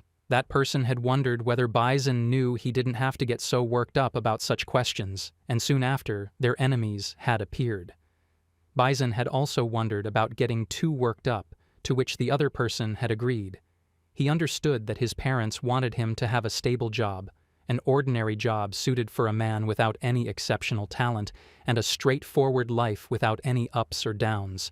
But that one day had been the exact moment when he spoke to that person who mentioned the massive earthquakes from the previous day and that a dungeon had appeared near his home. Bison had wondered if those people were inside that dungeon. When the person confirmed it, he had asked why Bison suddenly brought up such a question. Bison had replied that it was nothing, and then mentioned the upcoming weekend, asking whether the other person wanted to go check out the dungeon. The scene then shifted back to the present, where Bison attacked Sakura, surrounding him with multiple magic circles and striking him with 4 fireballs. Sakura thought that, based on his own experience using multiple skills simultaneously, the hypothetical upper limit should have been 10. Flying magic cost 0, teleportation magic cost 6, and each attack spell cost at least 4. He wondered how Bison was managing to cast 3 or more attacks at once.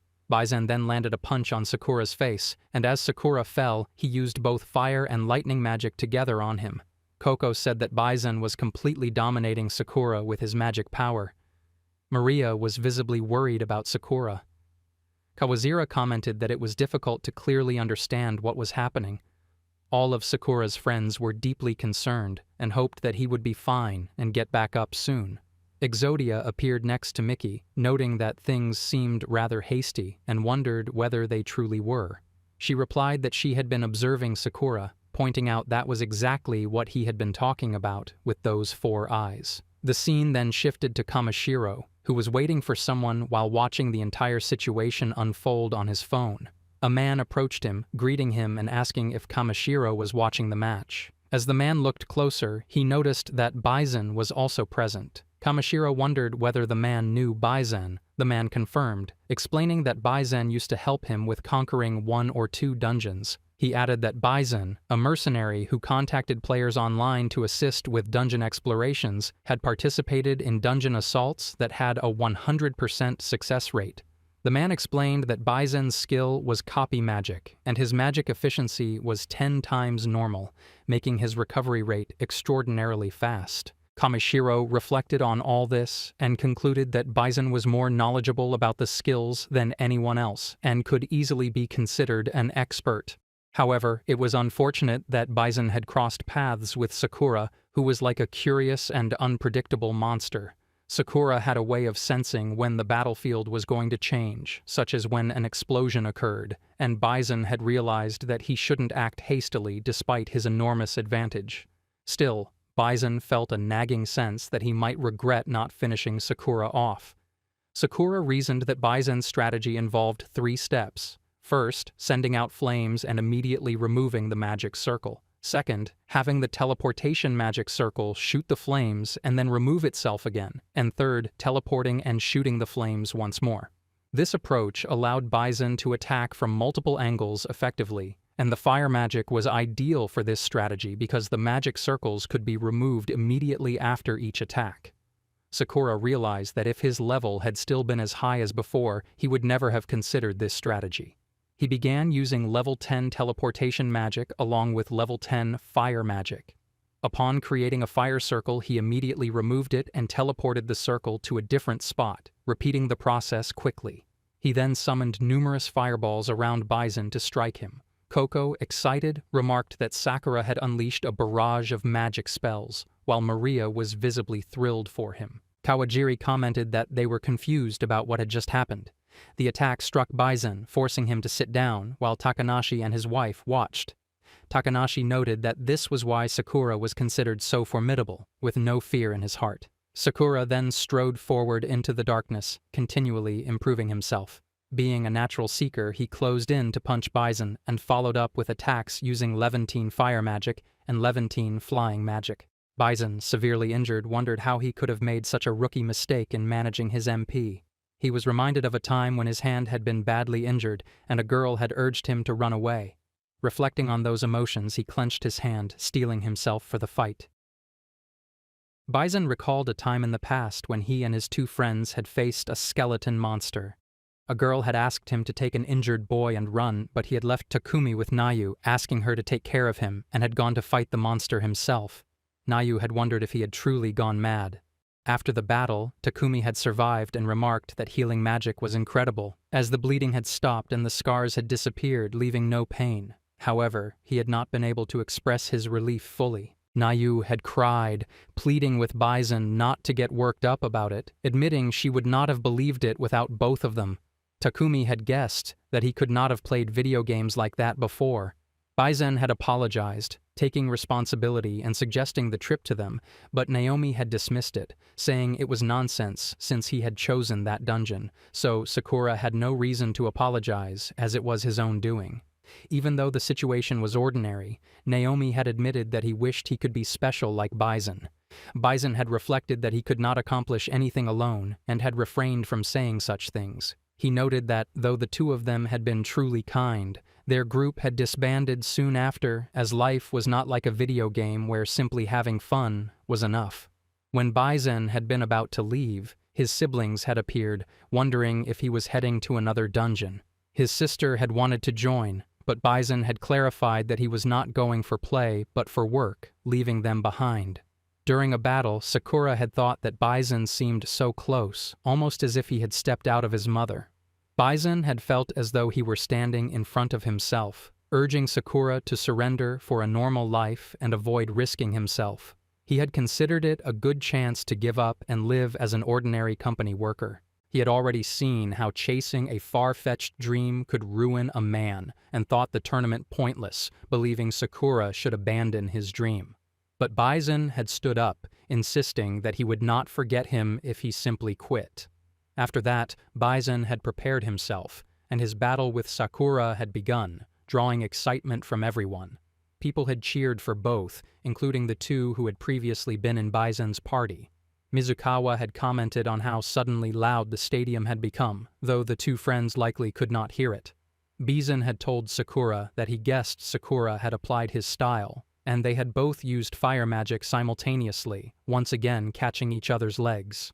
Bison had fallen to the ground, remarking that he was completely warmed. Sakura had extended his hand, urging him to rise, admitting he felt the same way. Bison had thanked him, saying it was truly good to compete with Sakura, and Sakura had agreed, saying he had enjoyed it immensely. They had then sat together in the middle of the battlefield. The time for giving the rewards arrived, and Sakura had been declared the winner. Maria had placed a medal on him, as well as on Bison and Kaori. Cuckoo had mentioned that the top 3 would receive medals and monetary rewards, and that Sakura would be awarded the rainbow egg. Sakura had taken it, noting that although it was small, it was surprisingly heavy, which was problematic since his dexterity and vocabulary skills were not at an elementary level. Kaori appreciated Sakura, and he thanked her for it. Coco continued that the event coordinators had planned a closing statement, but they didn't like unnecessary formalities. So, with the remaining time, she suggested giving a warm welcome to their esteemed guest, the brand ambassador of the tournament, who had also recently debuted as a singer, Maria. Maria came onto the stage and began singing, while everyone cheered enthusiastically for her. Sakura knew that she was truly famous. After everything ended, Sakura and Maria were outside when she wondered where everyone might be after that. Sakura agreed, thinking the same, and mentioned that since Kaido and Bison had school the next day, they would only stay for a short while. She agreed, saying that she wanted to find them and say goodbye before leaving Japan. Just then, Bison called out to Sakura, and Maria started to leave.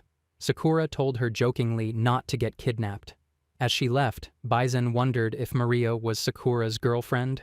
Sakura was confused about why Bison thought that way, while Maria, from some distance, playfully agreed that she was indeed Sakura's girlfriend.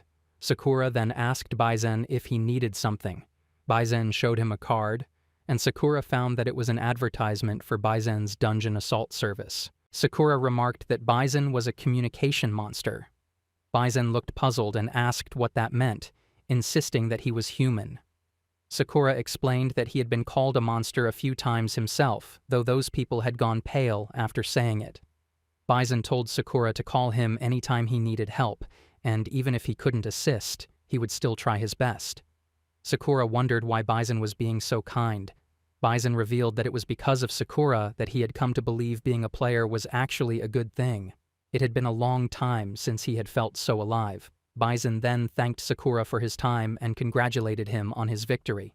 Sakura thanked him, and after a while, left along with the other 2. When Kirara heard that Sakura was forming a party with Miki, she felt jealous. She asked if it was true, and after Miki told her everything, Sakura asked her to calm down and wondered what she was talking about. Kirara admitted that she liked Sakura but also liked her senpai, and that she was feeling conflicted. Then she asked Sakura to promise that he and Miki wouldn't do anything weird when they were alone. Sakura agreed, adding that it wouldn't just be the 2 of them since Exodia would be there as well.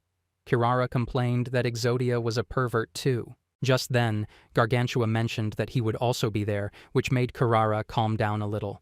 After a while, some of Sakura's other friends called out to Kamishiro, saying he was really late. Kamishiro headed straight towards Sakura, and Sakura was genuinely happy to see him. Kamishiro mentioned that there was a V-ranked dungeon nearby that covered a huge area, and Sakura agreed to go there. Kaido asked him to wait, saying he'd be there first. Mizukawa and the others were surprised to see that, and Nakazawa commented that she couldn't just stand there and watch. Eiji suggested that they should go after them, and everyone agreed. That's how the first top player battle tournament ended, with a sparring match between Kamishiro and Sakura. The scene then shifted 2 days later. Miki finally contacted Sakura, and the 2 of them arrived in Morioka City in the Iwate Prefecture. Sakura startled her a little by saying that she should do her best that day. He remarked that she seemed really excited. Miki admitted that she was. It was their first dungeon exploration as part of an official TV broadcast, and she hadn't been able to sleep all night just thinking about it. As she spoke, she reached out her hand towards Sakura. Sakura said that he had gotten a good night's sleep to prepare for the trip. They joined hands and finally reached the dungeon Miki had mentioned. Reports said that the monsters inside were experiencing sudden spikes in their levels, something completely unprecedented. Some were even stronger than the ones in G-rank dungeons. Feeling excited, Sakura told Miki to head inside with him. As they entered the first floor, Sakura immediately noticed how cold it was. Miki touched the sand and mentioned that it actually felt like snow. Sakura called out to Exodia, wondering how his body heat could be similar to a human's, even though he called himself a fire spirit. Exodia began giving a long lecture in response, until Sakura finally told him to shut up. They continued moving forward, and Miki commented that it was a perfect place to escape the summer heat. Sakura brought up that Miki's hometown was Akita and asked how she handled the cold. She replied that it wasn't great, but she loved both snow and muscular people. Sakura was left wondering what she meant by that. After a while, they encountered their first behemoth monster. Sakura remarked that it was enormous. Exodia stepped forward to join the battle, but before anything could happen, the monsters suddenly collapsed. Exodia was confused and wondered what had just happened. Then they noticed a dragon nearby, and sitting on it was Kaori, who said that they had kept her waiting long enough. Sakura was completely confused upon hearing that. Sakura and Miki were shocked to see everything. Sakura immediately approached Kaori, wondering why he was there and what he meant by keeping them waiting. Kaori explained that they had promised to team up until Sakura's next egg hatched, but Sakura completely denied ever making such a promise. Kaori then remarked that Sakura was the kind of man who avoided taking responsibility. Miki told Sakura that he should keep his word. At that moment, Kaori glanced at Miki's beautiful appearance and quickly approached her, addressing her as the first-ranked player. Miki introduced herself, wondering if something was wrong with her face since Kaori kept staring at her. Kaori asked her to stay still for a moment. Sakura then showed the reward he had received from the tournament and asked if that was what Kaori had been referring to. Kaori grew excited upon seeing the dragon egg and wondered if Sakura truly didn't know what it was. Kaori explained that the egg had been calling out to Sakura for a long time, though he didn't fully understand why. However, Sakura was the chosen one. Kaori expressed curiosity about what the baby from the egg would look like. After that, Miki suggested that they should let Kaori join them in conquering the dungeon. Sakura agreed, thinking he also wanted to learn more about the egg. Out of curiosity, Kaori asked Miki if she liked dragons. Miki nodded, saying they were really cool. Hearing that, Kaori grabbed her hand and welcomed her to his team, and she welcomed him in return. Sakura told them that there were some dropped loot items ahead, but the materials were cheap and he didn't need them. The materials were ice fangs, and Sakura knew he had been hoarding too many items that he couldn't sell, with no idea what to do with them all. Kaori told Miki that he didn't know how strong she and the others were, but since the dungeon was difficult, he and his dragon would handle it. When Sakura defeated a monster, his level increased by 410, leaving Kaori completely shocked. It was far beyond what Sakura had shown during the tournament. Miki reminded everyone that Sakura had wanted to keep it a secret. Exodia mentioned that rumors claimed Sakura wasn't restricted by the level cap, which made Kaori wonder what that meant. Then Miki told Exodia that Sakura had asked them not to reveal anything. As a monster was about to strike Miki, she saved herself with her power. Exodia pulled Kaori aside, saying Miki was even more terrifying than Sakura, invincible, with a weapon that had a counter effect. Kaori warned her not to get too close. Sakura continued defeating monsters, and his level kept rising. Soon, Kaori's dragon joined the fight, and Sakura wondered if it had also held back during the tournament. With many monsters surrounding them, Sakura used teleportation magic, level 10 fire magic, and flight magic to guide missiles. The monsters began attacking one another, and Sakura took advantage of the chaos to strike them all. When a monster tried to attack him from behind, Kaori's dragon saved him. After the battle ended, all the monsters were defeated, and Sakura's level reached 9,829. Kaori noticed that Sakura and his dragon were growing close, which made him feel jealous. Sakura then suggested that Kaori should give his dragon a name. Kaori replied that he had already given it one name, but she was still undecided, as there were many options to choose from, like Cool Dragon, Dragon 800, Dragoroman, Dragon Gongyaban, and Dragoon. Sakura interrupted and suggested keeping it simple by naming it just Dragon. Kaori then admitted that she was quite jealous of Sakura for being unrestricted by levels and said it was no surprise he was the one chosen by the egg. Sakura wondered how Kaori knew about that. Exodia and Miki approached him, and since Exodia avoided meeting his eyes, Sakura realized Exodia was the one who had told her. Miki commented that Sakura had looked really cool earlier, and Sakura thanked her for saying that. Exodia added that if he had been there, those monsters would have been defeated long ago. Sakura revealed that he had learned a new skill and wanted to test it out. They all became excited, and Exodia mentioned that Sakura hadn't even needed to use his full power to defeat the monsters. Sakura's new skill was creation magic. He asked Kaori if she knew anything about it, and Kaori explained that it was a rumored form of black magic, similar to resurrection magic, and suggested that Sakura try using it on his materials. Sakura agreed, and as he lifted a fang and used the magic, it transformed into a crystal sword, astonishing everyone. He noticed that the material had vanished from his hand and been replaced with a weapon. When he used identification magic, he discovered it was the Ice Fang sword, a remarkably strong weapon. Kaori mentioned that, as rumored, weapons made with that skill could surpass those dropped from dungeons and were worth an incredible amount. Sakura wondered whether he could alter the material's form or combine multiple materials at once to enhance the result. As he crouched down, Kaori asked if he had dropped something, but Sakura replied that he still had many materials left and wanted to craft them all. Miki, watching his cheerful expression, blushed slightly. Just then, Kaori stopped him, saying that the dragon had told him about the existence of a special item, one that couldn't be found anywhere or dropped by any monster. It was said to be the only thing capable of hatching the egg, and Kaori wondered if Sakura could create it using his creation magic. After some time, Kaori's dragon came to him for attention, and Kaori realized that the dragon only knew of an item said to hatch the egg, but wasn't sure whether it could actually be created through creation magic. He felt that things were moving a bit too hastily. Sakura thanked Kaori and wondered if ancient dragons were also born from eggs. Kaori denied it, explaining that he had met that dragon inside a dungeon, and it had felt strangely nostalgic. Just then, Miki remarked that it was so close, then looked at Exodia and said it felt the same as them. Exodia, feeling awkward, asked her not to get too close. Sakura was confused by Exodia's reaction, but turned to Kaori, saying he needed more time to practice with creation magic. Kaori agreed to wait for him there.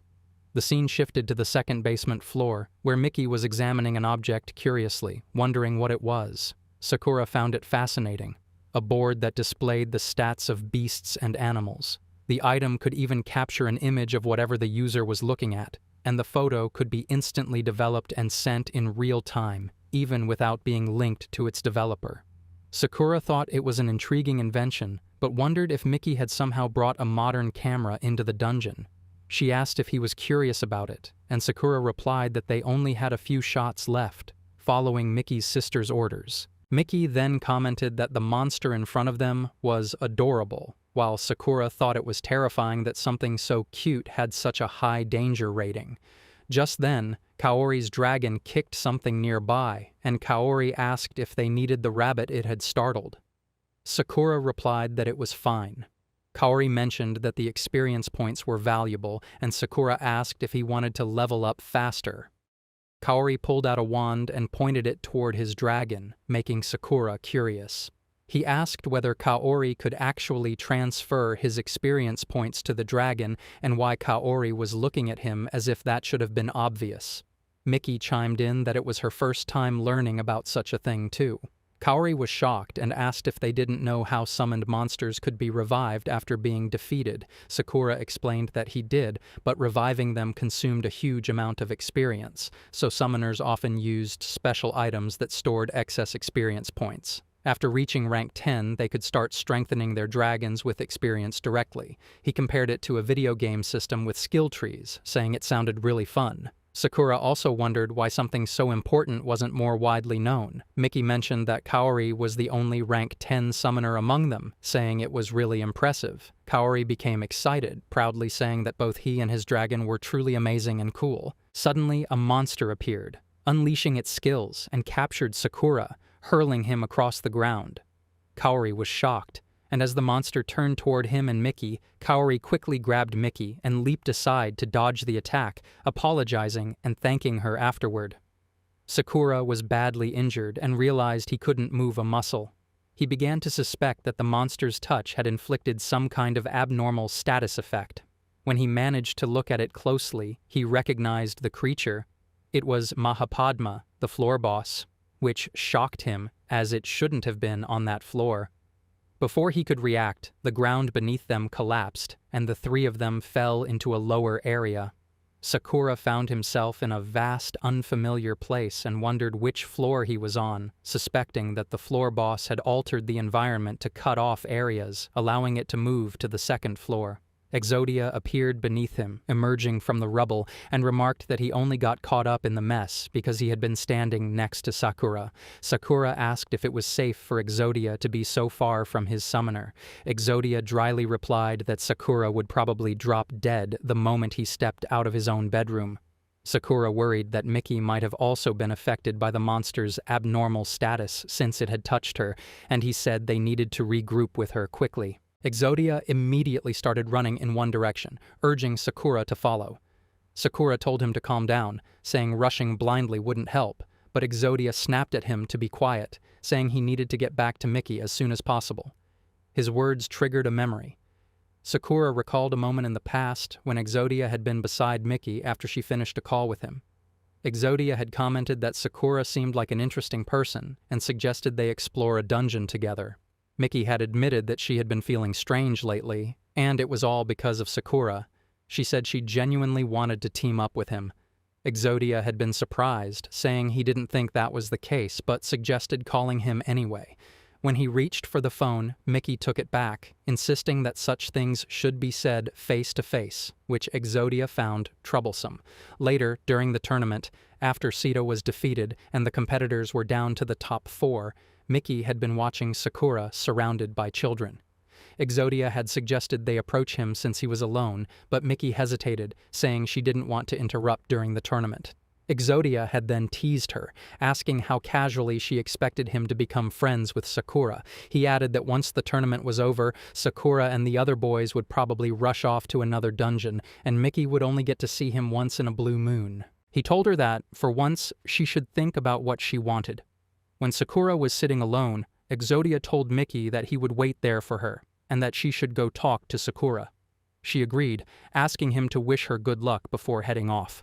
The scene returned to the present, where Exodia told Sakura that Miki had been looking forward to that day for so long that she wouldn't even stop talking about it when they were supposed to be sleeping.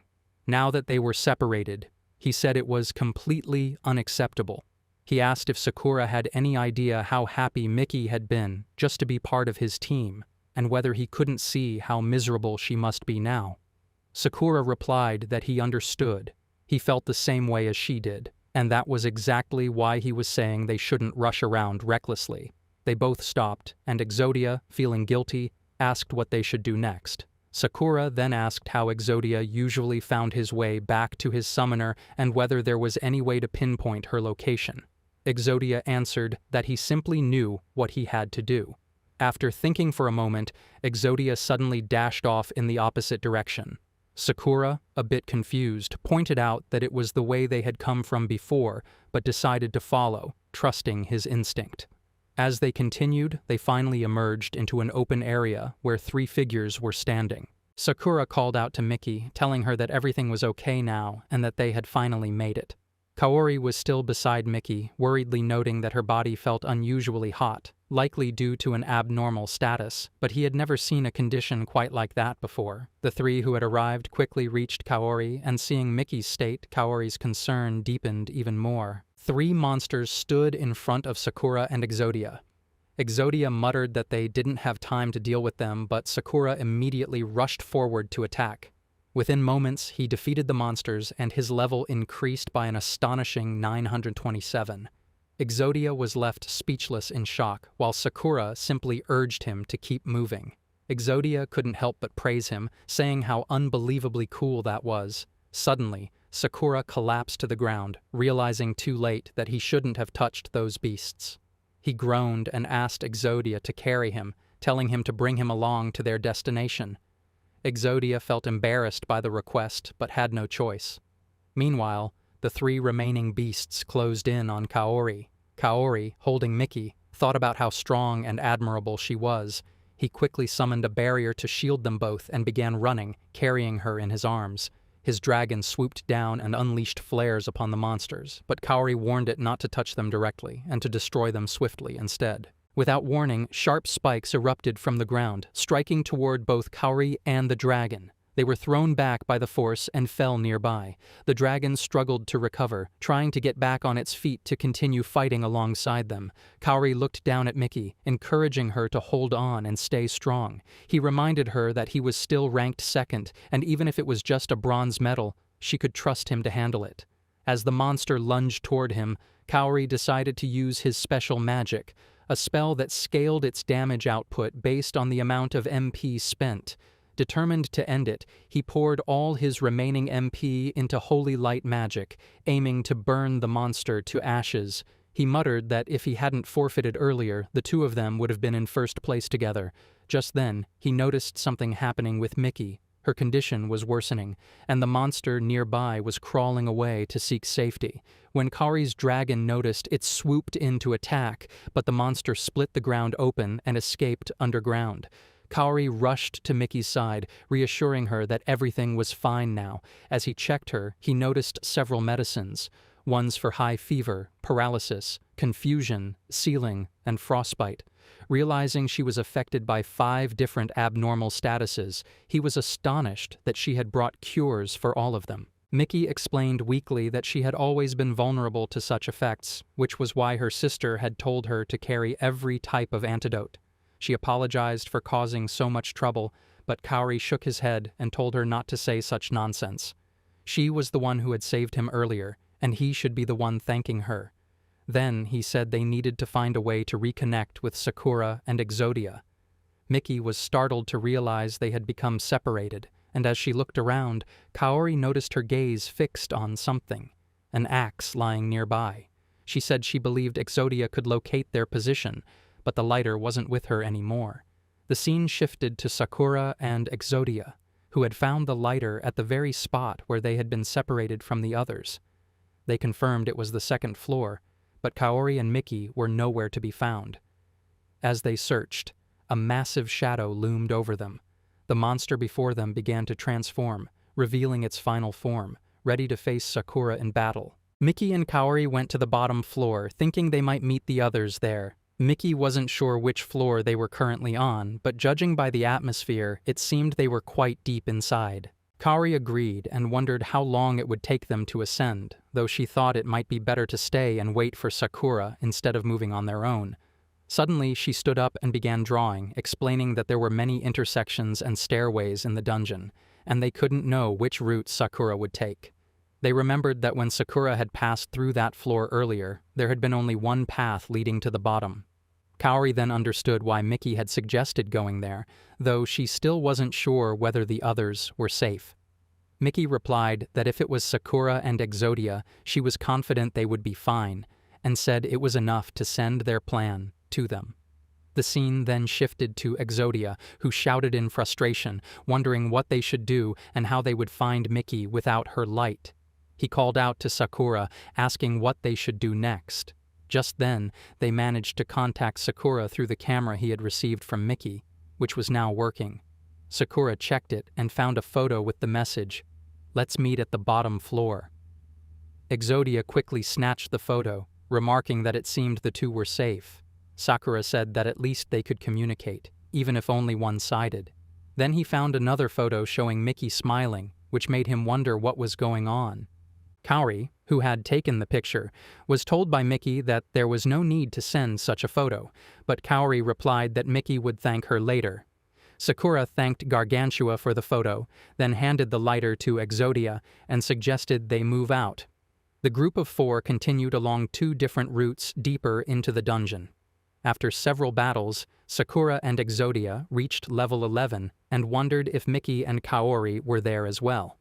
Exodia handed a dropped item to Sakura, asking why they had to defeat every monster along the way. If it was for leveling up, that made sense, but collecting loot was wasting too much time. He suggested that if they just focused on moving forward, they might reunite with Miki and Kaori sooner. Sakura agreed, but said he needed to think about what would happen after the reunion, as he didn't want the same mistakes to repeat. He also reminded Exodia that their true goal was to conquer the dungeon. Kaori and Miki continued forward and soon learned that the deepest floor was only 3 levels away. They had descended quite far. Ahead of them stood a massive door, and as they approached, Kaori noted that even the stairs were enormous. He urged Miki to move on, but she cautioned him that there might be danger. Kaori replied that he only intended to scout the area. As Kaori stepped onto the sand in front of the door, Miki tried to pull him back, but in that instant his leg froze solid, leaving them both startled. Miki quickly began searching through her belongings for medicine, and after some fumbling, she finally found what she needed. Kaori, wincing, recalled something and asked why she had picked up so many dropped items from monsters earlier. Miki explained that they would need materials to handle future enemies and would have to rely on Sakura as well. She was gathering resources to craft armor using creation magic. That was why she had been collecting so much. Sakura, she said, was likely doing the same. She added that she might have been overthinking it, but she didn't want to take any chances. After finishing the treatment, she asked how Kaori was feeling. Kaori thanked her, and Miki told him to rest for a while since the area was warm enough to wait in. Time passed quietly as they stayed there, until Miki apologized for making him wait so long. Kaori wondered aloud how much time had gone by, and Miki revealed it had been nearly 10 hours. Curious, Kaori asked whether Miki had known Sakura for a long time. She shook her head, saying she had only met him a few months ago. Kaori was surprised and questioned whether she wasn't placing too much trust in someone she barely knew. Miki admitted that perhaps she was, but said she was doing it simply as a friend. Kaori smiled sadly, saying Sakura was really cool, and admitted he didn't truly understand what friendship meant. He confessed that he wasn't good with people and never knew the right distance to keep, which was why he often felt alone and disliked. He said it always seemed like there were unspoken rules about how friends were supposed to do things together, just like in school, but exploring dungeons and fighting dragons was already exciting enough, and being around Sakura and Miki made it even better. Spending time with them felt so joyful, like he finally belonged somewhere. Still, he feared he might be misunderstanding their relationship, and that thought scared him. Miki stood up and hugged Kaori gently. He felt warmth spread through him, and Miki felt it too, as if they had been friends forever. Kaori began to cry, admitting that Sakura wasn't like Miki. He didn't believe Sakura saw him as a friend. Just then, Sakura arrived. From a higher ledge, he spotted them and jumped down to meet them, apologizing to Kaori while holding some of Kaori's belongings. He mentioned the photo of Miki that he had received earlier. Curious, they asked why he was wearing short sleeves. Sakura looked at them as Exodia explained that they were now on the 40th floor and had been checking every level carefully before finding the photo near the deepest floor. Sakura smiled and said he had been sweating a lot during the search. Kaori asked Sakura whether he was happy to have found him. Sakura seemed puzzled for a moment, but then admitted that he was simply relieved. Kaori, rubbing his stomach, complained that he was starving and asked Sakura to give him some food. He also asked for the photo of Miki, but Sakura immediately refused, leaving Miki surprised. After that, they all prepared a meal together. Once they finished eating, Sakura looked at everyone and said that after their meal, they should go and defeat the Mahapadma. With the new equipment, Miki was now able to fly and praised her own creation, claiming it was the best. Exodia complimented her, saying she looked like an angel. Soon after, Kaori appeared with the new equipment, and Sakura wondered how it was. Miki commented that Kaori looked really cool, and they all appreciated Sakura for his work. Sakura explained that he had experimented with a few things while traveling and using creation magic.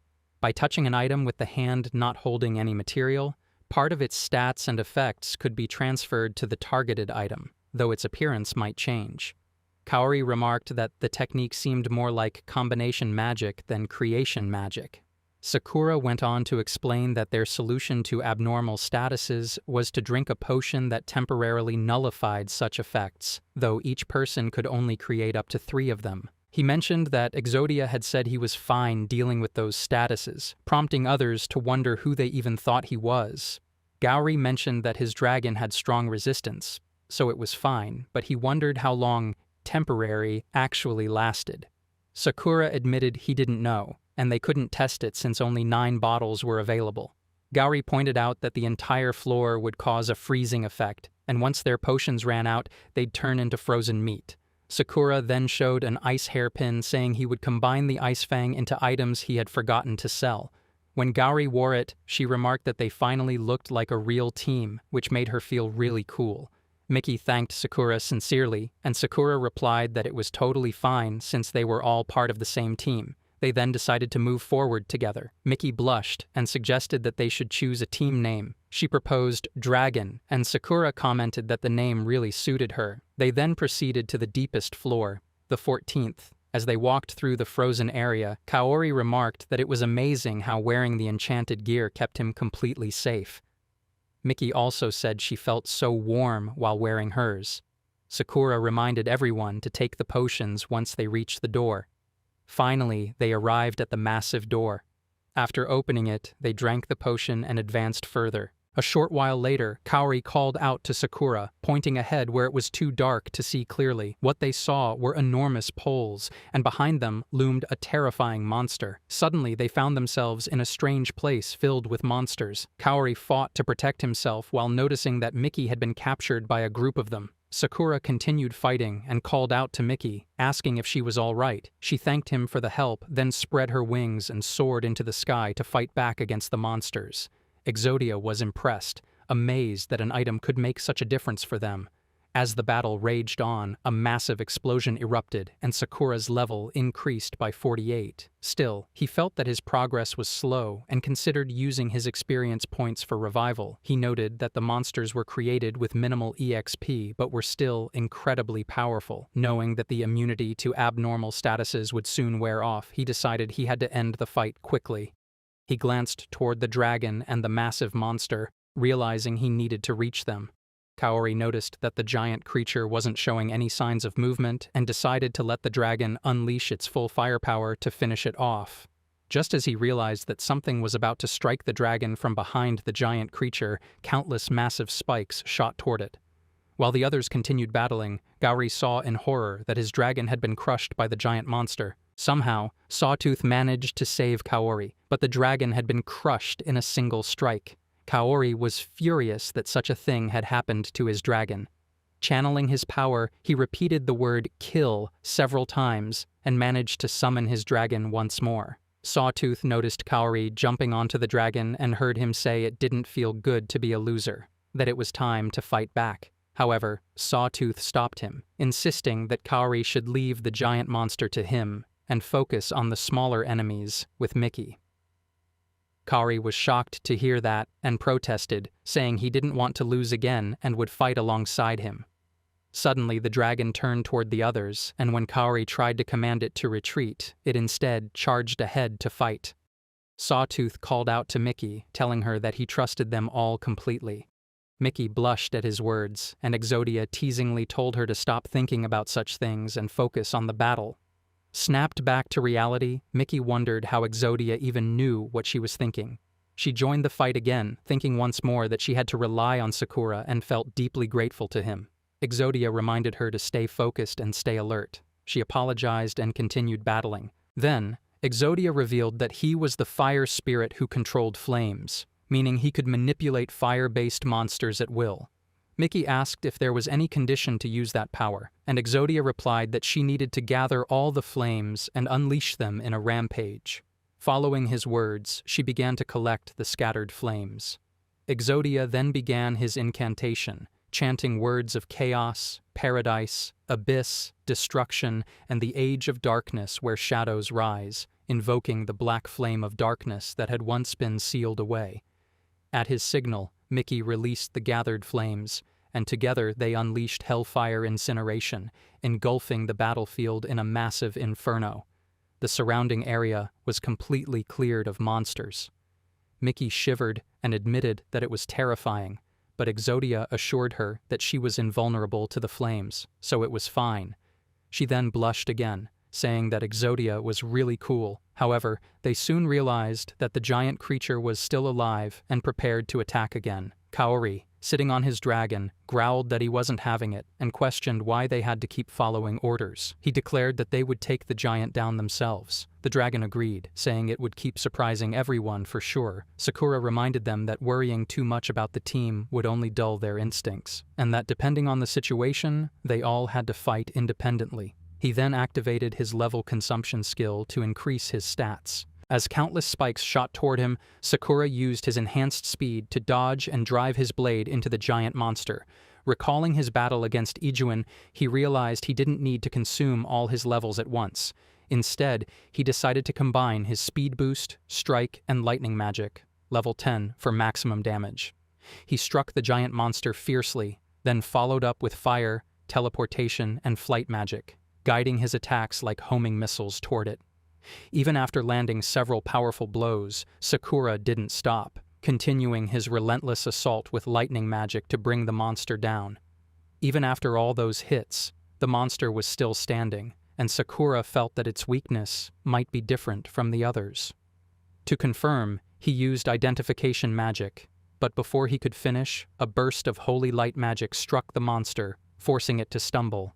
Kaori was the one who unleashed the spell, proudly declaring that it was the teamwork of Dragonheart. Sakura laughed, wondering if Dragonheart was supposed to be their team name. Gauri narrowed one eye and playfully nudged Sakura before he charged forward again, unleashing another powerful attack on the Mahapadma. Sakura finally realized that his level had increased by 4,252 and thought he needed to practice controlling his level consumption to avoid getting distracted while maintaining it.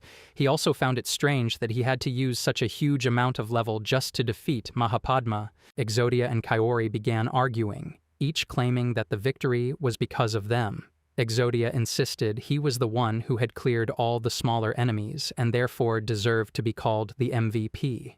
Kaori teased him, saying that all of Exodia's attacks were only effective because of Mickey's fire, and that the real MVP should be Kaori, who had provided a superb assist against the boss. Exodia countered that it was thanks to the dragon, not Kaori. While they were still arguing, Mickey arrived, and both of them asked her who she thought the MVP was. Sakura noticed that Mickey only looked at him, so he called out to her to show his appreciation. Exodia and Kaori were shocked and demanded that they be appreciated too, so they all ended up clapping for one another. Exodia mentioned that Kaori had found the drop item he loved so much. Sakura still remembered that and said it was quite something, so they decided to split everything among themselves. Later, Kaori picked up a potion, and when Mickey asked if he had found the item, he denied it, saying that in the end they had only used one bottle. When Mickey drank it, she found it extremely bitter. Kaori explained that it had a 10-minute effect duration, so it was fortunate that they had finished before needing another dose. He then wondered aloud if Mickey thought it would taste better with some sugar. She replied that it was a good question, and Kaori suggested they try it next time. At that moment, a dragon was flying through the sky, but it was suddenly slashed into pieces, shocking everyone. The monster reappeared and charged at Mickey. Exodia was stunned as the creature turned toward Kaori, who quickly cast barrier magic, but it didn't hold for long, and he was struck by the monster. Just as it was about to attack Mickey, Sakura intervened, punching the creature and sending it flying into the sky, followed by several blasts. After a while, Exodia approached Sakura in confusion, wondering what was happening. He was certain he had defeated all the monsters, so he couldn't understand why another one had appeared, and one that was far faster than the rest. Sakura realized it was the same creature that had attacked him on the second floor, the one that had been controlling all the giants, the true floor boss, Mahapadma. Sakura told Exodia that both he and Kaori were suffering from abnormal status effects, so Exodia should take them to the stairs. Sakura said he trusted him with that task. Left alone to face the floor boss, Sakura began to suspect something wasn't adding up. The monster charged at high speed, and Sakura leapt to counterattack, but its head blocked his strike. He wondered why it was trying to separate them. Grabbing the creature, he threw it a distance away, questioning why. If it could move between floors, it hadn't attacked them all the way down to the deepest level. Feeling that something was off, he dodged the staff in the monster's hand and punched it brutally, wondering if it had been toying with them the entire time. Sakura was dominating the battle, continuously attacking the monster while thinking that if he didn't use level consumption, he wouldn't even be able to scratch it. However, if he did, his stats would gradually diminish, and the potion's effect would only last for 10 minutes. He suddenly noticed that the monster had thrown its weapon toward him, so he dodged it. But while he was distracted by the weapon, the monster seized the opportunity to close the distance and strike him. Sakura was struggling, and his current level had dropped to 12,488. He used his power, determined to make up for his lost stats later and to repurchase the weapons and equipment he had created along the way. He then tried to summon Gargantua, though not completely, and drew the Ice Fang sword. Before he could attack, the monster stabbed him in the arm, but he somehow managed to slash off one of its arms in return, reducing his level further to 11,000. He kept fighting, thinking it still wasn't enough. Meanwhile, Exodia had already completed the task Sakura had given and mentioned that there were about 5 different abnormal statuses mixed in, realizing he should have paid more attention to it. As he searched, Mickey regained consciousness, saying it was the paralysis recovery drug and expressing relief that she could now move freely. She told him to leave the rest to her. Exodia, surprised, called her an idiot and told her she shouldn't blame herself. Mickey was crying, saying they had to hurry because Sakura needed help. Sakura kept fighting, but his level continued to drop. After a while, the monster sensed something and threw Sakura some distance away. Sakura thought about recovering quickly, realizing the monster's HP was low and it had only one arm left. He knew the seal status only affected magic, so he could still use level consumption to increase his stats and endure until he fully recovered. The monster moved closer to him, but Exodia appeared and attacked it with fire, saying the monster wasn't going to kill someone important to him. He recalled the past when Mika had been worried about Mickey, who cried endlessly after their parents passed away. It had felt like the end of the world for Mickey. Exodia wondered why Mika had said all those things to him, and if she had been drunk. Mika had replied that it was because Exodia must not dare to disappear like their parents, and if he ever made Mickey cry, she would kill him, but only after having a proper talk with him first. Exodia had agreed, deciding not to grant that wish, but instead to make sure Mickey would never cry. He kept fighting the monster, but it struck him with its staff and was about to stab again when Sakura, angered by Exodia and Mahapadma, unleashed his power. He noticed a nearby bag emitting bright sparks, and moments later, a dragon egg rolled out. It was the source of the light. Suddenly, the egg cracked open and hatched. Sakura found that a baby dragon had been born from the rainbow egg, and it crawled toward him, stretching its tiny body. He noticed how small it was and wondered why it had just been born. Gargantua contacted him, saying that the experience points Sakura had spent had gathered inside the rainbow egg, which might have helped it hatch. Sakura looked at Mahapadma and wondered if it was frightened. The dragon then sat on him, and he realized his abnormal status had disappeared. Grateful, he thanked the dragon for curing him. The monster suddenly charged at him, but Sakura dodged and kicked it away, sending it flying some distance. He was surprised that although he had only touched it, none of the abnormal statuses had affected him, and his natural recovery speed was incredibly fast. Letting the dragon sit on his body, Sakura apologized, admitting he didn't know its name.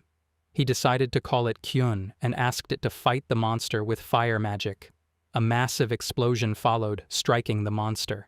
Exodia appeared, astonished by the power, and Sakura explained that it was Kyun who had enhanced his skills, first upgrading decoupled magical efficiency and earlier abnormal status self-recovery, both of which were remarkable. The little dragon grew tired and rested in Sakura's hands, pressing against his chest before falling asleep. Exodia told Sakura to look ahead, warning that the monster was still standing even after taking such a powerful hit. Exodia said it was thanks to the little dragon that the monster was just one hit away from death. Sakura asked him to take care of Hyun, and Exodia agreed, telling Sakura to go and get some milk while he provided the potions Sakura might need. Sakura thanked him and returned to fight the monster, continuing to strike relentlessly. After a while, Exodia grew furious at the monster, saying it had made Mickey cry and feel sad, so it was now facing its death sentence.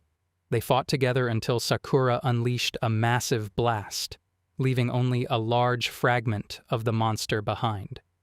Sakura admitted he would have been dead if he'd been fighting alone, but praised Exodia's high rank. His level had increased by 44,400.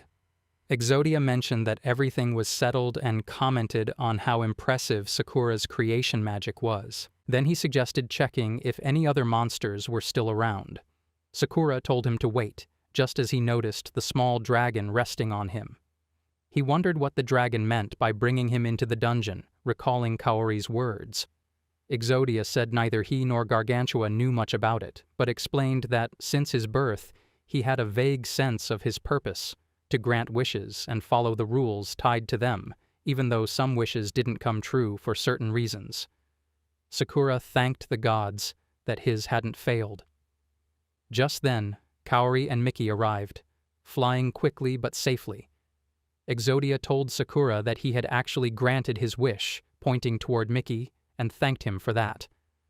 Miki looked at Sakura silently, and Exodia nudged him to say something, teasing that he'd been acting awkwardly. Sakura simply apologized and gently patted Hyun. Hyun clung to Kaori and started playing around. Kaori found it adorable, but all of a sudden, he began crying when he realized Hyun had already eaten his food.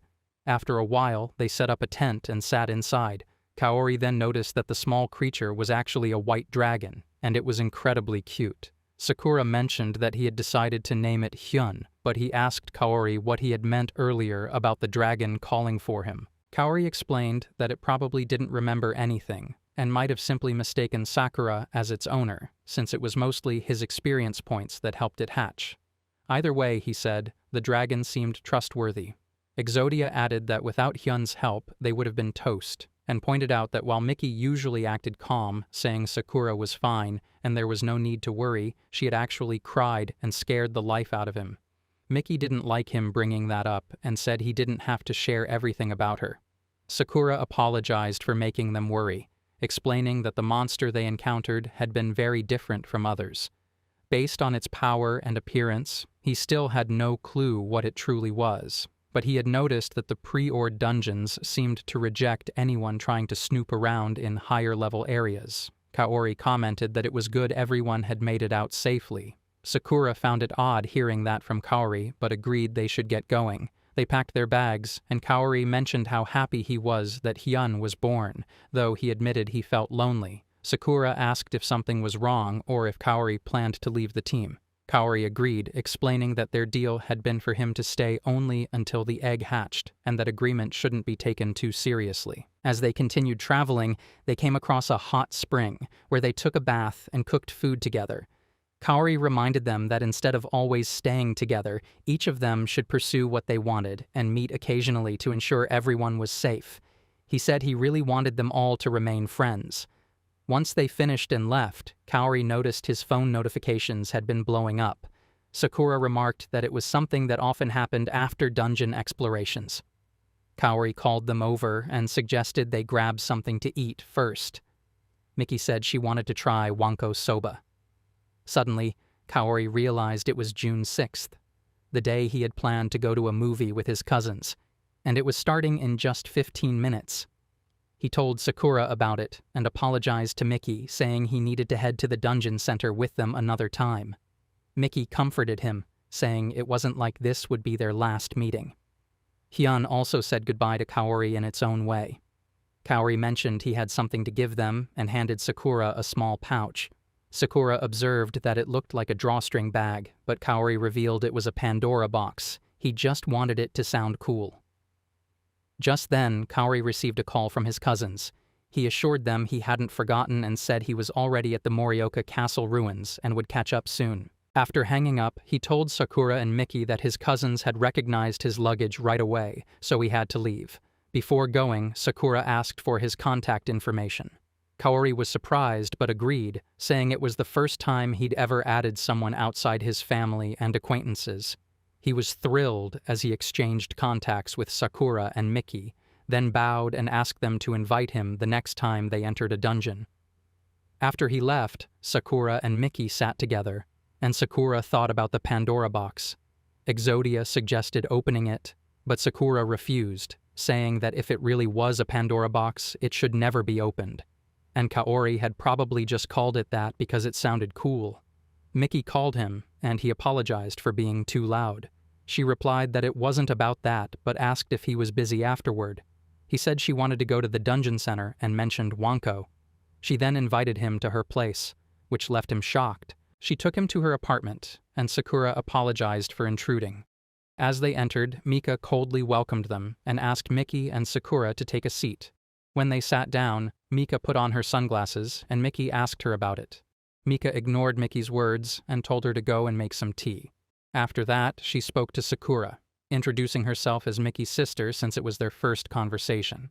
When Sakura introduced himself, Mika mentioned that she had already heard about him and added that someone had formed a party with Mickey without her consent.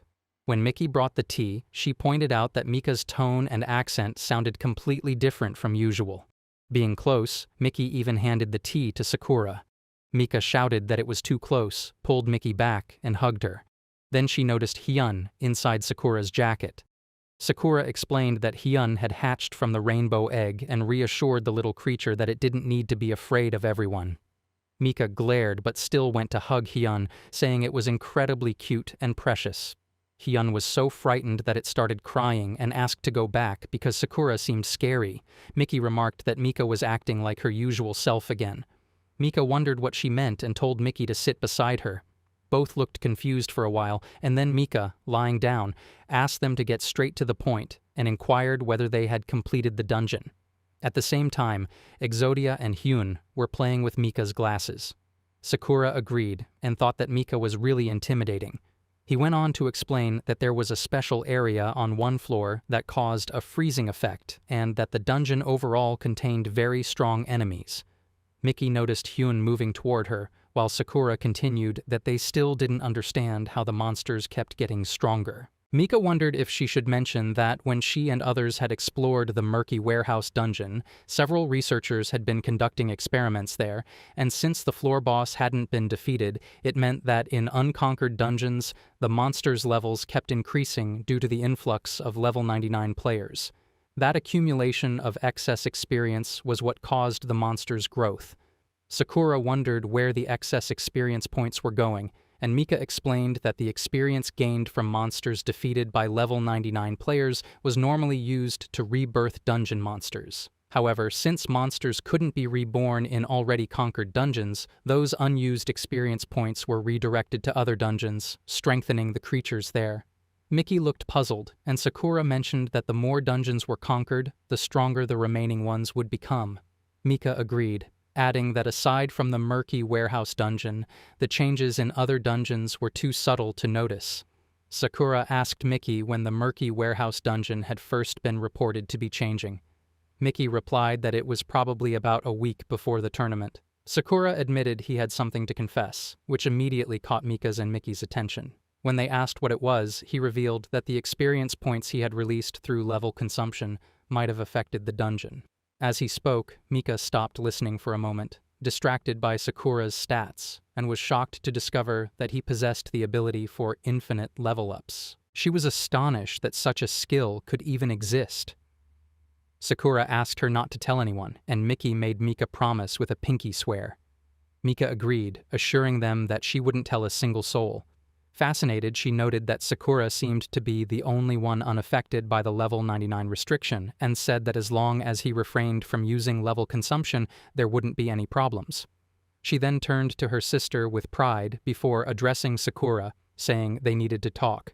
When Sakura complained that she was being too loud and even grabbed his cheeks, Mika explained that given the current situation with the dungeons, a new plan had recently been put into action: the formation of the Special Skill Team, an organization of carefully selected players whose goal was to cooperate and conquer high-level dungeons together. Sakura wondered if Mika wanted him to join that team. Mika confirmed it, saying that if he joined the SST to help them, she would allow him to party with Mickey. Sakura stood up and apologized, saying he wasn't going to join the SST but still wanted to team up with Mickey in the future. He admitted it might sound unreasonable, but even without joining the SST, he believed he could still be of help to Mika, as there were surely some dungeons that only they could conquer. Mika replied that after seeing his skills, she had already realized he wasn't the type to work in large groups, but asked why he still needed to team up with Mickey. Sakura answered that it was the result of confronting his own self. Mika continued by saying that Mickey was amazing as always. Suddenly, Mickey asked Sakura to stay for dinner. Sakura was surprised and wondered if they were trying to sway him with a meal. Mickey laughed and replied that he wouldn't fall for such a simple trick, then mentioned she was heading to the supermarket for a while. Sakura asked to come along since he needed to visit the dungeon center. Exodia decided to go too, and Mika asked why. Exodia explained that his duty was simply to protect Mickey.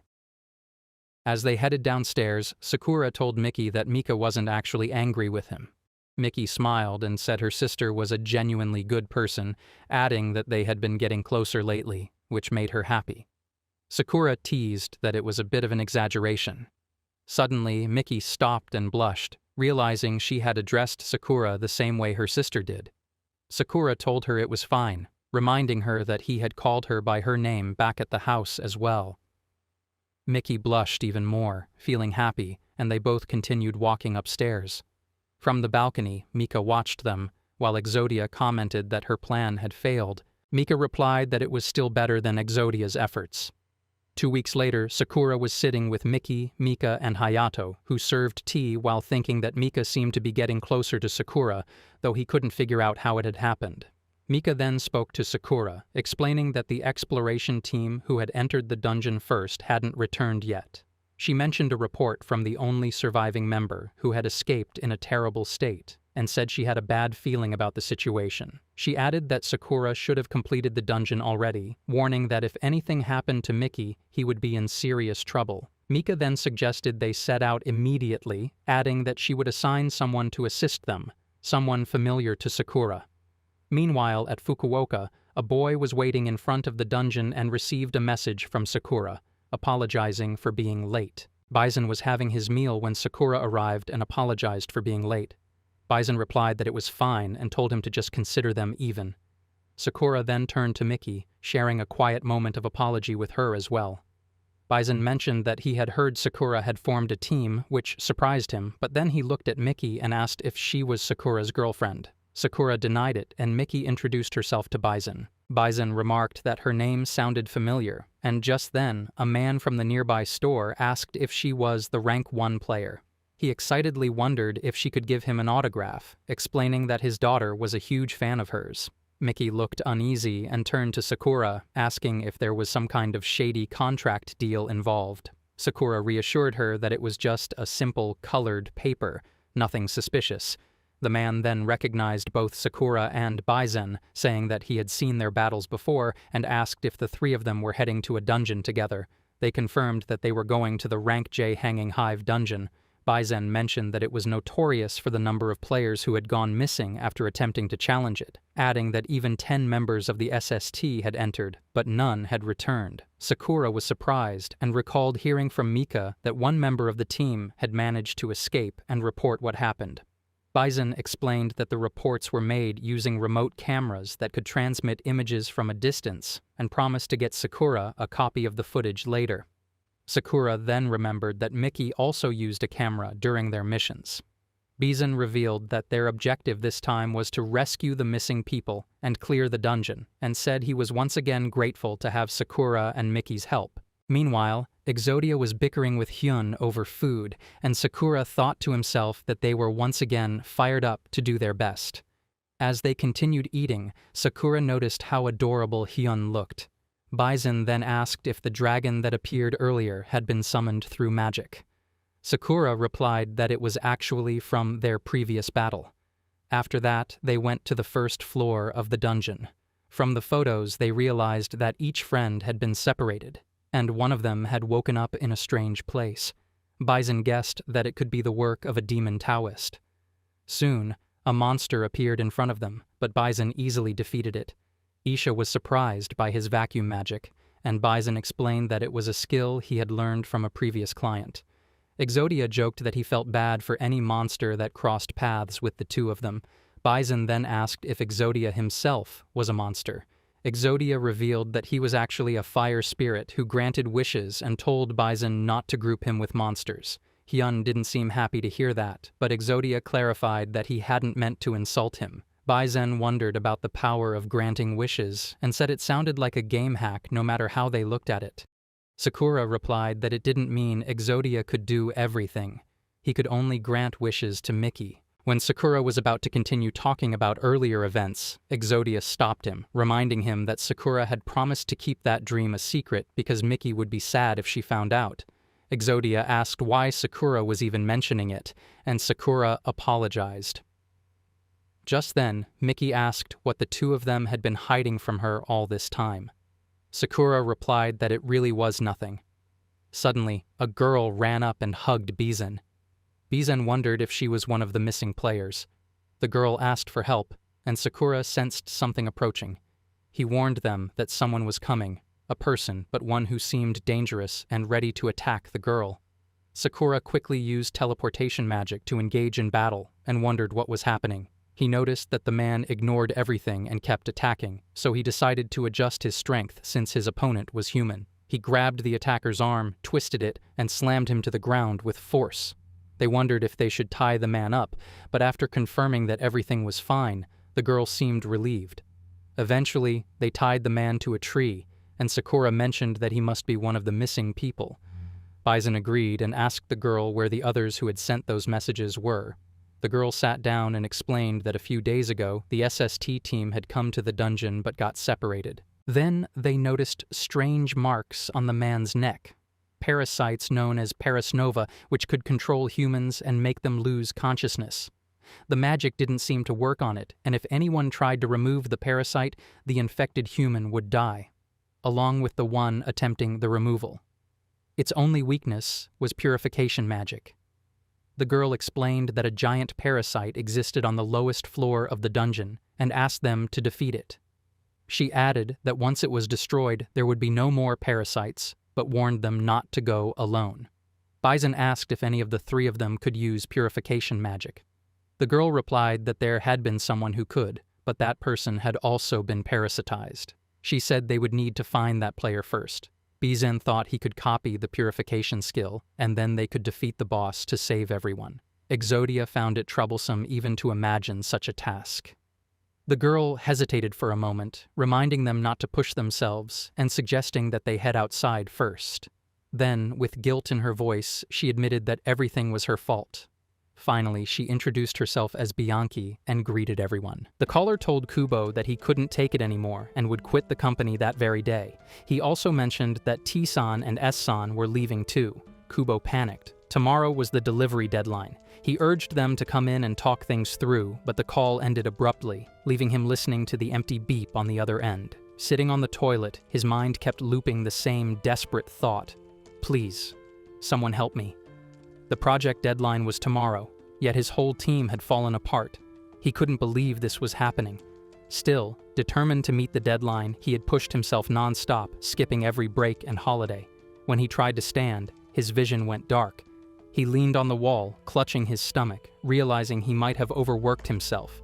He decided to rest for just a bit, but then a loud voice suddenly shouted at him not to sleep so casually. The shock made him jolt upright. The voice told him to get off the carriage quickly, which left Kubo confused. Carriage? What carriage? Wasn't I in the toilet just now? As he stood, he bumped into something and mumbled an apology, wondering if this was a dream. He stumbled, fell, and instinctively reached out to steady himself, only to see a small child's hand. His palm splashed into a puddle, and pain shot through him. When he looked down, he saw a child's reflection staring back. Horrified, he screamed and pulled his hand away. A girl's voice from behind scolded him to move aside. After she left, Kubo just sat there, stunned, trying to make sense of everything. In the distance, the man who had yelled earlier was handing out food, telling someone to eat and be grateful. Kubo thought it all felt too real to be a dream. Where am I? What's happening to me? He looked at his small hands, panic setting in, and clutched his head, begging silently for someone to wake him up. Just then, the same girl returned, placing a half-filled plate in front of him. "Here's your food," she said flatly. Kubo recognized her voice, the same girl from before. Her next words sent a chill through him. She said that if he had been injured more seriously, he might have at least died easily. Shocked, Kubo stared at her, trying to understand what she meant. She told him to hurry and eat, otherwise no one would buy him. "Buy me?" he repeated, his voice trembling. "Where is this carriage going?" She looked at him, puzzled, and asked if he really didn't know. Then she said it. They were on their way to the capital's slave market. Kubo suddenly found himself standing in front of a crowd, shackled and displayed like an object. His heart pounded as the announcer's voice echoed. The slave auction was about to begin. Looking down, he trembled in fear. The man announced that they'd start with the one on the right, a 6-year-old boy, with a starting bid of 1,000 gold. Kubo froze, realizing they meant him. From behind, he heard cold voices discussing his fate. One man muttered that 1,000 was too much, while another said that if no one bought him, they should just get rid of him. The price kept dropping, from 1,000 to 800, then 600. Kubo felt despair sink in. He had somehow ended up in a world completely unknown to him, and now he was about to die as a slave. As he scanned the crowd, his eyes met those of a woman and a man standing together. For a second, he thought they looked at him with interest, but they quickly turned away and whispered to each other, leaving him to think it was just his imagination. The announcer declared that since there were no bidders, they'd move on to the next one. Kubo's heart sank. So this is how it ends, he thought. Moments later, the announcer roughly pushed him into another room, apologizing to someone waiting inside. "This is the product you requested, Lady Basam," he said. Kubo looked up. It was the same woman from earlier. The announcer bowed deeply, then politely suggested they proceed with the ownership transfer. He asked Kubo to show his hands, saying the same for the servant beside the lady. Confused but compliant, Kubo raised his shackled wrists. A glowing light surrounded them, making him gasp. "It's glowing! What is this?" he blurted out. The man beside Lady Basam gave him a suspicious look while the announcer scolded him to stay quiet, saying the transfer was still in progress. Kubo stared at his wrists in disbelief as the shackles unlocked on their own. Was that magic? He thought. The announcer bowed again to Lady Basam and excused himself. The man next to her turned respectfully and asked, "My lady, what shall we name this slave?" Lady Basam touched Kubo's cheek thoughtfully, as if she had just remembered something. "You're right," she said softly. "I'll call him Linos." Kubo, now Linos, felt a flicker of hope. "Am I saved?" he thought, trying to follow them. Before he could speak, the man introduced himself. "She is Lady Basam von Erza," he said firmly. "You will address her as master. I'm Falco." He looked at Linos up and down, wrinkling his nose. "I know it can't be helped, but you're absolutely filthy." Falco filled a bucket from the nearby well and dumped the cold water over Linos's head. Startled, Linos yelped, but Falco told him to stay still. With a flick of his hand, Falco murmured a short spell, and a faint glow surrounded Linos, tiny bubbles rising around him. Linos looked down at his clothes in amazement. They were spotless. Falco sighed, clearly irritated, saying it was obvious since he'd just used cleaning magic. Linos's eyes lit up as he asked if people in this world could really use magic. Falco raised an eyebrow, surprised by the question, and asked where Linos was even from. Didn't he know the basics? He then asked if Linos was aware of his own powers, pointing at him and revealing that he had the potential to become a shield master. Falco explained that he'd used appraisal at the slave market to find that out. When Linos repeated the term, Falco told him it was a kind of spell that let someone see another person's abilities. According to it, Linos had strong potential.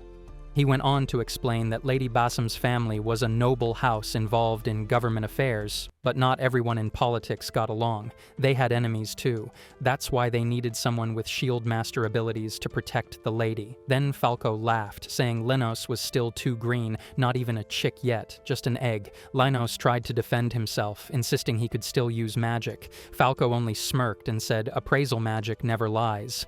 As they continued walking, Falco pointed ahead and said they'd be heading back to the mansion. He gestured toward a grand structure on the right, Juka Castle, explaining that it was where the king lived. The castle was self-sustained thanks to its inner farms and surrounded by massive walls with a single entrance, making it nearly impossible to invade. Linos couldn't help wondering what would happen once they reached the mansion. Lady Basam had seemed kind, but he knew that slaves were rarely treated well. Soon, Falco announced their arrival at the Basam residence. He pointed to the grand front gate, saying it was only for guests, while servants entered through a smaller back door. Linos thought their journey was finally over, but the moment he stepped through the servant's entrance, a surge of electricity shot through him.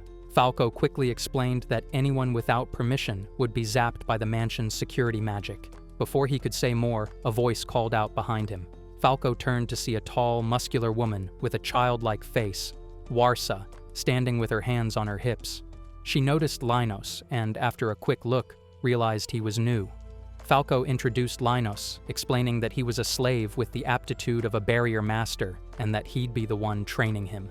Warsa gave Linos a friendly smack on the back that nearly knocked him down, saying he didn't seem like a bad kid and she looked forward to working with him. Linos hit the ground, dazed, while Falco asked if he was still conscious. He warned Linos that Warsa specialized in martial arts. If he ever disobeyed her, he wouldn't live long. Warsa loomed behind him at that remark, clearly amused. Changing the topic, Falco asked if Linos had eaten yet. When Linos shook his head, Warsa said she'd show him to his room and the dining hall on the way. Falco agreed that was best, then ruffled Linos's hair with a grin, telling him to eat well. Training would start first thing tomorrow. Linos's eyes widened as he stared at the meal laid out before him. Warsa told him to go ahead and eat, apologizing that it was just simple food. He picked up a piece of bread but didn't take a bite. Seeing his hesitation, Warsa asked gently if there was something he didn't like. He shook his head and said it wasn't that. He just couldn't believe he was being treated so kindly, even after being bought as a slave.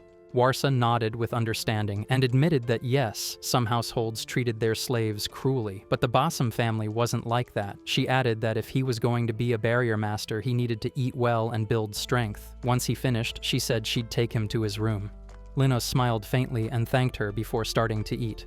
Later, as they walked through the mansion, Warsa explained that he should start remembering the layout. She pointed out that the first floor had the reception hall, guest rooms, kitchen, and bathrooms. The second floor, she said, belonged to Lady Erza and the Lord. The Lord worked at the castle most of the time, so he rarely came home. She added that the servants' quarters were down the hall and that his room was there as well. Linos looked at her, thinking how kind she seemed. When he asked if it was really okay for his room to be near hers, she laughed and smacked him on the back again, teasing that there was no way she'd make him sleep in the stables. He winced. That was twice now, but couldn't help smiling. Warsa opened a door and showed him a small, dusty room. She said it hadn't been used in a while and grabbed a broom, handing him a bucket. "Let's clean it up together," she said. Linos thanked her, a bit surprised she was helping too. She explained that his job would mostly involve assisting the others with small tasks and learning proper manners along the way. He nodded, wringing out a wet towel as she shook dust from the bedsheets, coughing a little. She went on to describe their daily routine, waking up early, eating 3 meals a day, and going to bed after work. It might take time to get used to, she said, but they did get holidays, and since he was a magic user, he'd have to spend time practicing as well. When the cleaning was done, Warsa waved goodbye. Linos waved back awkwardly before she closed the door. Sitting on his bed, he let out a long breath. So much had happened that his mind could barely keep up. Still, he was grateful. He hadn't died, he had food, and even his own room. But as he sat there in the quiet, his thoughts drifted back to his past life. He realized he'd abandoned the company plan, and the weight of that hit him. Tears welled in his eyes as he muttered to himself that, in the end, he'd just been another piece of the company's machinery, nothing more than their livestock. Linos sat by the window, staring out quietly. His mind wandered. Could he ever go back home? And even if he could, would that really make him happy? The thought only made him restless. He sighed, muttering that overthinking wasn't helping, and decided to just sleep it off. The next morning, out on the training grounds, Falco told him to pay attention.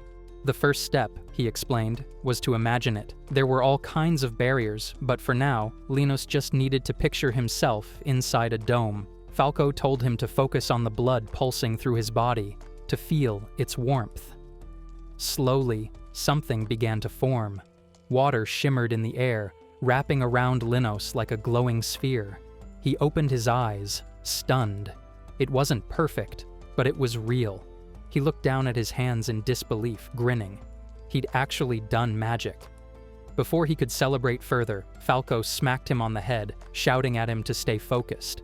Linos groaned, rubbing his head, muttering that it hurt. Falco crossed his arms, saying that being a barrier master was an extremely rare gift. Only nobles and high-ranking people had one for protection. Then, giving a thumbs up, he added that despite how important the ability was, learning to use it was surprisingly simple. And Linos had done it. But Linos didn't share his enthusiasm. He knew it wouldn't be that easy. Falco continued. explaining that controlling a barrier required both strong magic power and mental focus. One mistake, he said, could get not only his master, but also his comrades killed, something they had to avoid at all costs. Linos swallowed hard, realizing that death wasn't something distant here. It lingered close. Still, Falco smiled and said maybe Linos's youth was what made him such a fast learner. He laughed loudly, declaring that the great magician Falco would make sure his student turned out fine. Linos straightened up and replied with determination, "Yes." Falco decided to move on to defense practice. He explained that the round barrier Linos made was weak and broke easily, then proved it by touching it, shattering it instantly. Linos's eyes widened. Falco had barely flicked it. "Try forming a front shield instead," Falco said. Linos concentrated, and a plate-shaped energy field appeared in his palm. It was solid, dense, and strong. Falco nodded, calling it a proper defensive barrier. Linos felt like he was finally starting to get how it worked. Then Falco grinned mischievously. "Don't move," he said, as the wind suddenly began swirling around him. Linos's heart skipped a beat. "Wait, is he serious?" he thought. Falco shouted, "Let's see if you can block this." Moments later, a thunderous blast echoed through the snowy forest. As they walked back, Falco chuckled, saying it was a miracle Linos had survived that. He joked that on the bright side, Linos had now learned healing magic too. Linos trudged ahead, tears welling up, mentally screaming for his insane teacher to stop talking nonsense. Before leaving, Falco patted the snow off his robe and said he was heading to the pub, telling Linos to return home. Linos bowed politely and thanked him for the training, though Falco didn't even turn around. Still aching and hungry, Linos walked toward the mansion, but just as he was about to step inside, a loud voice rang out behind him, someone shouting angrily, demanding to know what the brat thought he was doing. He glanced up just in time to see a towering man slam a boy, about his age, onto the ground. The man's boot pressed hard on the boy's head as he shouted about how he had warned him to finish cleaning and prepare the food before his return. The boy tried to explain he hadn't had enough time, begging for mercy, but the man ignored him, insisting a slave had no right to answer back. Linos felt a chill run through him, appalled by the cruelty. No one intervened, and he realized this was just how slaves were treated, humiliated and beaten in public. He could have been the one on the ground. Keeping his head low, he stepped through the small door. He thought he could shake off the unease, but it lingered, gnawing at him. Beyond the door, Warsa stood waiting, her grin bright. She greeted him warmly, praising his training. Lady Erza had instructed her to send him to her room as soon as he returned. Linos mumbled a hesitant thanks as she patted his head, promising dinner after his meeting in the dining hall. The light touch left him blushing slightly as he ran a hand over his head, murmuring his thanks again. Warsa then showed him a set of elegant court clothes, proper attire, unlike anything he had worn before. Lady Basam encouraged him to try them on, the butler smiling quietly behind her. Once dressed, he asked if it was truly acceptable for him to wear such fine garments. Lady Basam told him to accept them. He was now part of the household. Linos placed a gloved hand over his chest, gratitude filling his voice. Still, he felt he understood very little about this world. Determined, he reminded himself that he had to work hard and be useful. Lady Basam's approving smile bolstered him, and Warsa brought over a warm meal, remarking on how well the new clothes suited him. Other maids echoed the praise, while one advised him to eat carefully to keep his outfit clean. Plates clattered around the kitchen as preparations continued. As he settled in, the maids chattered freely. Gossip swirled about King Fan's new mistress, his neglect of governance, and speculation over Prince Orlan's future ascension. One maid noted relief that he didn't resemble his father, while another explained the household hierarchy. Lady Ursa tutored the prince, and the lord acted as his assistant in government matters. The Basam family had the prince's full trust, though not everyone thought favorably of it. Linos listened, quietly absorbing the world he had stepped into. Sweat trickled down his neck as he mumbled a faint, "Okay." Warsa went on, explaining that the ones being talked about were Duke Hela, the king's younger brother, and Marshal Karugi from the royal army. Both held powerful positions, and Linos wondered how people could gossip about them so freely without fear of punishment. Then again, he was starting to understand how things worked here. Warsa, who had been cheerfully chatting, suddenly looked uneasy. Something had come to her mind. She asked if anyone knew whether that person would be arriving today. The maid beside Linos reassured her, saying there was no need to worry. She had already arrived earlier, and head butler Winton was attending to her. Linos, confused, asked who they were talking about. At that very moment, the mysterious guest walked down the corridor toward Lady Urza's room. Winton greeted her warmly, calling her Miss Errol. She returned his greeting with a bright smile, saying it had been a while and she was happy to see him again. Entering the room, she joyfully announced her arrival to her great-aunt, Lady Urza. Lady Urza smiled gently, noting that she had arrived earlier than expected and thought the journey from the Jug Kingdom would take longer. Miss Errol laughed, explaining that she had hurried back because she couldn't wait to see her. Back in the servants' quarters, Linus pieced things together. The young lady had completed her military training. One of the maids elaborated, explaining that Miss Errol was married off at the age of 12, as per tradition, but the marriage ended when she couldn't have children. After returning to the mansion, Lady Urza had allowed her to continue her childhood passion, swordsmanship. She had gone to the Jug Kingdom to train under a holy swordmaster. Meanwhile, Miss Errol proudly told her aunt that she would now take on the role of protector. With Falco at her side, she promised the mansion would be safer than ever. But Lady Urza's expression darkened slightly at that statement, as if something about it troubled her. Downstairs, the maid explained to Linos that Miss Errol's swordsmanship was now nearly on par with her master's. Linos couldn't help but be amazed. The maid chuckled, teasing that if his dream was to become Miss Errol's guard, he'd be out of work before long. He tried to laugh it off, until the door burst open. Miss Errol strode in, sharp-eyed, declaring that he was the one training under Falco. Before Linos could react, she stated that in this era, relying on magic alone wouldn't be enough to protect anyone. She pointed straight at him and announced that she, a disciple of the Holy Swordmaster, would personally take over his training, and it wouldn't be easy. She warned that his lessons would be life-threatening, but by the end, he'd become the strongest barrier master ever. Linos could only follow, nearly tearing up at the thought that this training might actually be the end of him. After a few rounds of magic, Miss Errol let out a light sigh, saying she had expected more from him. Great Aunt and Falco had raved about what a promising kid he was. How disappointing, she teased. Linos collapsed to the ground, panting, while Falco laughed and begged her to go easy. "He's right," Linos wheezed. "You hit full power so suddenly." Miss Errol feigned surprise, claiming she'd only used about 10% of her strength. Somehow, she admitted, it made her feel oddly irritated. Falco chimed in, suggesting they practice together with his magic. Linos froze, dread written across his face. "That'll definitely kill me," he protested, but the two adults just laughed, insisting they had warned him. Training would feel like near-death experiences. He bolted in tears, but their laughter followed him, and training continued relentlessly, with both mentors keeping a close watch. Later, the maids couldn't help giggling when they spotted him half asleep, snoring at the dinner table. 4 years passed. Inside the palace, Bassam Fan Arden, the current head of the Bassam family, thanked Lady Urza for visiting. She smiled, admitting she hadn't expected an invitation from Winton. The butler quietly refilled her teacup, and Bassam chuckled, asking if that was supposed to be sarcasm. She raised an eyebrow in return, while he leaned on his hand and asked how everyone at the mansion was doing. Lady Bassam beamed, promising good news.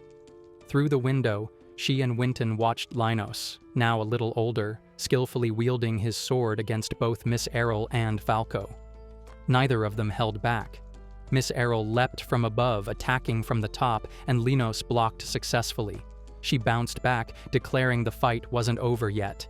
Falco shouted for her to stop, but she glared, insisting he shouldn't interfere mid-fight. He reminded her that dismantling a barrier after it's set would be difficult. Linos exhaled in relief, only to be snapped to attention by Falco, ignoring Miss Errol's sulking. Falco noted that it had been some time since his last visit and remarked that his magical power had grown. "Right," he said. "I've taught you everything I know. Now it's time for your graduation exam." Linus's eyes widened. "Graduation? Already?" Falco explained that his barrier was strong enough to withstand attacks from both him and Miss Errol, nearly matching the palace's own barrier master. "Don't worry," he reassured Linos. "The exam would be a solo mission. hunting the monster in Runoa Forest. Linos confirmed he meant the one in the northeast, and Falco nodded, adding that departure was in 3 days. Linos could only stammer a hesitant yes. On the day of departure, he found Miss Errol standing beside him. "Why are you coming along?" he asked. She grinned, sparkling with excitement, and explained she had heard about a powerful monster's lair in the forest. "I'm your bodyguard," she declared, her eyes shining. She was thrilled at the thought of hunting a huge monster together. Linos tried to calm her, reminding her that he would be the one doing the hunting. She blushed slightly, but still urged him to hurry, nudging him forward. In the middle of the forest, Miss Errol frowned, muttering that there was nothing around.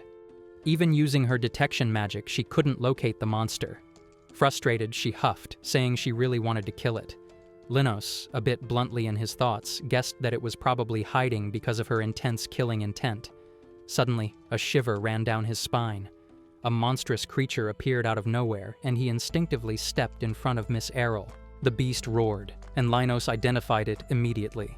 "A Kars Charolais," he shouted. He extended his hand, casting a protective magic shield to block its attacks and keep them both safe. He warned her that its skin was far too tough for either sword strikes or attack magic to penetrate. Miss Errol grinned, launching herself at the monster and shouting not to underestimate her swordsmanship. She managed to land a hit, slicing only a thin line before landing back on the ground. As expected, "It's like cutting rock," she muttered. She warned Linos that defeating it seemed impossible and urged him to retreat, but Linos placed a hand in front of her. "Even if you protect me, it won't be enough," she argued, annoyed. He replied calmly, "There's one thing I want to try."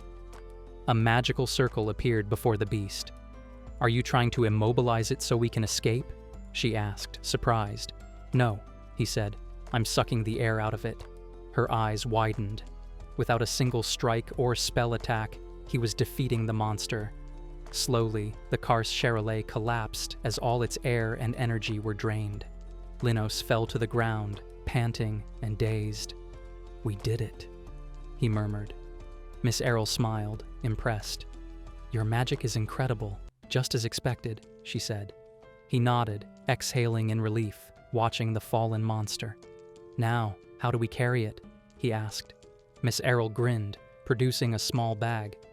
"Use this," she said. Confused, he held it carefully. "It's a magic storage bag," she explained. "With your magic, it's easy to use. It's also a Basam family treasure, so treat it carefully." She showed him how to activate it with a chant. "Apt." He spoke the word, and in an instant, the giant beast vanished into the bag. Miss Errol cheered. "It's safely inside. To retrieve something, just imagine it, and it will appear." Linos whispered a small yes, still catching his breath. She turned to him, excitement sparkling in her eyes. "Kars Charolais is going to be delicious. I can't wait to eat it." "You're going to eat it?" he exclaimed. "Of course," she replied. "The skin, we can remove it from the rear," she added casually. Linos gagged at her bluntness. She laughed and said she didn't want to use her own sword and suggested they gather ingredients on the way home. As they walked, Linos watched her curiously. She examined plants and mushrooms with enthusiasm. "This mushroom looks delicious," she exclaimed, plucking one. Then she squealed, spotting wild grass and a fruit with a lovely aroma. "I wonder if this is tasty too," she added, clearly enjoying herself. Linos blinked, surprised. "I didn't expect Miss Errol to be so interested in food," he said. She laughed, agreeing, and explained that during her training she mostly ate fruits and vegetables, while the mansion's meals were prepared by the maids. Being able to choose what she wanted freely now made her feel unusually happy. She suggested their next training session take place in the forest. Linos looked puzzled, and she grinned, saying they could train while gathering ingredients, 2 birds with 1 stone. He reminded her that their master was waiting, and they should head back, but she dismissed him, telling him not to change the subject. Back at the mansion, Falco nearly freaked out. "That was a Kars Charolais?" he exclaimed, turning to Miss Errol. She explained that Linos had trapped the monster in a barrier and drained its air, making it suffocate. Falco whistled in amazement. "Incredible," he said. Linos rubbed the back of his head, shyly thanking him. Falco ruffled his hair and congratulated him. "You did great. You passed your graduation exam." Lady Basam entered with head butler Winton trailing behind. She praised Linos for his hard work, and he bowed deeply, announcing his safe return. Behind him, Miss Errol grinned widely. "The meat from this monster is a feast. We should enjoy it with everyone," she said. Lady Basam immediately agreed, adding that Falco should bring it in. Linos blinked. "You really plan to eat it?" She laughed. Lady Basam called to him, bowing slightly. "Thank you," she said. "For what?" he asked, surprised. She shook her head. "Ever since Errol began spending time with you, she's been smiling so beautifully." He shook his head in disbelief. "I should be the one thanking her. She's saved me countless times." She smiled warmly, saying she wished for Errol's happiness from the bottom of her heart, and the same for him. "Don't hesitate to tell us if you ever have trouble," she added gently. "You are an irreplaceable part of this household. We hope you can count on us as much as we can count on you." Linos pressed a hand to his chest, feeling truly blessed. "I'm not crying," he protested when Winton offered him a handkerchief. Lady Basam laughed softly. "You've grown so well. As long as she's here, her security will never be an issue." She paused, her expression darkening slightly. "I do worry I pushed her too hard. I forced her into terrible circumstances, even under the king's orders, married without consent, abused every night before she was even grown. When she returned, she was scared of her own family." The cheerful Errol changed drastically. Her voice softened. "Just remembering it hurts my heart." "Now," she continued, "Errol helped Linos with his training, like a sister would." Linos asked about the barrier master. Lady Basam smiled. "He's truly capable. Today, I was even able to move Winton from head butler to Errol's personal butler, all thanks to him." The butler bowed respectfully to his lady, a small smile on his face. Basam von Arden gave a soft hum in acknowledgement and asked if she knew that Errol had accepted an invitation from the salon. She nodded, explaining that although Errol wasn't fond of such gatherings, declining repeatedly could have hurt their reputation as the matter became more serious. Lady Basam added that Errol must have been nervous, being unaccustomed to that kind of atmosphere. An incident occurred that was certainly unbefitting of a marquess, but Linos had turned it to her advantage, cleverly comparing her mistake to an old fable. "Other nobles even praised her for it," she added. Basam von Arden raised an eyebrow. "A fable?" he asked. "Did such a story even exist?" Lady Basam laughed. "Of course not," she said. "It was a lie. But when they asked him afterward, he admitted nothing and managed to fool everyone." Even Basam von Arden chuckled loudly. "Quite amusing, a kid who can turn a mishap into an advantage. I'll have to thank him when he returns home." Lady Basam smiled. "Everyone will be pleased to see him," she replied. He agreed, and she stood gracefully, excusing herself. Basam von Arden told head butler Winton that he could leave as well. Winton bowed deeply, replying, "As you wish." Alone, the head of the house gazed out the massive window of his room, muttering quietly that he was genuinely looking forward to the future of that remarkable boy. Meanwhile, Miss Errol called out to Linos, suggesting they head to Runoa Forest for training. Linos, now 12, perked up immediately and agreed with enthusiasm. Linos yelped in pain as Miss Errol wrapped him in a tight chokehold on the bed, her entire body pinning him down. "May I request that you stop pranking me every morning when I come to wake you?" he gasped. She, blunt as ever, refused. "Messing with you is too much fun," she said, grinning. His face flushed bright red, buried against her chest. Supposedly, he should have been enjoying it, but he wasn't. Miss Errol muttered to herself, wondering what anyone would think if they saw them like this. "They'd probably think you're bullying me," he protested. She finally let him go, and he hastily excused himself, walking away. A knock at her door made him pause. A maid peeked in, informing them that his presence was requested. "How fortunate," Linos muttered, thinking of the summons from the master. Miss Errol yawned loudly. He assured the maid he would head over immediately. The maid told Errol she would start preparations, and she smiled brightly in response. Linos knocked on the office door and announced himself. After a pause, her voice permitted him to enter. Inside, he noticed a new presence. Falco whispered, You are in the presence of His Highness, the Crown Prince. Linos stuttered and immediately bowed, apologizing. The Crown Prince raised a hand, gesturing him to relax. No need to be so formal, he said. I am here on personal business today. Linos glanced at Lady Basam, recalling that His Highness usually visited in secret at night, and wondered what could bring him at this hour. His name was called, and he snapped to attention. Lady Basam explained that His Highness would soon be crowned regent and had come personally to request his assistance. Linos bowed respectfully. I extend my sincerest congratulations, he said. The Crown Prince nodded and asked about the purpose of his service. His eyes grew serious. For the inauguration ceremony banquet, I require 100 plumes from the golden bird. He added that Linos had likely heard of it before. Its heightened senses, extreme escape velocity, and rapid decomposition make it almost impossible to capture and transport. Yet its taste is unmatched, and its rarity makes it extremely valuable. Lady Basam smiled. This is the perfect opportunity for His Highness to display authority. I called him here because I believed he could accomplish this task. Linos hesitated. Wouldn't my master be better suited for this? He asked. Falco replied that his magic was ill-suited for the hunt. He might char the feathers or even burn down the entire forest. Before Linos could respond, Miss Errol appeared behind him, wrapping her arms around his neck. If anyone can do it, it's Linos, she exclaimed. You'll take care of this for His Highness. Rest assured and wait. Oh, the Crown Prince chuckled. A bold statement. With the Basam family's heirloom, infinite storage, the plumes will be delivered as fresh as possible. That's exactly why I came to request your assistance, he said, addressing Lady Basam respectfully. She laughed and replied, Call me Urza. Linos didn't laugh. The weight of the responsibility pressed heavily on him, and he knew there was no turning back. His Highness set the time limit at 2 weeks and asked if he would accept the task. Linos paused, then placed a hand over his chest.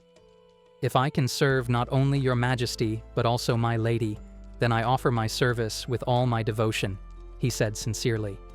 His Highness chuckled. Quite level-headed for your age. Reliable indeed. Linos glanced away, thinking to himself that the Crown Prince was clearly older than he appeared, probably in his 30s.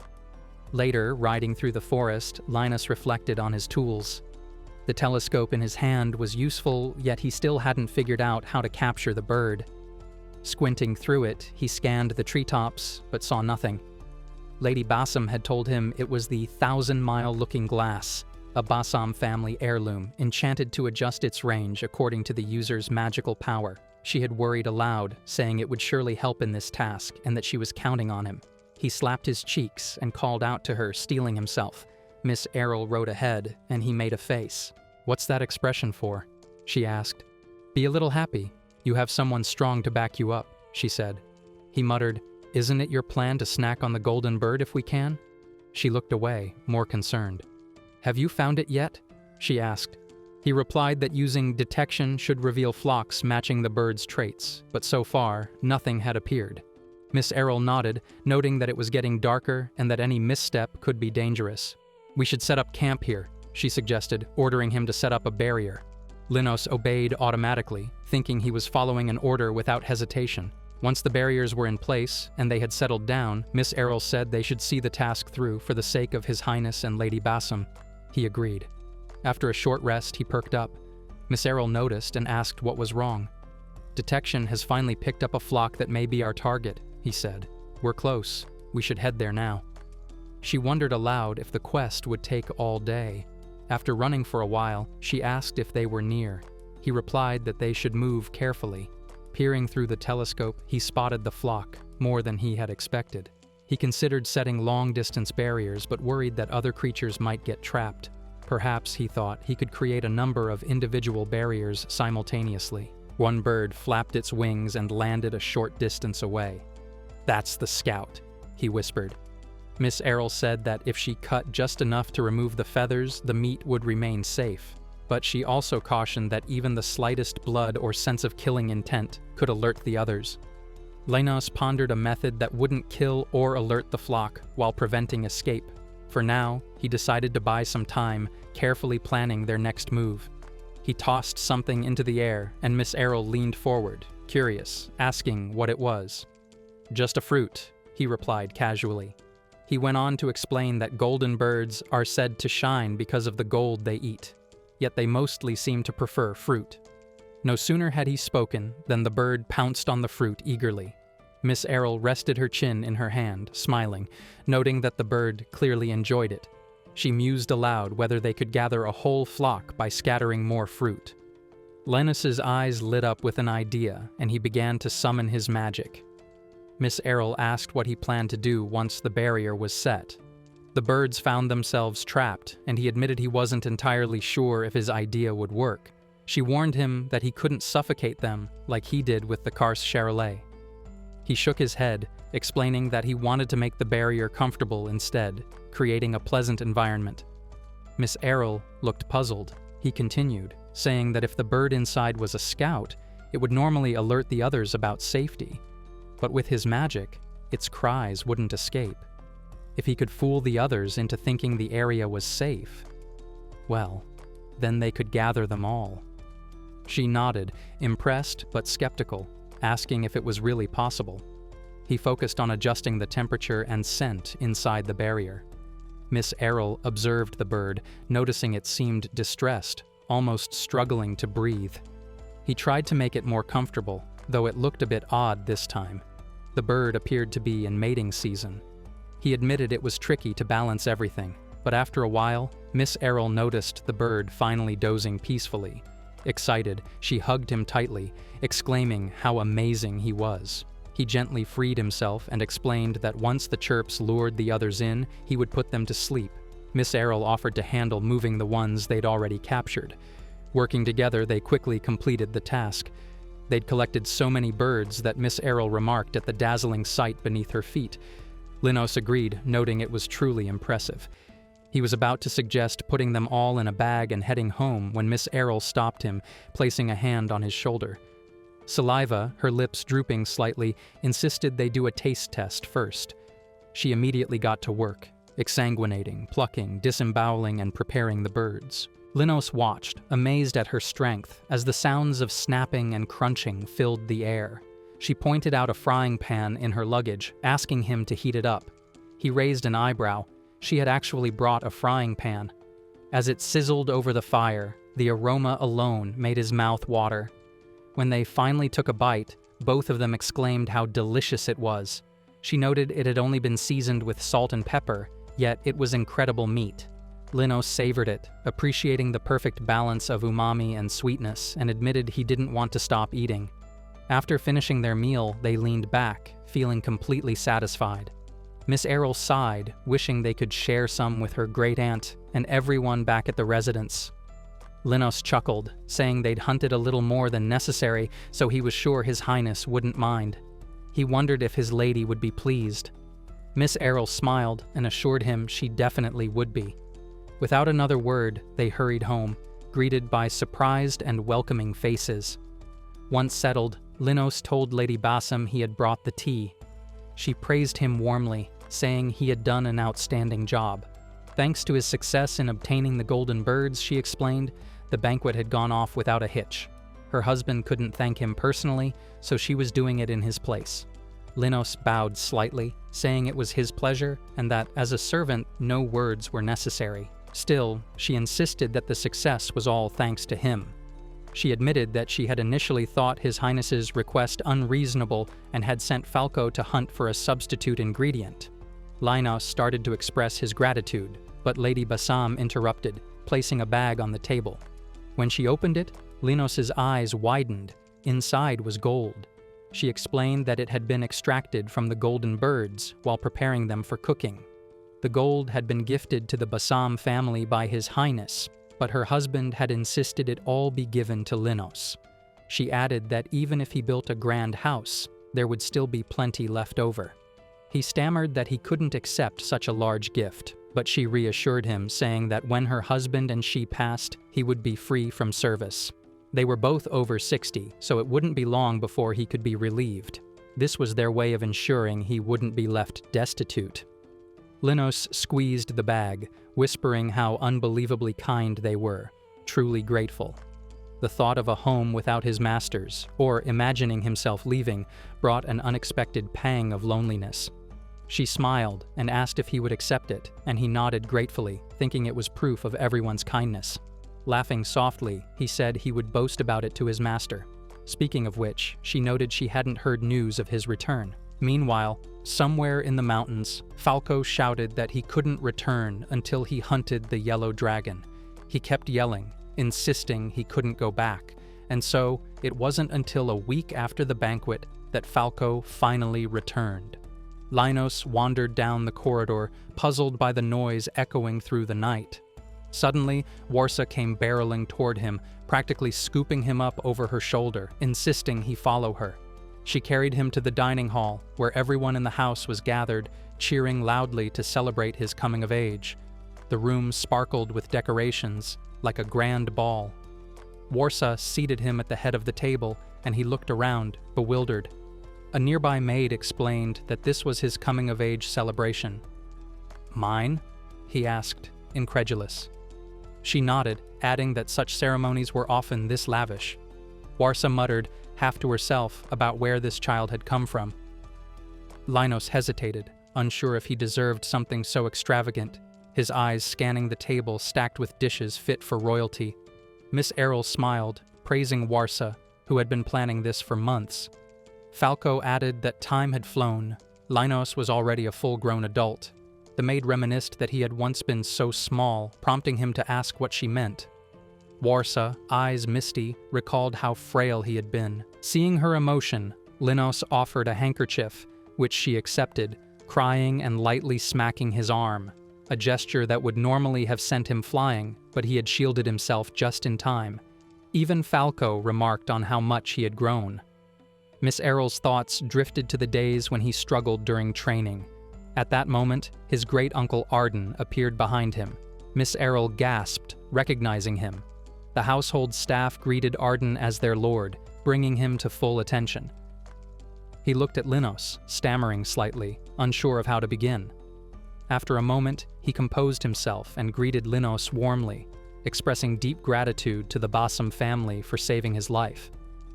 He placed a hand on Linos' shoulder, explaining that Erza, Whiten, and Errol had spoken highly of him.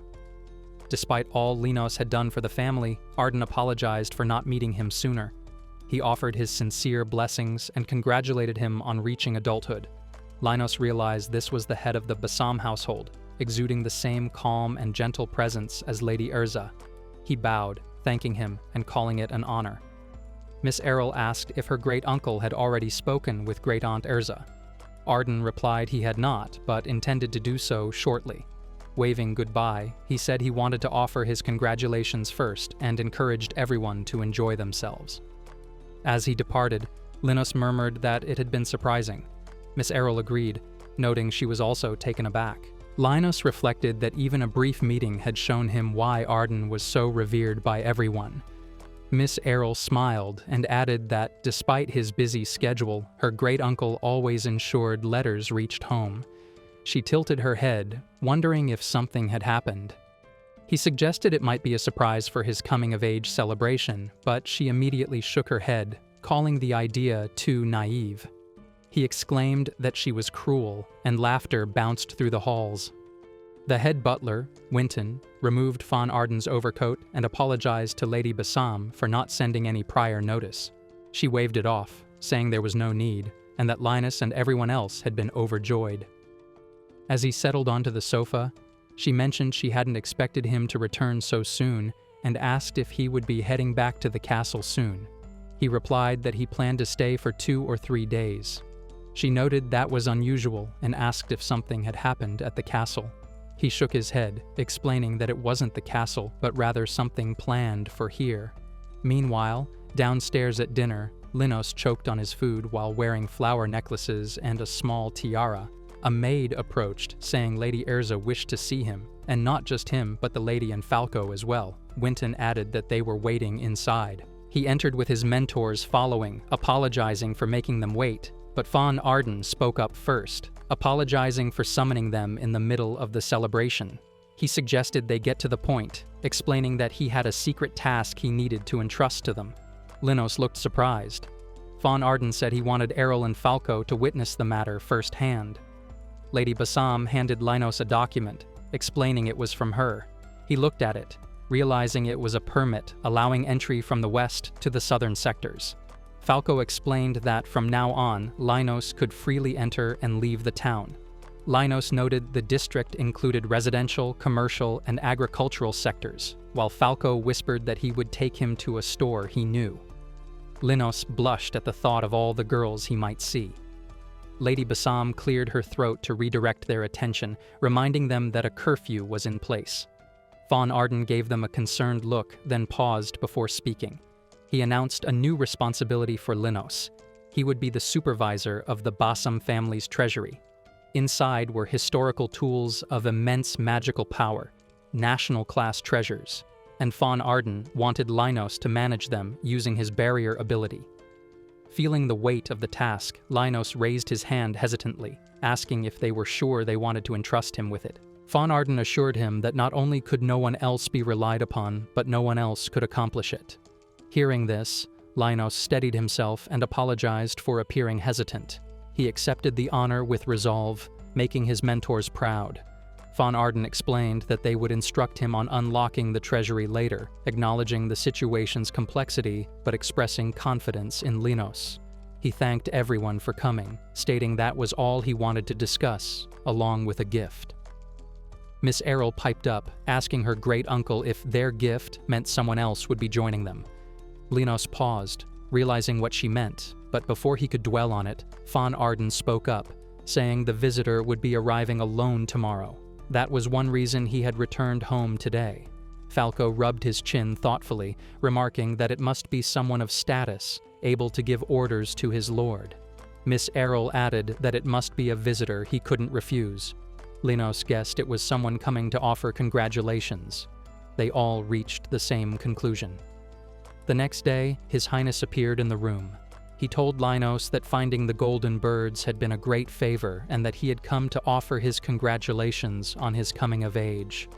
The three bowed respectfully, and Linos, feeling unworthy, thanked him sincerely. All three thought simultaneously, of course, it would be him.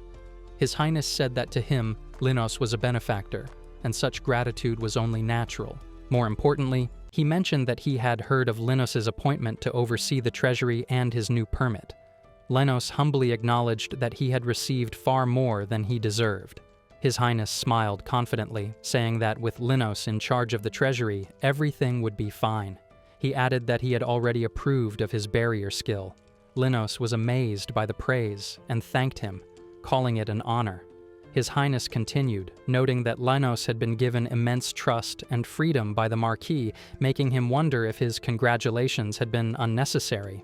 Lady Bassam interjected, saying that His Highness's kindness toward Linos was not wasted. He responded that he was relieved to hear her say that. Linos, however, felt a sinking feeling, worried another unreasonable task was coming his way. His Highness admitted that wasn't the only reason he had come. This time, it wasn't a request for Linos personally, but for the Bassam family. Lady Bassam encouraged him to continue. Then His Highness announced that he ordered Linos to be released from servitude and adopted into the Bassam family. Linos's eyes widened in shock. His Highness went on, explaining that while he had heard of Linos's talent from Lady Bassam and the Marquis, it wasn't until the Golden Birds incident that he could see his true skill and potential. He wanted to use Linos's abilities for the good of the country. Linos repeated the words in disbelief, freedom from slavery and adoption into the family. His Highness added that, depending on preparations, Linos would be employed as a royal barrier master. Overwhelmed, Linos thought it was too much. Falco placed a hand on his shoulder to keep him quiet, and Linos looked desperately at his master. Von Arden stepped in, expressing gratitude but asking that he and his wife have some time to discuss before giving an answer. Too much had happened at once for Linos to process. His Highness nodded in understanding, saying it wasn't his intention to rush, but he still expected a positive response. Somewhere, a mysterious voice murmured to another presence, noting that His Highness had returned some time ago and already had a report on the barrier master. It mentioned that Linos would work directly alongside His Highness in the royal palace and also serve as supervisor of the Basam family treasury. The voice asked if they should erase them at that moment. 2 years had passed, and Linos found himself quietly repeating the words he had heard long ago. He wants to have him serve as a royal barrier master. At the time, he had assumed he would immediately enter His Highness's service, ready to begin his duties. Now, several years later, he realized how much time had passed. Lady Basam smiled, noting that the wait had its own troubles. She explained that the royal palace was filled with countless customs, etiquette, and formalities that needed careful attention. Linos glanced at the tailor measuring him and asked if this, being measured for clothes, was one of those necessary preparations. Extremely so, Lady Basam replied firmly. In the palace, appearances mattered as much as ability. She had no doubts about his skill as a barrier master, but she explained that success there required more than just talent. The palace was divided into factions, each watching and waiting to recruit, or to undermine. He would need to gain trust, even from those who might oppose him. As the tape wrapped around his waist, causing his stomach to grumble painfully, he winced.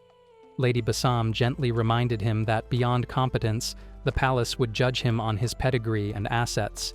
If they decided he was unworthy, they could isolate him or plot to obstruct his work. She took his hand and said with worry that as a member of the Basam household, she could not allow that to happen. Her gaze drifted to the boxes of clothing nearby. Following her eyes, he understood. The tailored clothes were meant to help him present himself properly, but ultimately, the rest would depend on him. She called him by his full name, Linos Dake Basam, explaining that His Highness had revived the founder's name, Dake, in his honor. The Basam family prayed for his safety and urged him to hold himself with dignity. Just then, Miss Errol appeared, asking if she could borrow Linos. She checked with the tailor, who smiled and promised the clothes would be ready for immediate shipment. Miss Errol suggested they head to the market district. Linos thought ruefully that he had become the baggage carrier. She laughed, saying the market was lively whenever she visited and full of new, rare things. Curious, Linos asked what they had come to buy. Food? Clothes? Miss Errol shook her head, correcting him. Since he would be at the royal palace and likely unable to return home often, she said this was a pre-celebration. She wanted to buy him anything he wanted as a gift.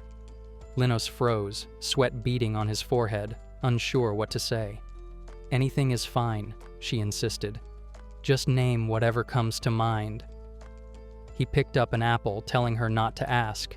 It wasn't that he needed anything, he had already received so much.